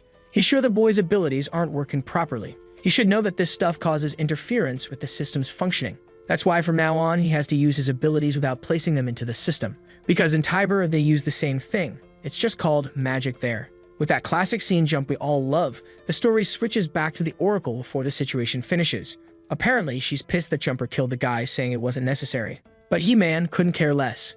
He just asks why she told the guy to run, and why she gave him a teleport scroll. She already knew he was going to refuse, try to attack, and die in the end. Man, it's a pretty interesting argument going on here, but seriously, it's just two neurons fighting each other. One guy who doesn't see the future, but can rewind time, and the woman who sees the future of this timeline, one arguing with the other. Fascinating. The Oracle says that even for her, there's more than one path the future can take. It wasn't destiny that killed the guy, it was himself. Everything he does, even going back in time, is still the consequence of his own actions. Man, before even answering, Jumper just slices her neck. What the heck? Telling her not to talk about free will around him. Someone who, for the longest time, actually believed in that idea. She has no idea how many countless times he's already seen the system devour Earth on Harvest Day. She doesn't get that there's no other way. No matter how many people he saves, the result is always the same. And it doesn't matter how strong the hunters get either. The final outcome is always Harvest Day, and it's unstoppable. And he doesn't want to hear about free will from someone like her, who doesn't even have a body to act on what she believes. Whoa, man. Looks like she really is just a brain inside a capsule. Wait a minute. Now it all makes sense. Back when everyone was hallucinating about what they liked the most, Jumper saw a doll. This guy is peculiar, at the very least.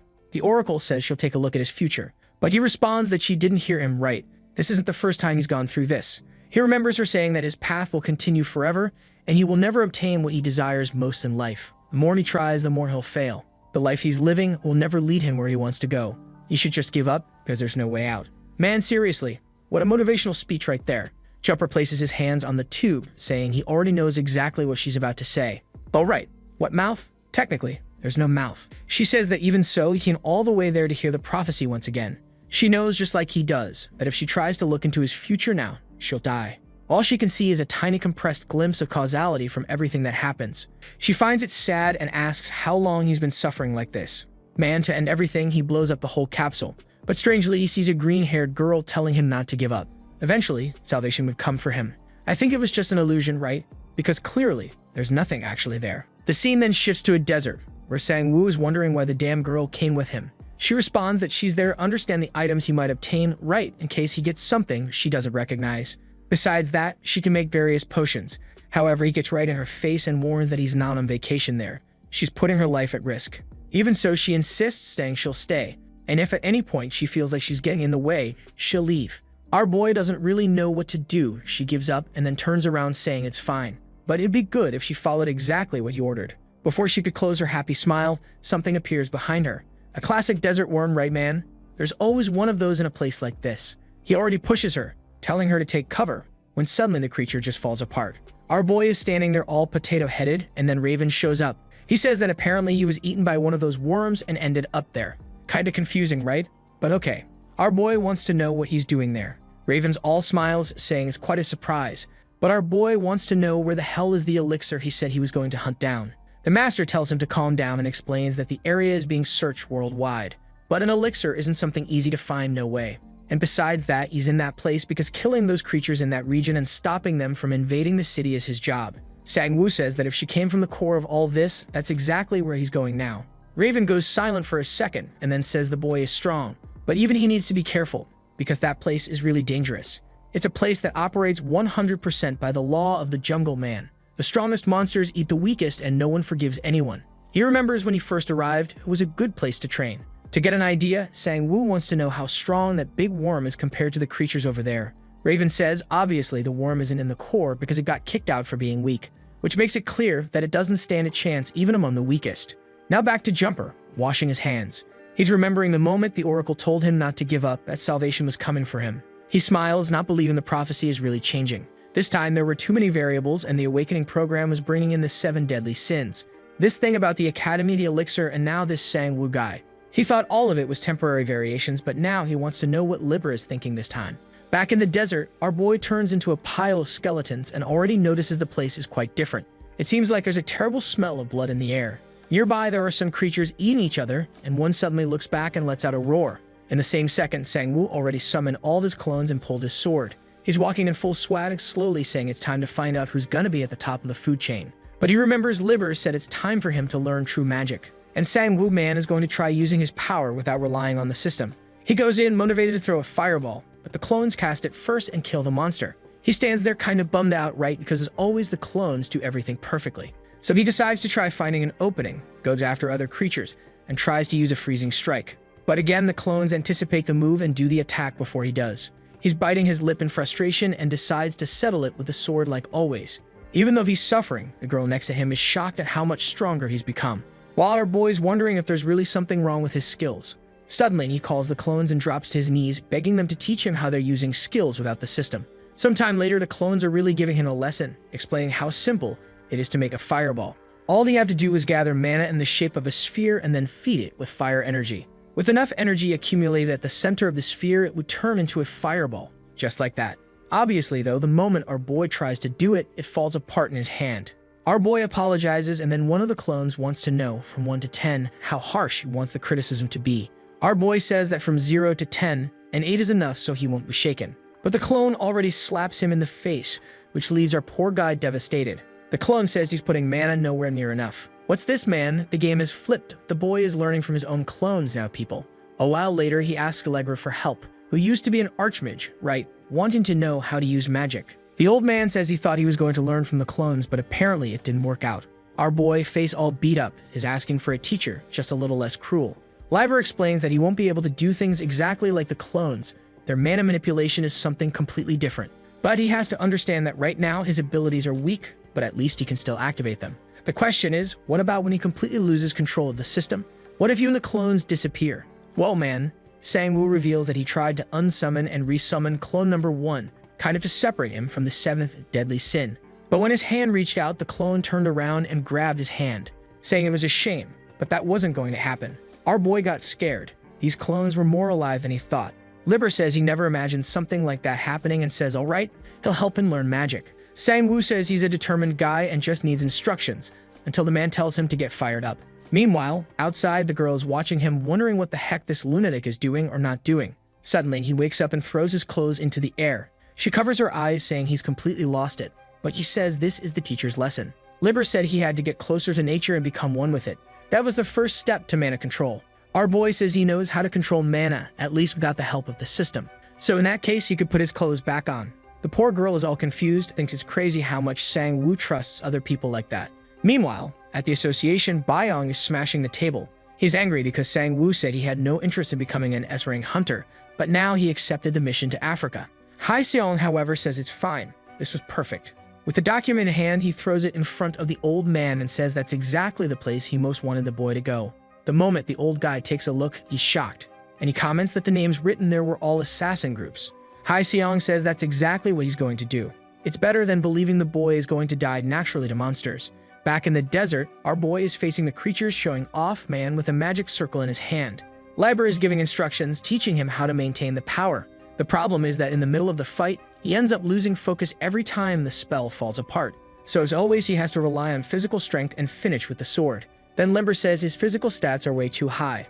He'll have to find a creature that relies solely on magic for it to actually be worth it. However, the moment he turns his back, suddenly there's a kunai coming almost to his head. Obviously, it was those assassins from earlier, and one of them celebrates, saying now he's finally dead. But of course, our boy simply shifted into stone form and tanked it easily. Then he turns around and asks who's up next. The assassins reveal themselves, saying it's amazing that he survived something so stealthy. And these guys are bold. They went straight up in front of Sang-woo, who asks what kind of stab was that aimed at his head. While that mess is going on, the girl and the clones are over there making instant noodles. What she finds strange is that Sang-woo hasn't come back. Number 1 seems to notice something and says the boy looks a little busy. Yeah, man, the assassins didn't even last a few seconds and they're already all messed up. Our boy is even a bit sad, saying he thought that would have been a bit more worth it. The white-haired guy asks why he was hiding his powers.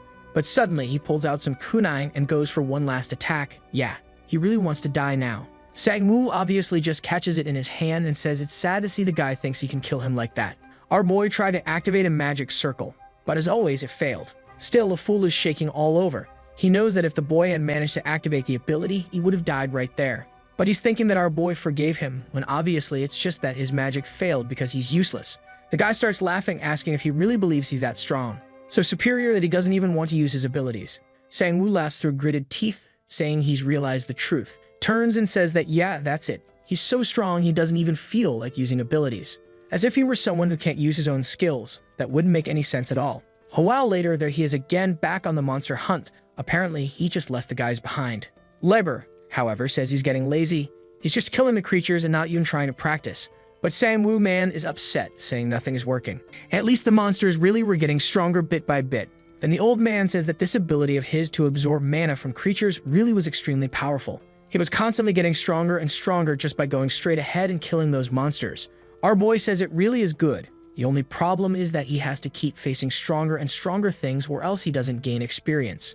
Well, at that moment, our boy says that now the fun is here. He looks over at the guys who came to attack, saying that apparently today's new training session has arrived. Man, we're already on the next day. The guy who got beat up yesterday says they're back, but this time they got unshakable tactics. They're already charging in and there's Sang-woo once again trying to form that tired magic circle in his hand, man. He compliments the guys on their speed, and the mummy guy blows some poison breath in his face. Strangely, Sang-woo says that it's refreshing. The guy tries to use another skill, an earthquake, to drain his mana. Then the white-haired guy says the perfect chance has come. He unleashes an explosion that sends a cloud of smoke in front of our boy, saying it's impossible for anyone to survive that. But obviously in the same second, Sang-woo just passes right through and punches him in the face. Then the mummy guy tries to activate a magic circle, but it falls apart right in his face. Then he tells the guy he still won't get to see the amazing ability he's secretly keeping. The guy obviously gets even more pissed, telling him to just use the power already. But then blood splatters and we're already on the next day. At the top of some pillars, the clones are just watching the surroundings. Sang-woo and the girls show up. He asks why she's not sleeping. She gets startled and says it's good she didn't stay up all night just waiting for him. She just ignores what he said and says she prepared some food for the boy. Our boy says he doesn't need all that, but she says that since she's there taking up his time, it's the least she can do. While they enjoy the meal, the white-haired mummy guy is waking up in chains.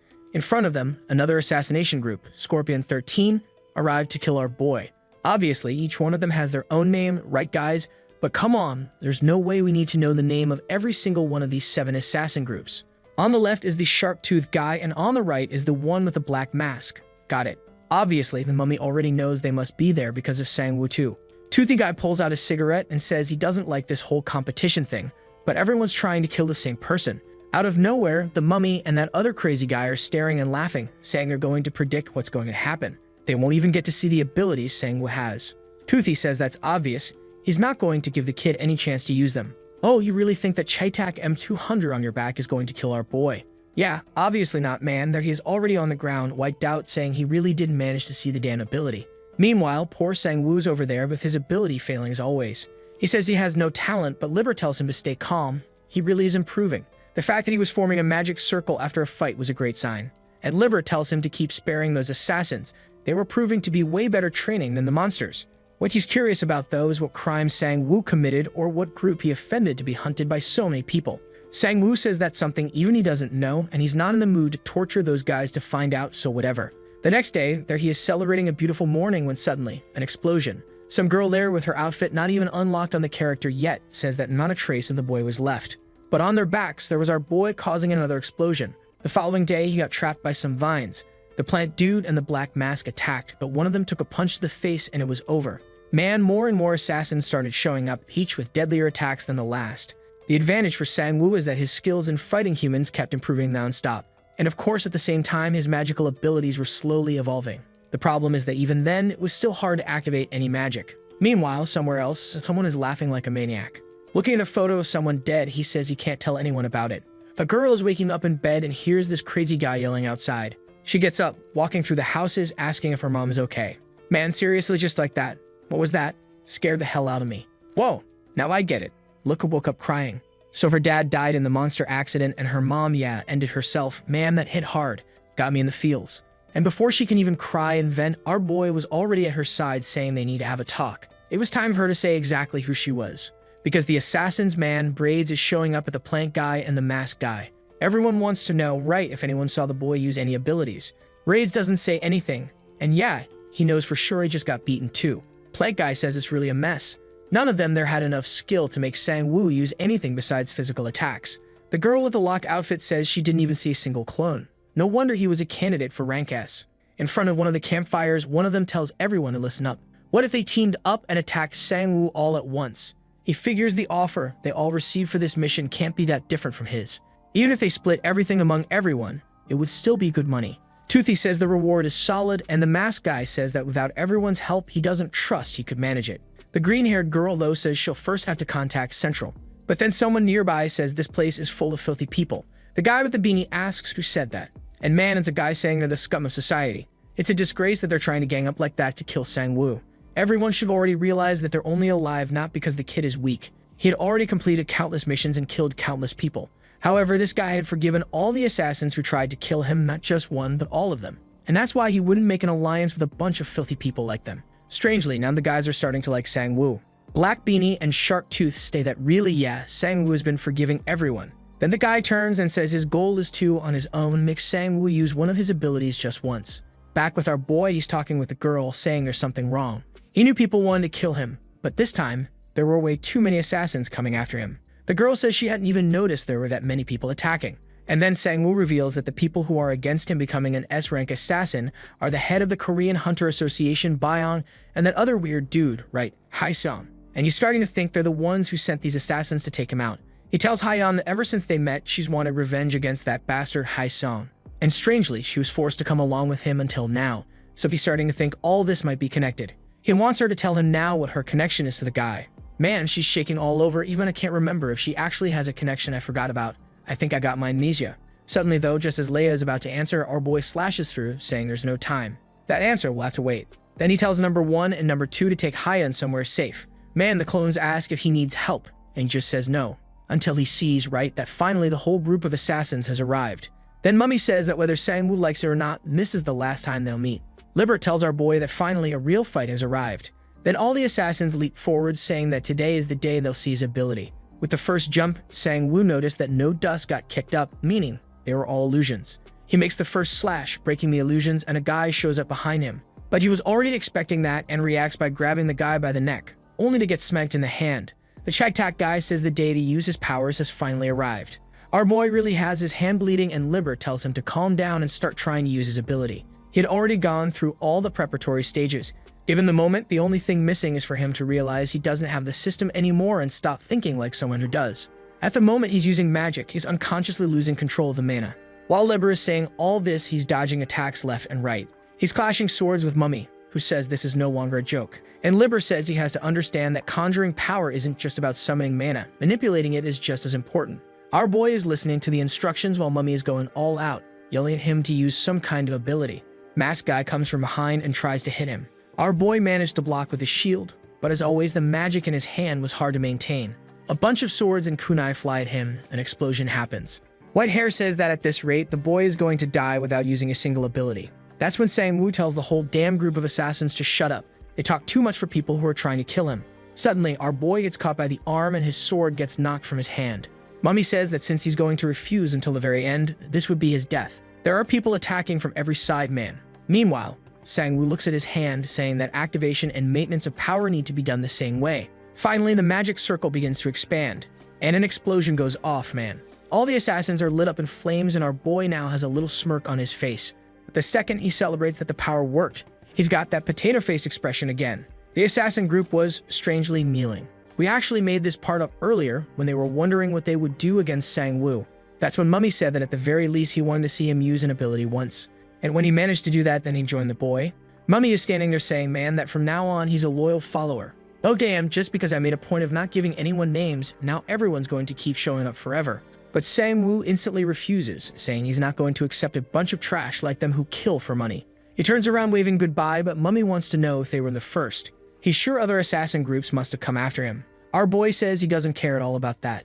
But Mummy says he should know nothing's better than an assassin to prevent assassinations. From now on, he didn't have to worry anymore since he spared everyone's life there, and they'd all defend him and make sure no one attacked. All they wanted was for him to admit that he's now the leader of the group. A while later, Mummy and the group are walking through the desert, remembering how Sang-woo said that if they wanted him to be the leader, they'd have to prove their worth. The girl unlocked the outfit, guys.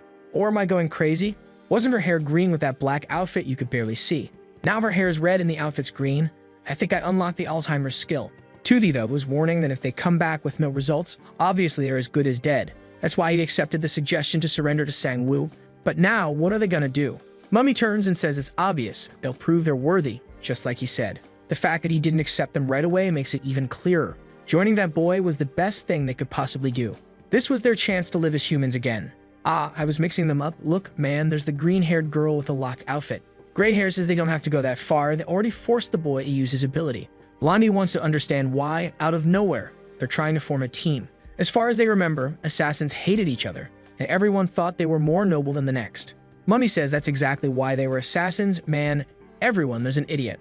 Back with our millionaire boy, he's explained the whole story to Hyen. She says she understands what happened, but it's strange to say the least. He replies that at least it's clear now. The head of the association and that guy were the ones who hired those people. He already knew about Hai Seong after all. They're basically sworn enemies. Then Hyen says he was sent to this place because it was exactly there that it all began. The great disaster of the Korean Hunter Association. Back in the past, with her mom telling her dad to be careful. Her dad, who was an A-rank hunter, told them not to worry, man, and put the little cap on Hyen. But even though he looked all sweet like that, we already know what happened. Her parents were awakened, who had been chosen at the start of the great disaster. Back then, awakening wasn't as common as it is now. Creatures showed up everywhere, so people were mobilized into task forces. Her dad was part of one of those and one of the most renowned in Korea. You could say they were one of the most successful teams. But obviously, in those days, casualties were common. And that's why several bunkers were created to reduce monster entry and start containing the incidents. Until the great accident happened. Walking around the area, people commented that Monster Cores really was the perfect name. Her dad said the smell of blood there was awful. Look, man, who's that with him? Bayon on the left? Is that guy from the association? You know, the dude who's short and bald now? I think it's him, not sure. There's another girl with a locked outfit, and once again I don't want to give names. Because they introduce like 15 characters at once and expect me to list everyone. Like, come on, slow down, my brain doesn't work like that, man. And right when they were talking about the place, some creatures appeared behind them. Man, the monsters showed up already conjuring stuff in their mouths. The girl with the locked outfit this time grabbed her whip and landed it clean on the monster. But as soon as the first one went down, an even bigger one appeared behind them. The group seemed kind of hesitant after all. It was an A-rank creature. They tried to use a chain ability just as Bayon went in to punch it. The hit landed perfectly and a mage summoned some rocks to fall on the beast. The red-haired girl says that this time it was a much tougher creature. But seeing Hyen's father attack, he says not to worry. That guy was specialized in killing monsters for sure. As soon as he touches the creature's forehead, the magic expands and explodes from the inside out. The blue-haired girl says it's undeniable. That bastard was stronger than she expected. No wonder they were considering him for Korea's first S rank. Hearing that, he turns and says he doesn't want that title. He not only has no interest, but also doesn't want to get any busier than he already is. Oh, look who's there, man. To this day, that guy's still trying to become S rank. For the love of God, that Hai Seong really is a damn failure. Her dad was there saying that if he could retire before 40 with a good salary, that'd be perfect already. When suddenly, a creature appeared behind them. Red-haired girl quickly pulls the whip and manages to restrain the beast. She says it'll be easy, charges a power, but from 1 second to the next, something pierces right through her chest. Man, the creature had created a crater so big you could see the mountain on the other side. Blue-haired girl screams in despair and runs to help her. And look, man, I thought Bayon would be kinda traitorous, but he went in for the brawl for real. Obviously, the monster seemed untouched. Nothing was affecting it. It grabbed Bayon's arm and threw him far. The girl tried to use those chains of hers while the other two attacked from the sides. There was lightning, explosions, fire everywhere. Hyen, who's the girl's dad, touched the creature again and it expanded and expanded, but stayed completely intact in the air. Not even the implosion worked. Damn man, the green-haired one with the mask got whipped in the neck too. At that moment, the group realized that creature was way above anything A rank. He gave the order for the whole group to scatter so they'd have at least some chance to survive. Once they were spread out, they regrouped at the field they were in 2 days ago. That was their only chance, or everyone there would die.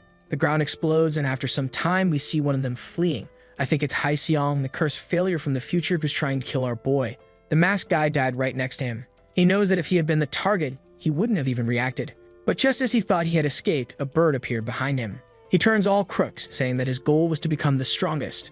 But after seeing the monster's attack, he knows this is the end. That's when suddenly, something appears in front of him, causing an explosion. The creature shoots up into the sky, and the guy asks if he's that Hai Seong guy. Ah, it was Hyen's father, saying he should be grateful now for having his life saved.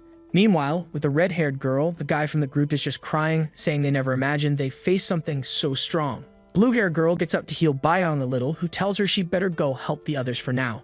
Even so, she uses a bit of healing. when something else lands beside them. Obviously, it was the creature, who seemed to have tracked them down. Or actually, not 100%, because they were just behind a rock. Byong remembered the crater that the monster left in the girl. They were going to die there, and he wouldn't even be able to react, just like with everyone else. Man, he throws the blue-haired girl out from behind the rock, so she become the creature's target. Dude, this guy is really the leader of the Hunter Association. I think he's the worst association leader I've ever seen in any story, man. Man, that scene even made me mad at the bastard. Meanwhile, Hai Seong is walking with Hyen's dad, wanting to know how he distracted the monster. He just explains that he's sure that creature is hunting the weakest first. That's exactly why it killed the long-range folks before anyone else. He ends the talk saying they didn't deserve a death like that over something like this. But man, Hai Seong asks why he came straight toward him. And that's when we already know this is gonna hit hard psychologically. Hyen's dad says the creature was focusing on the weakest. But actually he was being real humble. He said that, Hai Seong has kids, so be sure the guy must have other priorities in life. But that only made the bastard even angrier, saying his priorities never changed. He wasn't faking anything, he still dreamed of being the strongest hunter in the world. But right in the middle of the speech, the ground starts shaking. Poor blue-haired girl is using her chains to try and trap the creature, while begging for someone's help. And like a Marvel hero, the guy appears once again and blasts the monster away. He asks why she's alone, says he only saw Byong running off. Then he tells her to hop on his back and focus on healing her leg. They'd escape from there. But nearby, Hai Seong is watching all of this. He's in disbelief at how this guy managed to create an implosion in midair and launch himself in an instant toward that spot. Suddenly, some rocks rise and he says that, yeah, the guy really is strong. Maybe so strong he'll never surpass him. And that's exactly why he's going to settle this now. Man, with that, he fires a pure energy shot at the guy's back. And from afar, he says that if the monster goes after the weakest, now it has a new target. But he doesn't need to worry. He'll tell the family everything that happened. And that's how Hyen's dad died. Damn, I'm already looking forward to our boy erasing this pebble-faced bastard, along with that scumbag Byong, who's out here running away and crashing on the ground like a sack of trash. He's there full of regret, asking himself what he did. But man, you deserve death. That's when he runs into Hai Seong. When he goes to ask what happened, Hai Seong just says they're the only survivors. And he tells Byong that everyone else died trying to save the two of them. Right then, Byong understands what the guy meant. And Hai Seong says that's the only story people will believe. The heroes died trying to save the weak ones, meaning them. They were now tied to that same story forever. Man, and apparently, Hyen knows the whole truth because she tells our boy, who's asking if that's true. She wants to know how she found that out, and Hyen says it was actually her mom who figured it out. Her mom was at home crying desperately. She had a kind of extrasensory perception ability, and it was with her father's death that everything started to fall apart. In the interview, Byong and Hai Seong said that the group of people back then were heroes. The S-rank creature they had encountered was unfortunately too powerful. On TV, it was announced that 5 of the top 7 heroes had been defeated by a single monster. The news was broadcast, but Hyen's mother just said it was all lies. She grabs Hyen and asks if she believes in nonsense like that.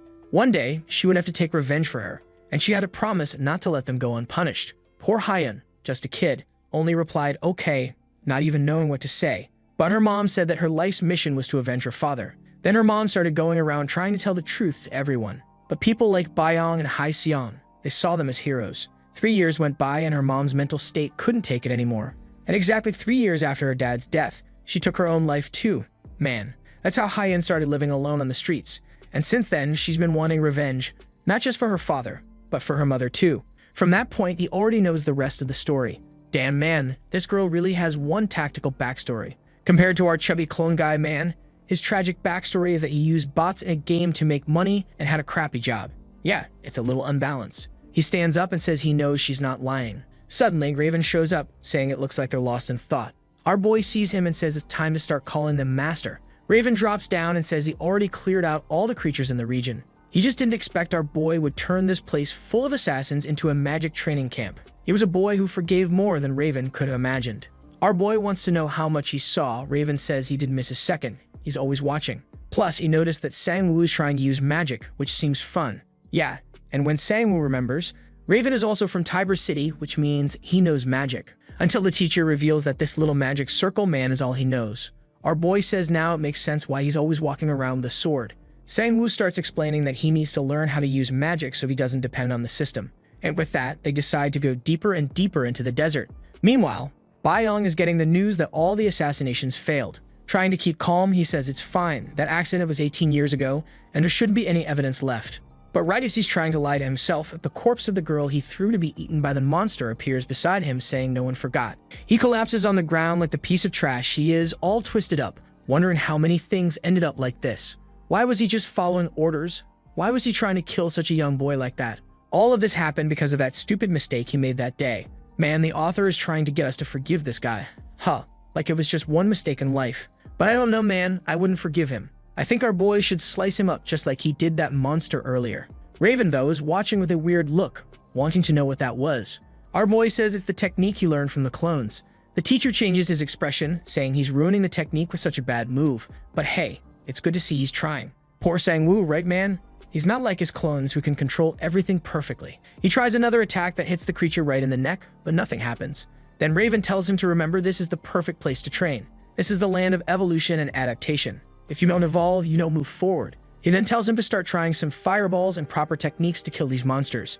Man, just as one of the creatures comes to attack our boy, he creates an explosion right in the monster's armpit and throws it to the ground. Raven says that since the beginning he's been depending on the sword, but he needs to know that the closer they get to the center, the less things will work.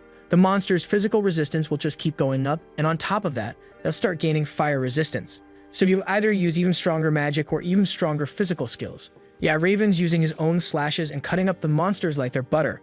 And all proud, he tells the boy that now he can see where he needs to get. Because Raven replies that his real goal is just to rest peacefully and live comfortably. Back at the JM agency, someone's knocking at the door. When Kang answers, man, it's them, the group of assassins who showed up to register.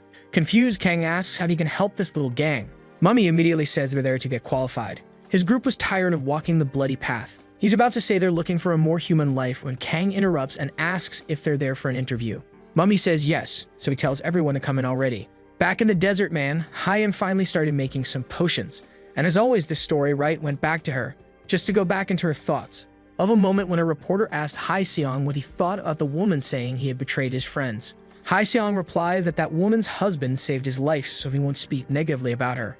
However, even if she had heightened sensory perception, not everything she saw was the truth. Woo Hyam is wondering if maybe her mom really didn't lie. This thing about Hai Seong having killed her dad, it has to be true. Looks like the mom said something peculiar, but we're not going to find out what, apparently. Meanwhile, our boy is tossing out his fireballs. The problem is that some of the creatures are already so resistant that he's not even doing damage. He says he'll try something different and rushes at another.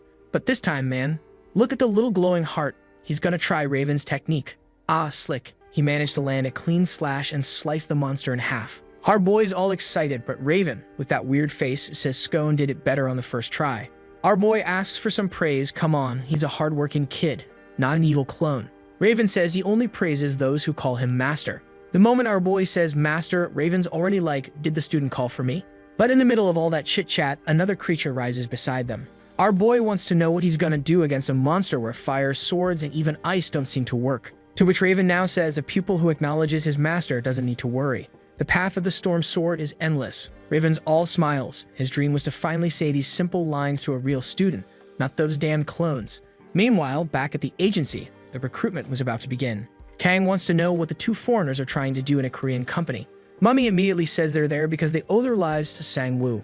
Kang is surprised and starts thinking that apparently Sang-woo is recruiting some foreigners.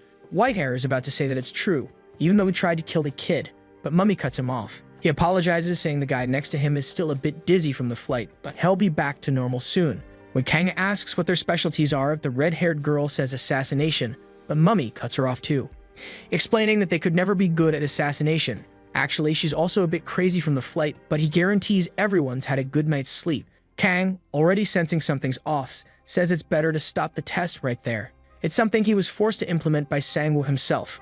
To evaluate each person's compatibility, they'd have to fight one of his clones. Eesh, man, they're screwed. The clone's already better than the main character. Meanwhile, back in the desert, our boy wants to know what's the next step in the sword technique. Raven says he's already learned it, as they talked about when he was working on the form of the first strike. He tells him to remember that fight against the Titan and the Skeleton, where he used his attack and all the clones' attacks on the same spot to blow up the creature. He had to do exactly that, but as one single person. In other words, 5 times faster. Then a sequence of attacks called 100 Slashes cuts through the creature, leaving a crater. I've already realized the author of this story loves leaving holes in monsters, and in people too, sometimes. And of course, Raven says that now it's the student's turn.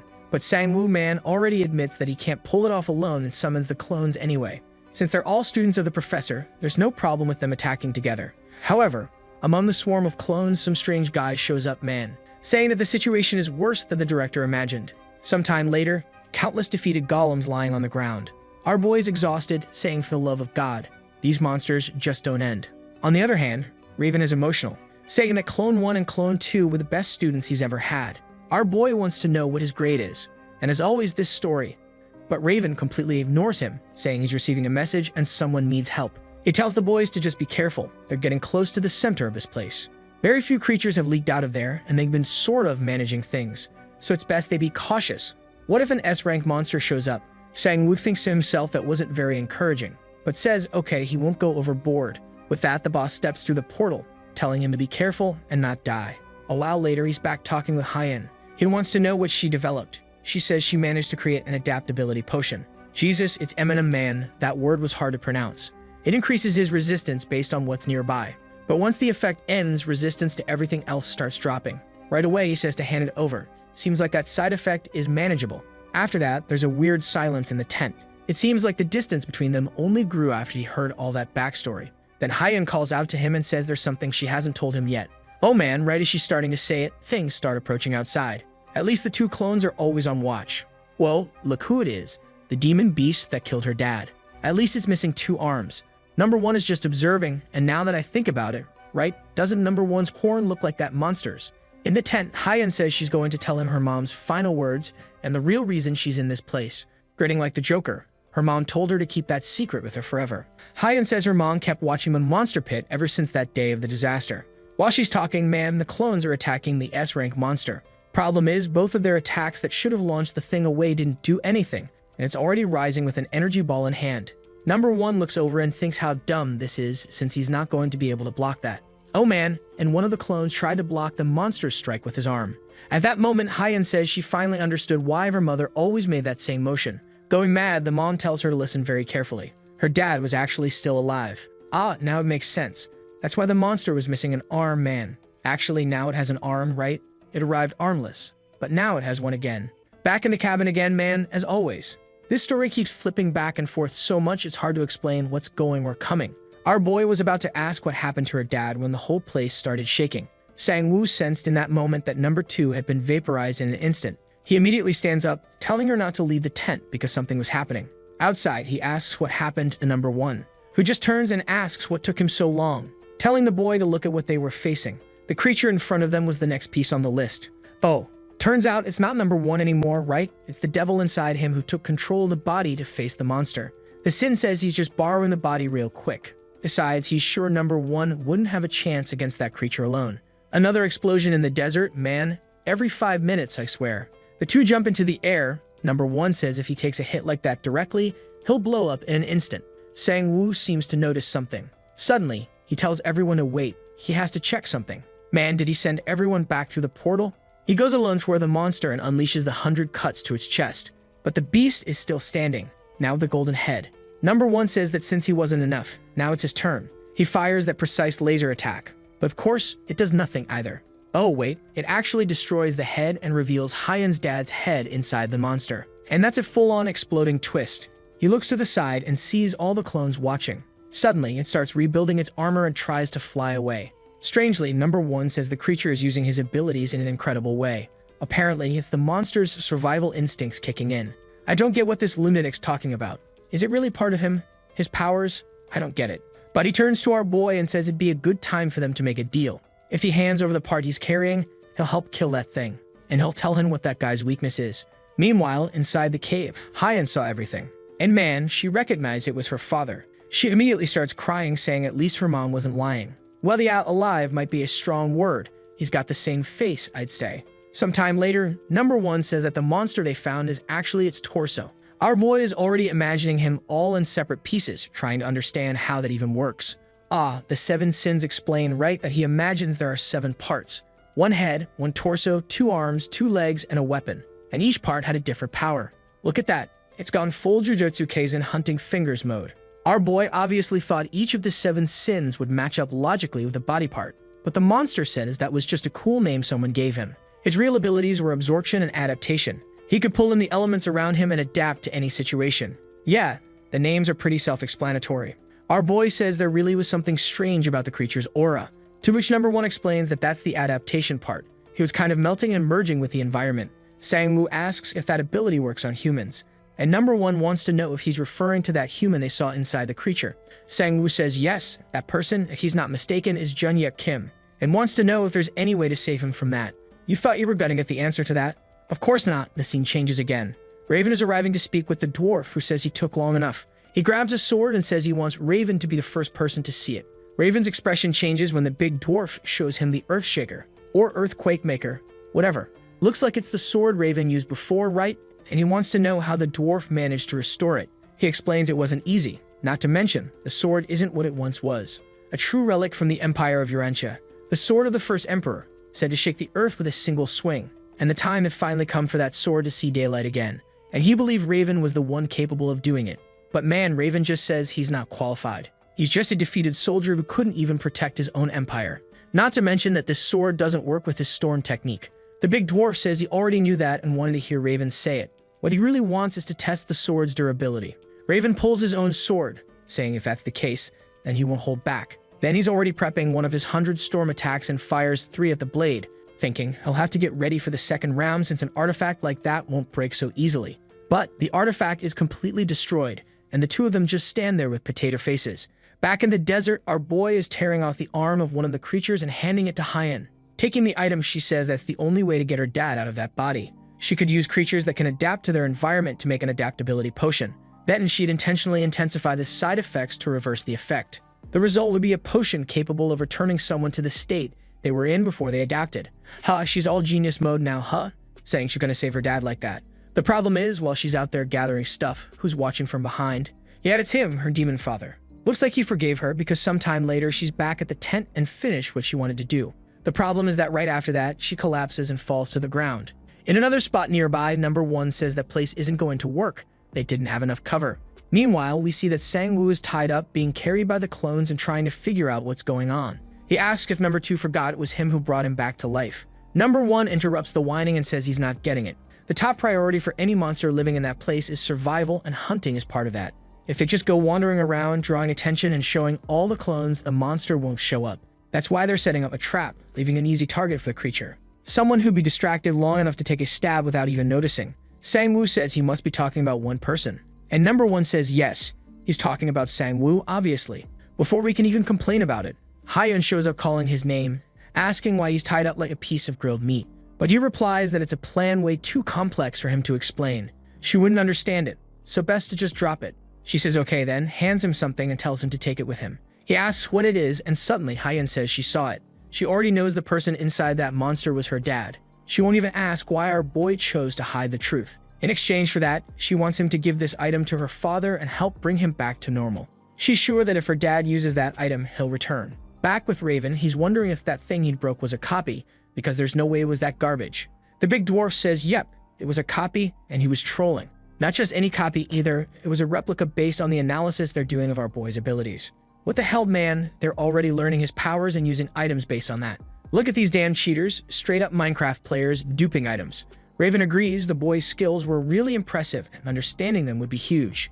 Then the big dwarf says he's heading out since he's already figured out the problem and will improve the next version. But at that moment, Raven tells him to wait and asks if he can suggest something very interesting. Back in the desert, now that our Sang-woo's without powers, the clones have fully revolted and he's tied up and abandoned. At least he's got the potion, which he still can't believe Hyen managed to prepare in time. The problem is he can't guarantee that whatever comes out of that monster is really going to be her dad alive. And his thoughts are interrupted when the monster shows up right on time. Sang-woo realizes that the bastard didn't waste a single second. As soon as he was left alone, the monster appeared. But suddenly he pulls out a detonator, activates it, and everything around explodes. With that, it seems he managed to trap the monster there with him. Manning's already freed himself, called the clones, and says that this time, it's not running. The kid's got swag, and the creature that killed everyone is now cornered. Meanwhile, back at the agency, the clone beat up everyone. The poor assassins are wrecked on the ground. And Kang was off to the side, completely freaked out, not knowing a single clone from our boy could cause so much destruction. Mummy wants to know how that's even possible. They had used every weapon they had and attacked from all angles, even the blind spots. But it always dodged and seemed like they were just walking into traps. He remembers placing the real Sang-woo under pressure during their fight, so why didn't they even stand a chance against the clone? Meanwhile, Kang is chatting nearby, all impressed, offering coffee. The girl lying on the ground wants to know what's going on, and Mummy says there's only one answer. Toothy tells him to go ahead and say what the logical conclusion would be. And of course, the dummies come to the conclusion that Sang-woo had been going easy on them and was extremely merciful. Black Mask is over there crying, all emotional, saying he never imagined someone would care that much about him after being treated like trash his whole life. While they're all saying they never want to work for someone else again, Kang is just standing there listening to this bunch of lunatics. But back to the fight. Explosions everywhere, and our boy runs into the demon that is Hyen's dad. Now he's just walking around with that little magic circle in his hand, back and forth. The problem is the monster is already immune to fire. Number 1 explains that unfortunately, this creature adapts instantly. The weak point though is that there's a limit to how many things it can develop resistance to. So the clones come in hot with the Todoroki relief special and throw in a spinning fire combo attack. The problem is, even then, the monster adapted in real time and blocked both of them. But in that opening, Sang-woo took advantage and landed a physical cut right to the monster's arm. Since the creature was adapting to magic, he'd settle things the good old-fashioned way. Number 1 starts whining and our boy tells him to hurry up and help. So the three of them team up and make some sort of weird fire-ice mix. I don't even know how that works, and hurl it at the boss. The creature stands still for a second, and Sang-woo charges in. But just then, Number 1 yells for him to stop. The creature had already adapted to the ice. Before our boy could react, the monster grabbed him by the gut. And the worst part, just like Hyen's dad, it was using the implosion skill to blow our boy up from the inside. He decides to activate that indestructible ability, obviously, to not be destroyed. Makes sense. The problem is, it didn't look like it was working. Until suddenly, Number 1 strikes him hard in the back, and even says that one mistake in this fight could lead to death, and he had just made one. Man of our boy lit up like a firework and blew the whole place apart. At least when the smoke cleared, he was intact. For a second, I thought he didn't even get scratched. But turns out, he did die, man. Because Number 1 says that, yep, he just died and won't get another shot like that. If he hadn't shoved his hand inside our boy and used his powers, he wouldn't have survived. Sang-woo wants to know how he did that, and the guy explains that each part of the 7 deadly sins does something. And he, being the head, can cancel out any ability if he makes contact with it. Our boy says that apparently he can count on him, only to take a punch to the face right after. While they're bickering like a couple of idiots, the monster starts approaching again. But this time, Sang-woo lands a clean hit to the stomach. Still, Number 1 keeps roasting him, saying that with the stats he has, he shouldn't be struggling at all. So why is he getting distracted and taking so long? Our boy says it's because he wants to finish it, but I think the translation bugged a bit. Probably meant that he wants to defeat it without too much help from the clones and master the abilities himself. Meanwhile, in the lab, we see a bunch of rats in cages. That little doctor guy is bringing out a load of DRP, that drug that makes people go berserk. And guess who's back again? Hye-seong, who just refuses to die. He grabs one of the rats, gives it some DRP, and watches. Suddenly, the rat turns red and explodes in his hand. Hye-seong says there's clearly something wrong with it. The old man pulls 2 vials from his pocket, saying those are the only 2 completed ones they've got. But he needs to be careful. Suddenly, Man, the rat, even dead, gets up and starts biting his arm. And the doctor explains that even incomplete creatures are showing boosted stats and near-death immunity. Obviously, these monsters get extremely dangerous, so it's not something to mess around with. But Hye-seong says it's perfect. That's exactly how he wants the item to be. Back in the desert, there's Hyen, doing absolutely nothing, right? After making the potion, there's not much else she can do. She knows the fight is raging and knows it's going to be really hard for our protagonist to get the potion to her dad. Not to mention the potion might break or the creature might just reject it altogether. She decides to check her backpack to see if she has enough ingredients to make another dose.